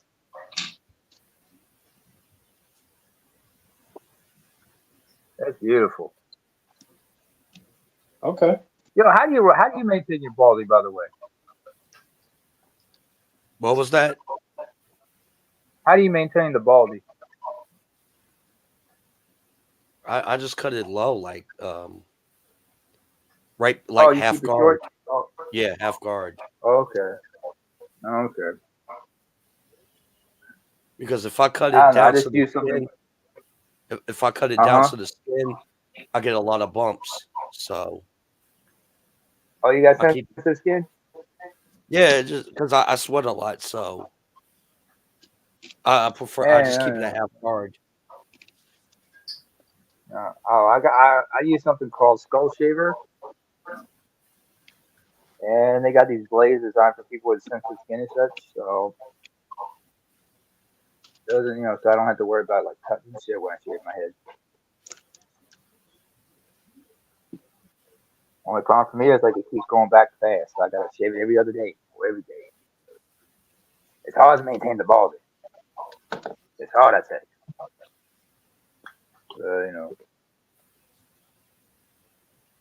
But it is what it is.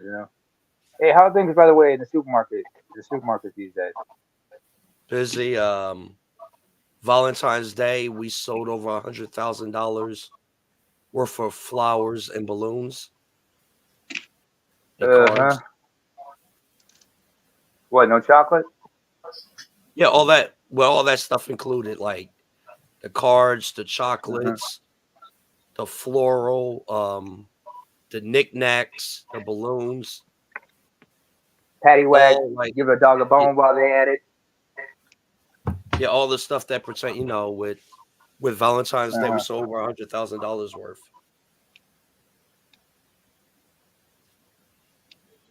So, like, compared to like previous years and whatnot, is that a good year or a bad year? No, that's pretty that's pretty decent. We had just set up our Easter displays, so on to the next holiday. Yep. And then after like that over would be here, Mother's Day. Then after that would be Mother's Day. Consider yourselves fortunate because over here Mother's Day was like last week. And then after Mother's Day, it's strictly barbecue season. Well, you ain't got nothing for Father's Day? No, we don't do that. Oh, that's just foul. But then again, No, we don't sell. Like we here, tried, but nobody buys anything on Father's Day here. Yeah, true. We just throw out the normal the cards, and we have a couple of blow up balloons. Happy Father's Day. I'm not surprised. We get more Not stuff to mention June is because we do overshadowed by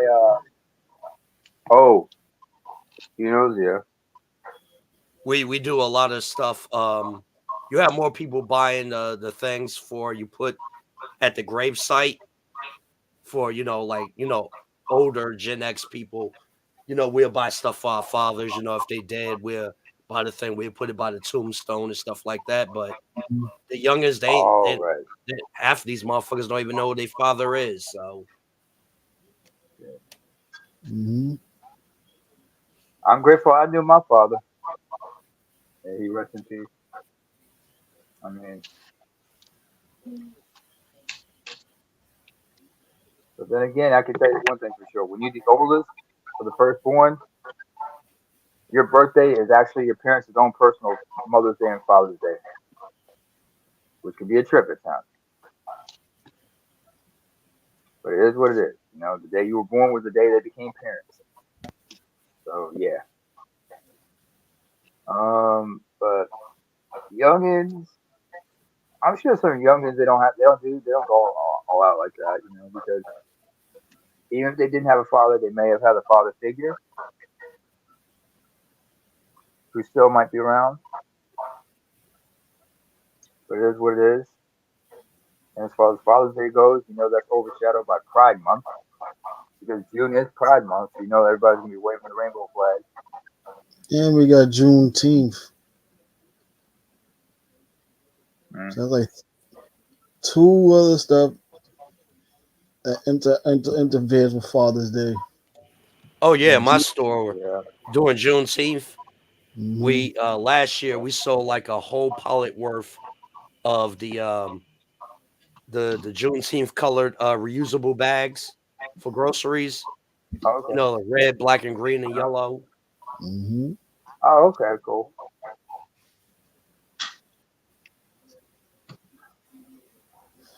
I don't know. Over here, they sell reusable bags, but they got ones like for specific to supermarket chains and such.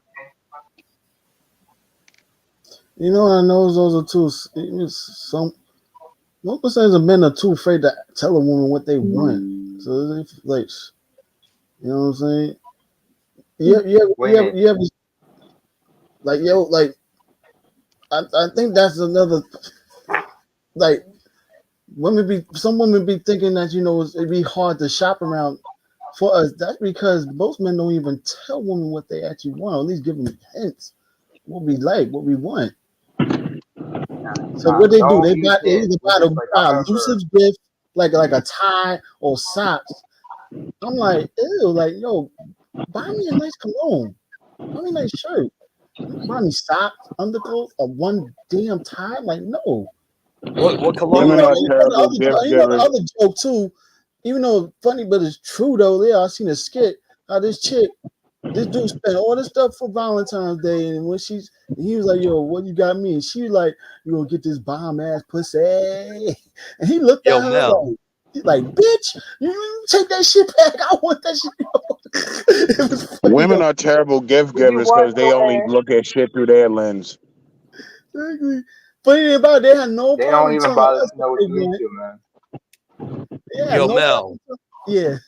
What cologne are you into? I got a couple. Yeah, I like my Dolce Gabbana.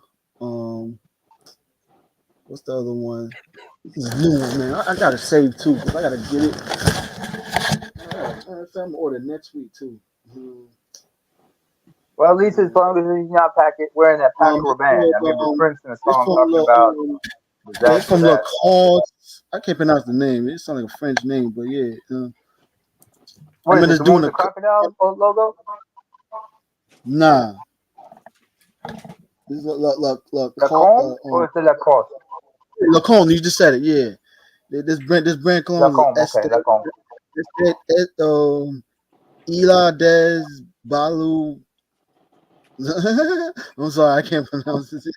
Des Babu Babi. Yeah. Type it in the chat. Type it in the back chat for me. I can pronounce Yeah, it. I type in the back chat. Yeah. You gotta get this, bro. Oh, that's cool. What's that? Matt Mason, Francis Kurt Jean Baccarat de Rouge 540. Okay. And Chanel Sycamore. and Chanel Le Leon. Okay. Wait.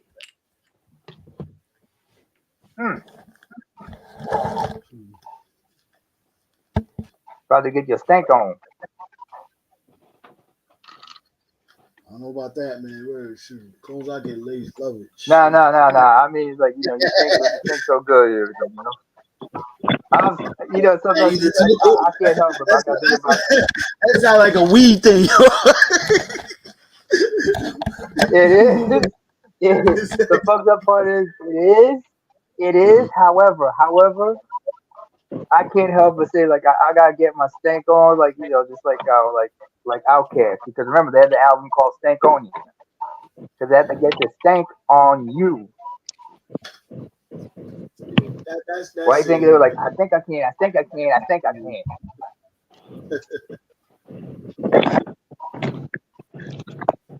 You know? This is Tuxedo. What's that called? Tuxedo by right. Yves Saint Laurent and Yves Saint Laurent. Okay. Ferragamo. Yves Saint Laurent. That one. Because you're not, man. I'm not going cologne shopping next month. For word. I'm not cologne. You wait. You in New York, right? Yeah. Are you in the city? No, I'm in the Bronx. So yeah, I go to that city. I usually go there. Technically Macy's and stuff. Yeah, that's one. Yo, go to Cologne Mall. Go to either Saks Fifth Ave or Nordstrom's uptown. Yeah, I know where that is. All right. Well, they didn't matter. They got the Cologne Mall in Co-op City. Yeah, Bay Plaza. You can get all them on fragrance.net if you don't feel like traveling. Oh, all right. Fragrance.net. Yeah, that's more. That's better. Fragrance.net. If they got all the shit that's not there, all right. If not, you can always check other websites. You know, yeah, there's this. Thanks for the hookup, ABM. There's this spot in New York. I see online that you can make your own. You can make your own scent. You have to do the base and then add your own stuff in it. Like it, they make a cologne for you. Then, yes. I forgot what it was at though. Yes. Oh yeah. Yeah. Reminds me of that Dustin Hoffman movie, Perfume.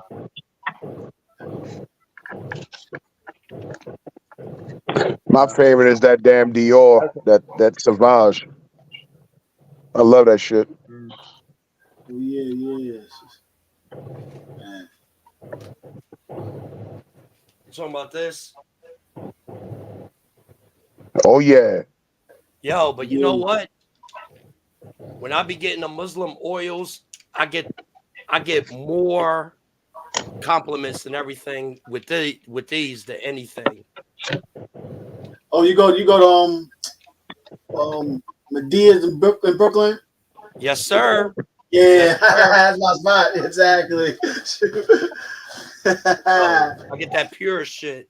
Exactly. Yo, you got to get Gucci oud, white Egyptian musk. I got that Gucci. Superior Egyptian. Oh man, I ain't heard about Egyptian musk since the Wu-Tang album. What else I like? I like that what's the shit, man? It ain't the Gucci oud, it's the other one, the other name brand joint. Damn, I can't even remember. I got that shit right in my bathroom. Not Ralph Lauren. Nah, not Ralph Lauren. I bet you go get it. Go get it. Can you get it in your bathroom right now? Nah, I'm at work right now. I'm at work. Never mind what the hell is that shit? It's not the Versace. It's another name brand one. Got that shit last Father's Day. I can't even remember it. Burberry? Burgundy? No, not the Burberry. No, not that. What? Gucci. Chanel? Chanel? No, not Chanel.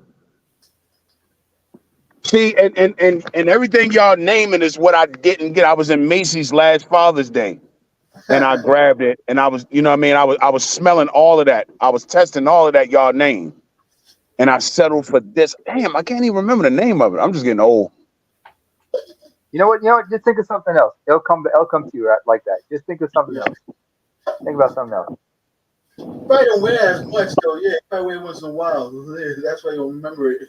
Even though you I'm got gonna it, remember that shit when I get home. Watch. yeah, even though you got it, you probably don't wear as much. It's not like one of your most wearing ones. That's the only ones you're gonna remember. The ones you wear the most, you're gonna remember. The rest is like, yeah, I got it, but I just don't know the name. I got that. ABM. If you think you're feeling old, I got that real what is oud that? from Saudi Arabia. Good. Wallahi. When my boy went to Saudi Arabia, he brought me some. Where in KSA did he go? He went to make Hajj last year. Oh, he went to Mecca for Hajj. All right. Oh, okay. All right. Yeah. What? He didn't bring no Zamzam water? He got me these. Now I want to get that All rose right. essence from over there.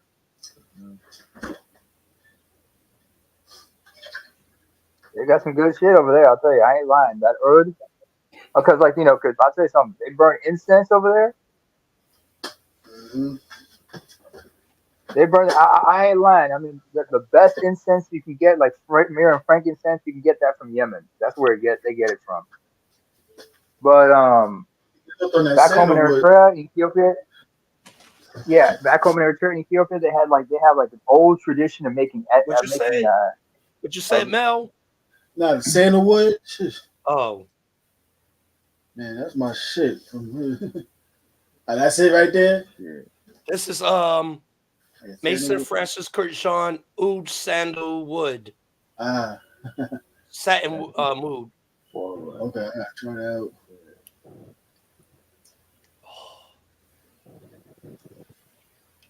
Man, your man got you the hookup straight from the kingdom, huh? That was some good shit.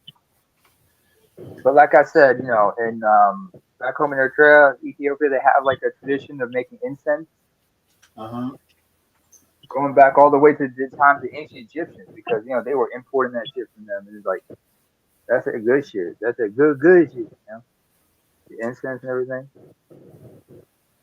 Sandalwoodite, rosewood water.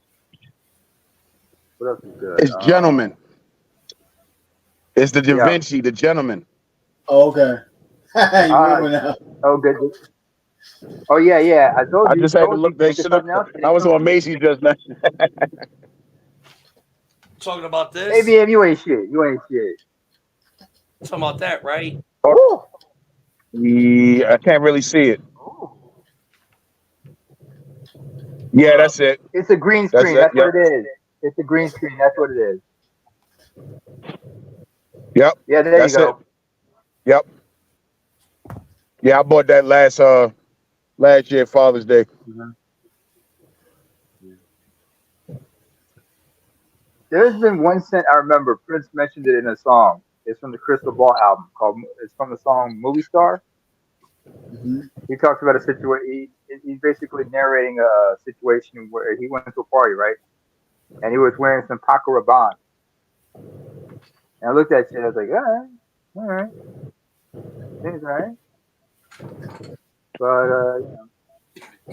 I don't really wear certain fragrances like that. I don't know. Which Paco Rabanne? I'm not really sure. It's like, this is like something from like the late 90s. What you got? I think that was the one. That might be the one. I think there might be one because I remember it was like in a song called Movie Star. It's on the Crystal Ball album.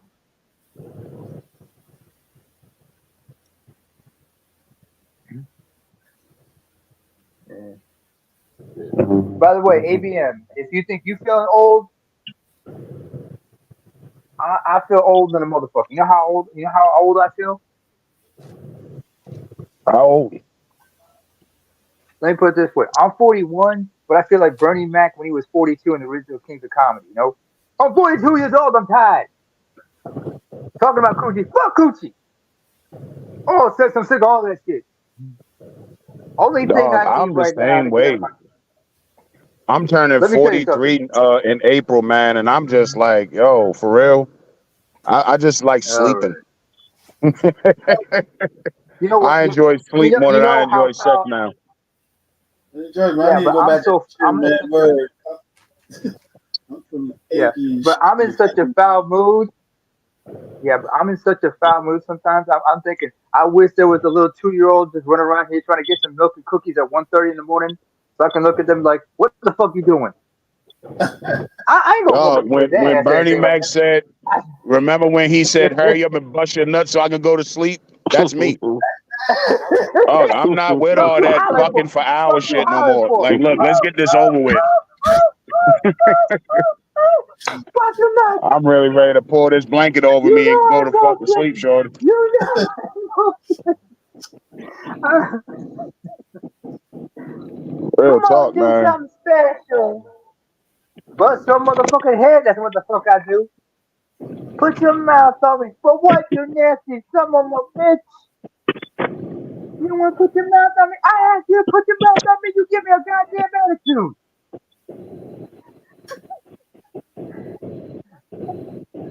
I mean, there's times in my life I just wish I realize I'm like the cool uncle, but sometimes I just want to be the mean uncle. You know what I'm saying? I You love my mean nieces and nephews, but sometimes I just want to look. No, I just want them to look at me and go like, one of them just go like, him downstairs. Who the fuck is him? I ain't got no name or something. Him downstairs.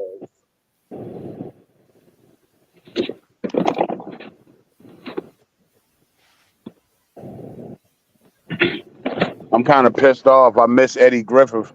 He came to Baltimore last month. I had no idea he was in town. I had no idea he was on tour. Mhm.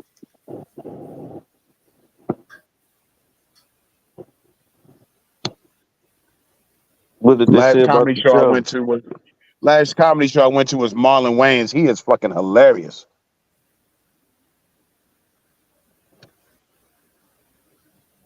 Didn't he whoop somebody's ass? Marlon? Like doing comedy, somebody rushed the stage and he wound up whooping their ass. I think Yeah, you mean Dave Chappelle. yeah, our Dave Chappelle, yeah. I Dave believe it Chappelle was. got tackled and then they all jumped in. Jamie Foxx, everybody just Exactly. jumped on stage. Yep. They whooped that dude's ass. They fucked homeboy up. Oh, they did. They fucked him up. And then, of course, They Chris Rock fucked comes him out up. there and says, was that Will Smith? All you needed left was Marlon Wayans and, give him running commentary and everything. I remember what's his name? Tommy Davidson. He said that he got rushed, but security handled it. As a matter of fact, he said even other comedians jumped up to jump on dude. It was crazy. Like, why would you rush Tommy Davidson? Don't let his small size fool you. He ain't fucking around. He ain't got time for that bullshit. Probably Right, he a said cool. some joke that somebody got a butt hurt over, you know. Yeah, he a cool dude, you know. I remember Paul Rodriguez, and he talked about a story that happened to him one time when he was in a comedy club. This was like in the late '90s. And Paul Rodriguez is Mexican American, right? And he had this joke where he had this bit where he talked about El Salvador. He had this opening bit about El Salvador. Next thing you know, a Salvadorian just tries to rush the stage. And all thing Paul Rodriguez did was he just pummeled him with a mic stand. And while the guy just laying there on the stage, he just continues doing his set while security carries that motherfucker out. Shit got wild back then. This is like in the '90s. I remember Paul And everybody Rodriguez. knows I wonder what he's doing nowadays. he's still doing tours, but not like he used to. He still does he does like specials from time to time. I was But pissed about that, man. I wanted to see Eddie Griffith, man.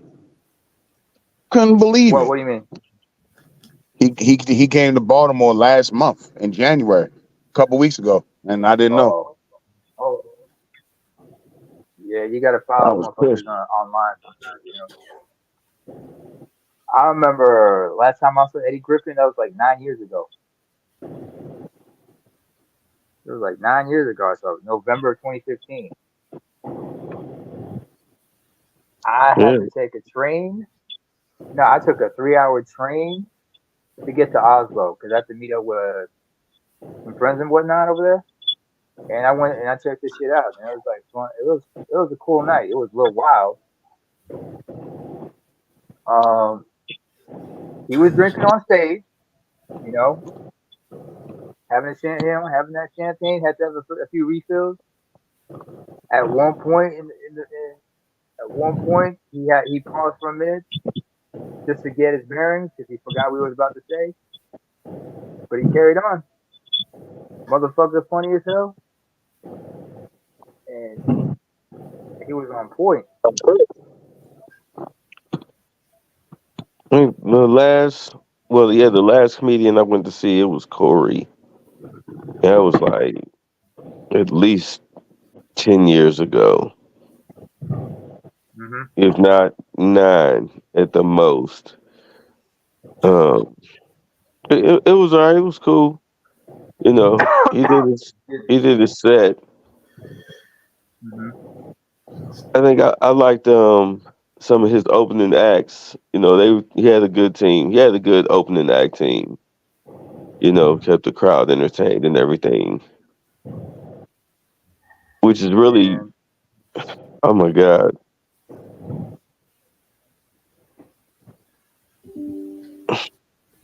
it was you know, certain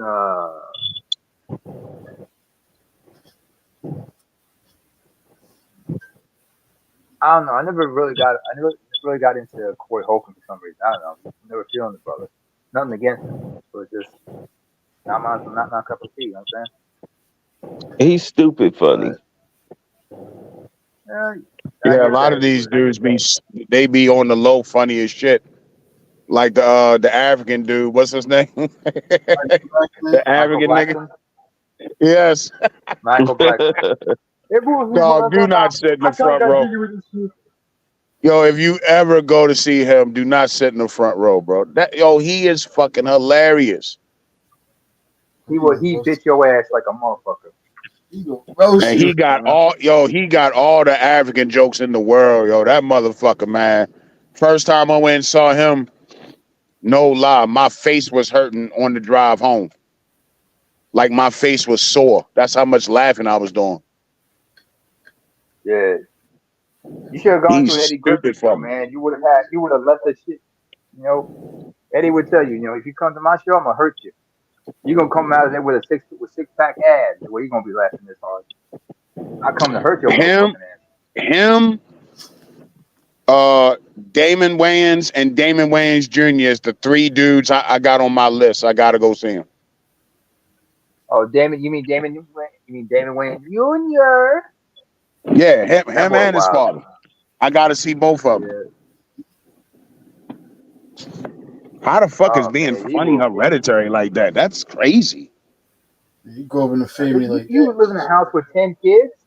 They grew up, you know. You live in a house with 10 kids. They were all cracking jokes, you know. And they And the all oldest, funny. Like that shit is amazing. So who was the funny person? Like, was it moms or pops? Like, where did he get this shit from? Because they're most all likely funny. pops. Most likely pops because, but the thing was, it's like but the thing was like mom had her to hold her own, comedic wise. Because they talk about how mom used to clown dad every single day. She had a new insult for him. They're like, you know, and their mom died before the dad, but you know, 10 kids in that house, man. They were all cracking jokes just to stay sane. One of the things they would do is they crack jokes at the dinner table just to see who will start spitting food out. That's how wild they were. I mean, They be cracking jokes at their own funerals and shit. You know, when there's a family funeral or something like that, they cracking That's jokes why like, they are like, yo. It's like that's their joy. It's like, yo, mom want to see us all depressed. We don't see us laughing. Like, yeah, like, celebrating. yeah. I mean, Marlon. I remember when he was on Drink Champs. He mentioned a situation where he was at a family funeral for one of the cousins, right? Who was a Yeah. motorcyclist.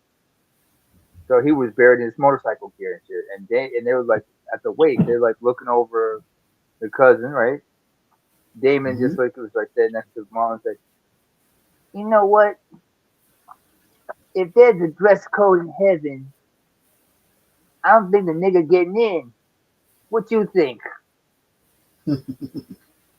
Everybody crying, and Marlon was trying hard not to laugh. So he had to cover it up like he was crying like a wailing widow and shit. That's how foul they would get, but there was no limit to the joke. That's that love, they just clown each other and shit like that. But I remember Charlie Murphy when he had a special called "I Will Not Apologize." Man, Charlie was was funny, but he will whoop your ass. I mean, don't let the Dave Chappelle sketch fool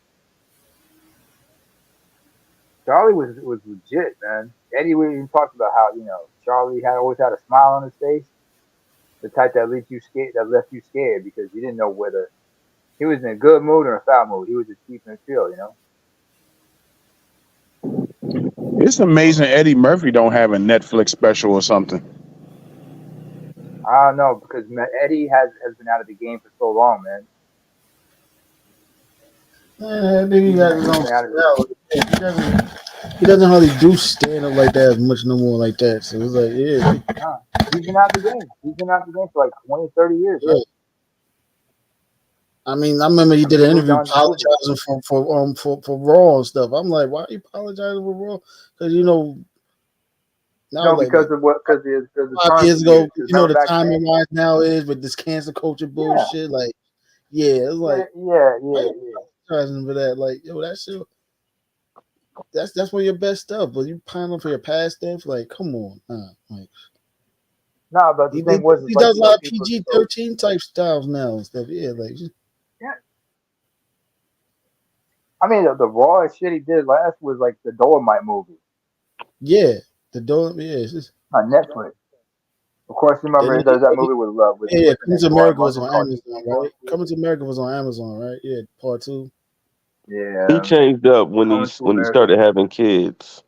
Yeah, That's what it Right. was. Once he started having kids, he changed up his whole routine. yeah. Yeah. You can see that. I think Well, Ice yeah. I Cube mean, is like the same way. Yes, yes. yeah, you change. You grow up. You start maturing shit.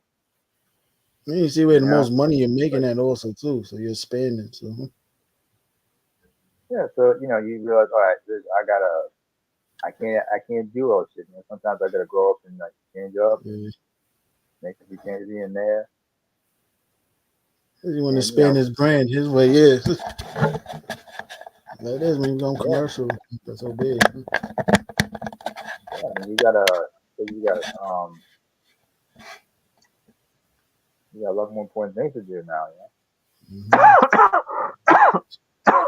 I mean, Bernie, he didn't really change up, but he had to like mellow out a bit, modify some of his shit. He was still doing stand up, but the comedy, it was what it was. But he was like, there was a level of maturity in what he was saying. Because they were talking about stuff that a lot of That's people what were like could relate to. the real king, the real true king. He was one of the real kings, but DL's another one. But DL, I don't know. DL, you know what I'm saying? What do you think about the whole Something about situation with DL. Monique and DL and shit? I was like, I damn. think I there were think things that Monique needed is to be funny, said. I period, think, but man. Say what? Monique ain't funny, period, to me, man. Especially recent. All she does is fucking whine and complain and shame motherfuckers and shit. I'm like, yo, bitch, I mean, just say some comedy. Like, damn, all you do is whine and complain. Her own damn son called the ass out. Shit. Don't let that God shit she be preaching about fooling you, man. She ain't like that about that. She's just lying. I'm You like, think she got a case against Oprah? You think Oprah was stealing her roles? shit. I'm not Let's do surprised. whine, complain, and point fingers. I mean, damn, this be why you're blacklisted in Hollywood the way you are. Who you talking about, Monique? Yeah. Well, Yeah. Monique shouldn't want to play mammy roles anyway because that's all Oprah plays. Yeah, especially when she was on Shannon Sharp. I'm like, how Catwoman ain't do nothing new from my point of view. I'm like, yo, Nah. there's some truth to what they're saying, because but we already knew what goes on in Hollywood. It's not obvious. So everybody got surprised. I'm like, yo, y'all got your own hidden agendas behind that shit too. Like, yes, that's why I wasn't getting so excited when them two was on there like that. Like, y'all see That's why. bullshit y'all two also. Yes. I mean, this is I don't know. why. When I think about, hold on, babe, if I could. Go ahead. This Go is ahead. why I think about Patrice O'Neal. You know what I'm saying? Because motherfuckers can tell the truth, but that doesn't mean they're gonna be righteous about it. Mm-hmm. I mean, I remember when Cat Williams was saying nobody knows why liars lie. Bullshit. You know why motherfuckers lie. You just don't want to be honest about it. You just don't want to be truthful about that shit. You know what I'm saying? And for truth be told, when I hear somebody talk about this, that, and that, I'm like, what's the point of you putting that business out there? What's your Exactly. open accomplice? And as far as like what I remember Patrice when he broke down how this business is, he said, this is like prison, or it's like the mob. You got to be affiliated with each other, because when you at the high levels and whatnot, they trade favors. It's like I scratch your back, you scratch mine. If you want me to hook you up with this, remember who helped you out. There's nobody who's like some self-made. There's no self-made dudes up in this shit. You work through networking with one another. It's who And likes if you're a you. lowly actor, yeah, you're There's beholden no. to certain people, and you gotta. And unfortunately, it's just and it's not some like secret society BS like Cat was saying. There's some deviant shit going on, but that's more behind the scenes. Like the Harvey Weinstein thing. That's what's the old term they say? Quid pro quo. Quid pro quo. Isn't Yeah, that what the quid term pro is? quo. Quid pro quo. Yeah, that's what. Yeah, quid pro quo. That's what it's been like. You see shit like that in Hollywood right now, but it's not like some secret society bullshit. It's more like the mob. It's more like prison. You got to be affiliated with certain people. And if anybody ever saw the show Entourage, you would understand the shadiness of Hollywood. I used to love that show. I would have loved to Entourage, see. because remember the dirty I would love to backstage say dealings. see Oprah play the mother on Precious. Mm, That'd have been such a fitting role for her.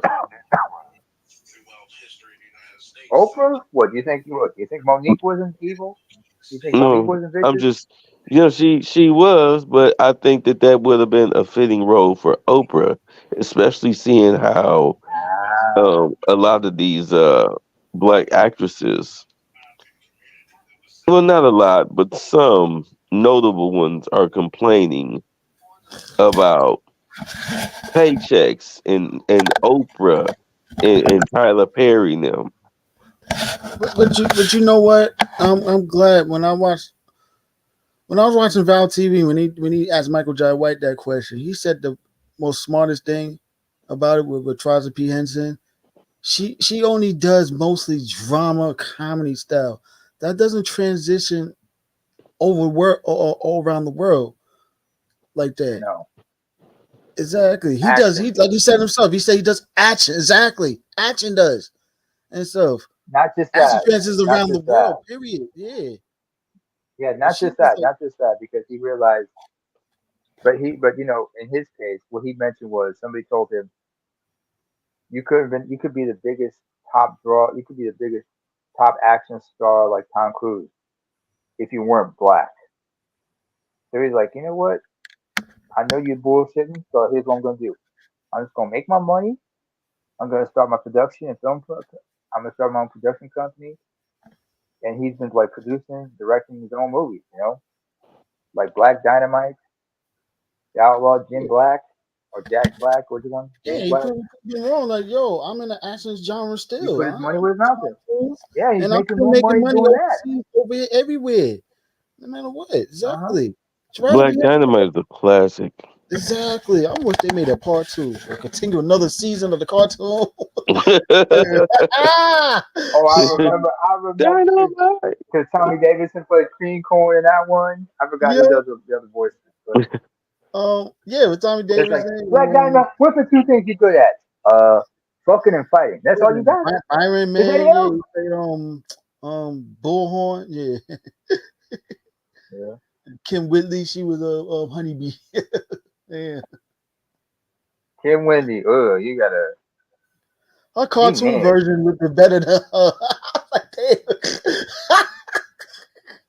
I'm like, damn, her cartoon version looked way better than her. Like, shit. More in fit too in shape. Like, damn, like had the Pam Grier body type. Like, damn. We tired of you ninjas. Shit. True. Oh man. Like, yeah, like yo, she could play in so much. But I'm like, yo, first of all, number one, you in a genre that's not gonna make that much money like that everywhere like that. Like, you don't make money like that overseas. It's Oh hard like yeah. that. And she's not a first lead like that also too. Like she's like fifth lead. You're trying to break down a budget, how much they making a movie and break it down to the stars. The first two leads is gonna get the most money. The rest ain't gonna get much money like that. She want to be an A-lister so bad. Exactly. And not only that, yeah, like Okay, what right there, right there, money? right there. She don't utilize her money to invest in other shit. She doesn't do no production. Period. Like, yo, that's where the money's at You know behind the what? scenes. You know what? It's interesting y'all brought that up. Let me connect a couple dots here. Because if you remember on Vlad TV, what Michael J. White said when he talked about, he mentioned something like this when he was dating what's her name, Angela Bassett. Yeah. You remember Angela Bassett, and he told us this, and Angela Bassett just gave him this look and said, and this is back in the '90s. He's like, no, Angela, if you want to be big, you got to do this, that, and third, this, that, and third. You know, just advance here. And she looked at him and said, well, Jamie Lee Curtis doesn't have to do that shit. Such and such doesn't have to do that shit. Yeah, but they are white and you're black. You have. I mean, why do why do we have to go through this all the time? You know, come on, man. We know how this works. Hollywood only lets a handful of, not even a handful, 2 or 3 black actors get to that level in a generation. You know what I'm saying? We still on fucking Denzel and Sam, man. You know what I mean? Like, dog, they gotta die before any one of y'all step up. I mean, that's just pretty much how it works. Not to mention you got Kevin Hart doing just about everything. Tracy Morgan is pretty much on the out. Because You mentioned Kevin Hart. They do this with comedians all the time. It's always one per generation. Flip Wilson, Richard Pryor, don't forget Eddie Murphy. It's like always one at a time, and that guy passes the baton to the next dude. You know what I mean? Like Flip Wilson wasn't the funniest nigga alive back then. But he's the one who got, you know what I mean, most of the, mainstream at the moment. Then Richard Pryor. But like I said, what also about Eddie? like, Remember Eddie brought Arsenio with him. Like I said, most of the money is when you control stuff. Travis B. Henson don't control nothing. She doesn't want to invest and do that part. So it's like, yo, exactly. You just being paid to act. So you trying to shame get mad like You got Yeah, people that Roddy, you need to you do got people that as image consultants, but how much you paying them? You paying them way too much. Like, oh, they just not doing a good job. But yo, you need to produce some things. Like, yo, take full control. That's when you can really demand money. When you have the full control. The more you have behind the scenes shit, full control of your movie, your production, the more money you can make that way. Why don't they come together? 7 to 8 of them come together and have a Ooh, production company. You know what I'm saying? ooh, Angry Man, you But just the said the reason why they same don't thing. do it is because niggas are selfish as hell. Ari Spears said the same thing, man. We're in that interview also. Yo, everybody, you get 5 people together and stuff to make a production company. They get producer credit and everything. Boom, they make all the money they want to control stuff. They don't want to do it because of egos. I went through that Not to shit in mention, Columbus. Bernie Mac had a joke. Bernie Mac had a joke about that. He had a joke about that. He said like he had a dream where him, an Asian dude, a black dude, a Latino dude, an Asian dude, a Latino dude, a white dude, we're all outside of heaven, right? And they were like not allowed to go in. So when he asked like, how come I can't get in? Well, if you want to get in, you got to ask God an unanswerable question. So Bernie thought about it. It's just more thinking and more thinking. And then he approached God. He whispered in his ears. God did a little bit of thinking, a lot of thinking, then realized, open the gate, let Bernie in. The white dude stopped Bernie and said, yo, what did you ask God?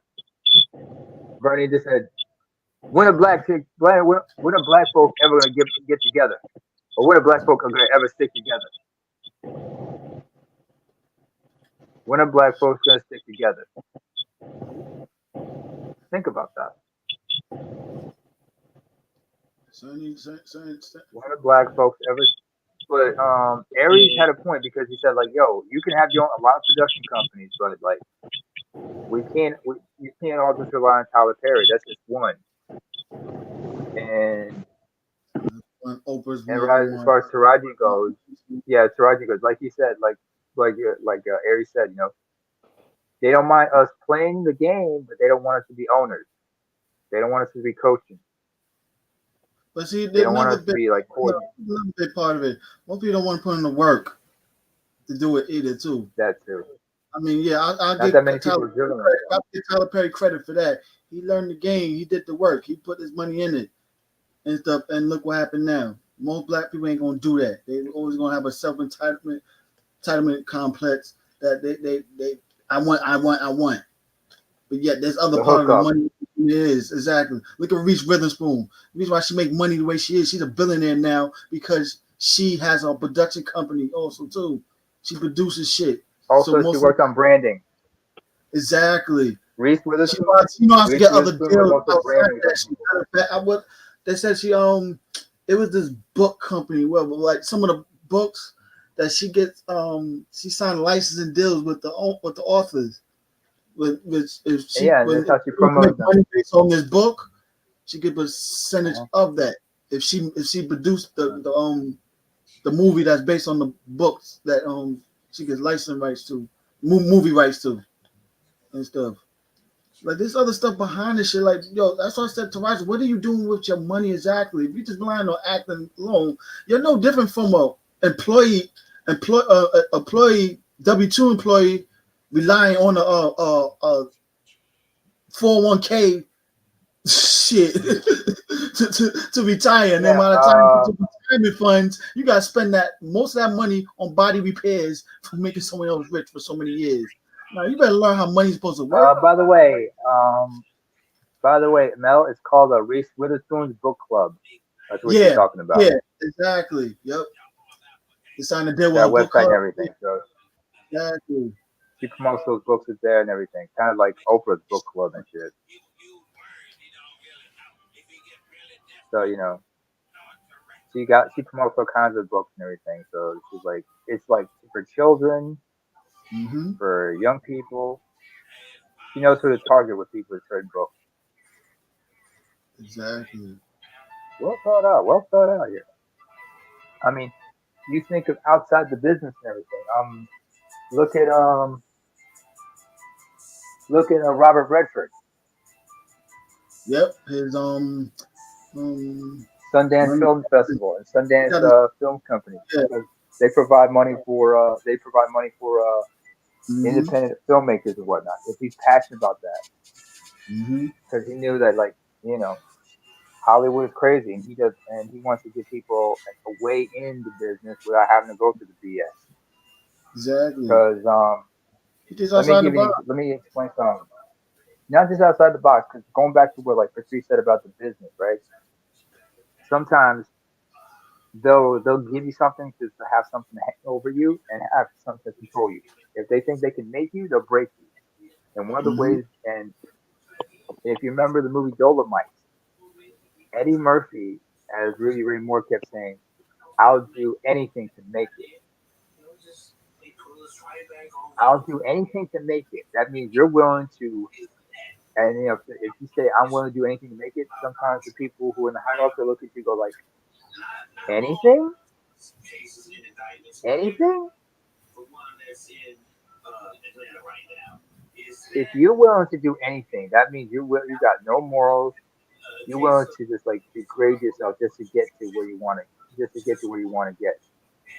But understand that they will, if they can bring you up, they can tear you down. And some people are in the business of just, humiliating to people. You know what I'm saying? I remember Godfrey, the comedian, on his podcast recently. He had to apologize to Terry Crews because he kind of just, because they're talking about why Terry Crews is where he's at, and he's like, what is it like? You got the motherfuckers wearing a bumblebee suit for a honeycomb commercial. Yep. Or like I remember when we did the Old Spice commercials. I mean, they were alright, but Isaiah Mustafa was way better. He was more comedic, but he was more subtle about it. He wasn't over the top. I mean, especially with his battles with Fabio, those were cool. So I'm like, like you said about they only let one, they'll just like only let one black person in here, this, that, and the third. Terry Crews is an example of that shit when you think about it. They really, but like what they said, like, Then he had, yo, he is. then he had to go and Go snitch ahead. about being molested at a party. Who? Serious. He got it. What he the Me Too thing he's talking about. Remember when because and yeah, that that was kind of messed up. But you realize what would have happened if he tried to retaliate or something like that. Wait, who are you talking It about? was like he was being tested. Terry Crews. Terry Crews. Remember Oh, Terry Crews. when Terry Oh, Crews yeah. when that guy groped him? He said Yeah. like some producer groped him and shit Yeah, he was at a telling me. party in front of his wife. Now the situation being what it was, you realize he couldn't really do much. He couldn't. I mean, if he could really not. didn't give a shit about his career, Terry Crews would have beat the shit out of him like crazy that day. But he's like, Yeah, but his wife was there like, Yeah, yo, baby, don't. he could have been a fucking man and went ahead and broke homeboy jaw, and Release I his mean, wrist. yeah, that would have been the end of his career and all, but at least he would have been a fucking He would man have been a afterwards. lockup. Yeah, but he would also been a Hey, lockup dog, it's an assault charge. I mean, how much time you really think you about to do? And in It's a fucking Hollywood, he would have assault. been blacklisted permanently. Yeah, Like so I'm thinking, you being blacklisted would have been the biggest thing that happened to you. I'm not worried about the criminal charges, but motherfucker, you ain't about to. they're gonna I put it to you like they're this: gonna Dog, I may not have hit you, but your wrist gonna need a cast, bro. nah, Your fuck wrist gonna that. need a I'm cast, throwing you off a balcony. That's what I'm doing. I'm looking for some steps to throw you down the steps. Something. cause I'm looking to make a point. that dude. Yeah, Get the well, fuck that out of cat here, ended dude. up getting fired. That person ended up getting destroyed because of the Me Too movement. But the truth of the matter is, like, they don't really give a fuck about brothers who were like harassed and shit like that, because they just want to make black men once again the boogeyman of everything. I mean, that's why they were like pushing R. Kelly and Bill Cosby hard on that one.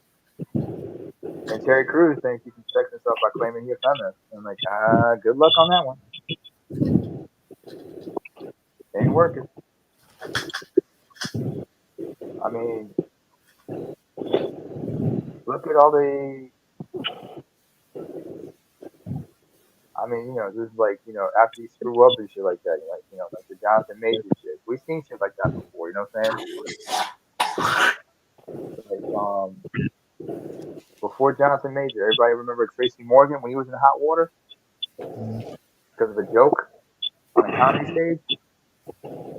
Dog, it got so ridiculous a couple years ago with that shit, dude. Like it just got ridiculous.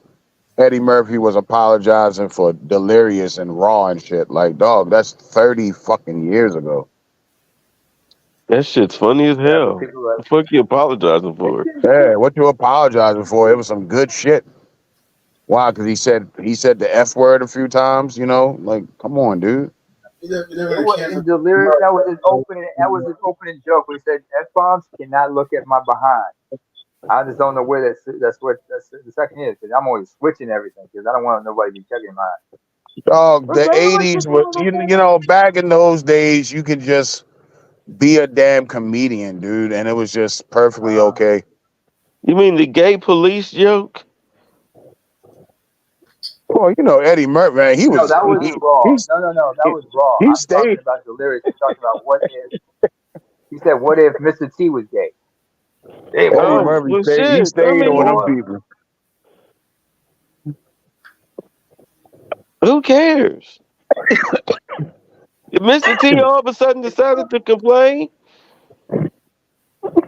They weren't going to do anything to you. I mean, it's not like what they did to Tracy. Because remember, when Tracy made those jokes, next thing you know, he's at a press conference with members of with certain people from GLAAD and giving that apology and shit. I'm like, he was like, "Yo, I'm sorry for what I said. I'm not against GLAAD. I love all my LGBTQ fans. I love them all. I love them all. Don't cancel me, yo. Don't cancel me, dog." Don't forget about that apology and the donation. Apology. Hey, I'll donate whatever. We live in a time frame now that people online have a bigger voice, and like I said, you see what happened to James Gunn, this dark humor with the pedophilia jokes, and they canceled him hard and shit. He lost his job with Disney for a minute, got be hired back because Disney realized the stupid mistake. But this is what we live in. So I don't know. Eddie Murphy apologized for certain shit that it doesn't immature. He feel like the jokes I had back then and everything. I'm like, sense of humor, people was different back then. I mean, think about why didn't they ain't bring back a living color? They can't bring that shit back in these days now. I don't know. We live in a sensitive world, like crazy. Well, the thing about it is, what happens when you say fuck these people? I mean, just like Dave Chappelle. I mean, look at him. He's basically just saying fuck them. Yeah, because he values his freedom more than anything. What power do they really fucking have? You know what I mean? Like Dave Chappelle said, like, okay, don't say gay jokes. Okay. Can I say fat jokes? What makes you more special than the fat people? Mm-hmm. This is why they said, like, this is why, like, he got friends in that community that support him and stuff also too. So it's like, why are we giving them too much power? Like, I'm gonna just say what I'm gonna say ourselves. Yeah, exactly. You're just giving them too much fucking power, dude. Fuck them. I'm gonna turn their Let them get fucking mad. Hey, you don't like it? Don't come to my fucking show. Remember that? Remember Arsenio Hall got into an argument with a dude live on TV? Mm-hmm. No, it was a bunch of them from Queer Nation. Because remember, they were just showing up saying, "How come you don't have LGBT?" And he was like, "Oh, this is not Johnny Carson. I'm not Donahue. I'm gonna confront you guys. Let me explain something to you. It's not my fault you guys don't do your research, because I've had LGBT plus folks up in here. They just don't talk about being that." Exactly. And of course, everybody forgot if anybody remembers the show Orange is New Black, there's a woman on that show. I remember. Yeah, okay.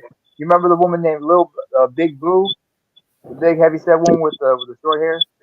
Looked like Okay, she was the first lesbian comic to have been on Arsenio back in 1990, 91. She got her first major exposure on Arsenio, and she had a joke about being the D word. So she says, I'm a effing D word.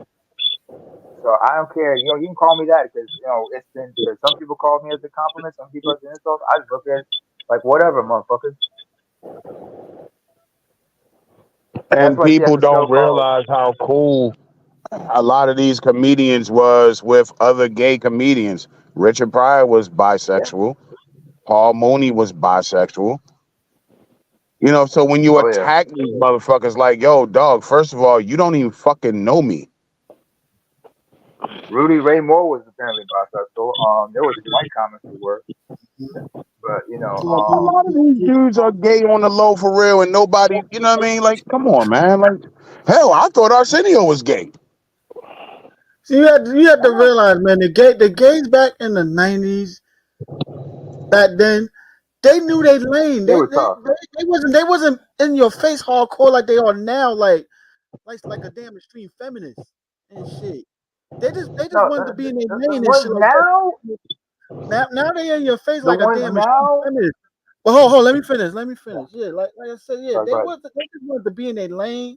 That is it. They wasn't in your face like that with they shit. Even the trans, like, yo, we just want to be in our party, be in our lanes, and we don't want to be out in the open. The only thing they probably actually wanted was just the right to get married. That's as far as it went. And they got that. But then, Also, this they're right. the new generation came in, that and went too extreme with the shit. Open your face. Back then, it's like, yo, They were like, we just wanted to be in our lane, but still treat as norms. So that was part of it. Yeah, we gonna make fun of y'all also too. No problem. Yeah, it's part of the thing. Let's treat it as normal. Yeah, don't act racist. Okay, boom. They wasn't in our face. Boom. They wasn't sensitive. This day and age, with this new generation coming in, and with that, yo, going to stream like crazy. Everything they want to use certain terms. We all homophobic now. All that bullshit. If we talk anything against them that we don't agree with, and using shaming I had a tactics. Okay. situation It's the once. oppression Olympics. Everybody wants to be more oppressed than black people. Exactly. God forbid black people have anything like, or you can recognize like, damn, that's fucked up. You know, how black people get treated in the justice system or whatever. So now everybody else wants to come in. Oh, well, what about me? I'm gay. Oh, well, what about me? I'm a woman. Well, what about me? I'm a black woman, not just any woman, but it just goes on and on and on. Yep. I really wish everybody shut the fuck up for real. Exactly. Yeah, exactly. Like, yo, just go in your lane. That's it. Live your life. Live your And lane. Chappelle Trying wasn't to joking. I remember Chappelle wasn't kidding when he said we talked about how he talked about a story where he called out somebody in the crowd, like a woman tried to rush the stage, and she was like, "Women suffered." Yeah, I hear you. Women suffered. I know. This is a white woman. Then she said, "We suffered like the blacks," and he's like, "Oh, hold up, bitch, slow your roll. You were in on the heist. You were in on the heist. You just mad because of because of your cut. It ain't my fault you had a shitty. They gave you a shitty cut. You were in on the heist, bitch. What do you mean y'all suffered like that? Get the fuck out, nigga. Yo. Oh, so he was like, y'all remember Ken Norton Sr. had the movie Mandingo? Yeah. Y'all were getting wet in your pants anytime y'all saw that shit. I remember about 12 years ago. I remember I was at the library once, right? And I came across a DVD of that shit. So I went to I borrowed it, right? And I was like, oh man, I'm not surprised by the bullshit. Mandingo and shit, Because Ken Norton was like really Ken Norton Sr. was really, you see the double standards and shit. So you're like, what the fuck are you talking about? Have you remember what's his name? Tony, forgot the actor who plays Candyman. Yeah.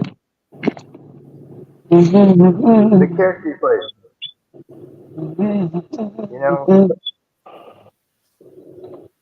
his character, man. I mean, what's his name? Let me find his name. Tony Todd. Yeah, Tony Todd. Tony Todd, man, that's one scared motherfucker right there. Scared ass motherfucker. So Tony Todd was like, but the Candyman. If you understand the story of the legacy of Candyman, how he became what he was, you realize, oh shit. You gotta be So that's how. holding. All right, Oh, I'm getting out of here. It's going on 3 o'clock, and and I I'm know fading. Yeah. I gotta. All right, y'all be It's safe. 9 a.m. I gotta do some shopping, man. I gotta do grocery shopping, get some fuck up out of here. I'll let them in with y'all stinking asses.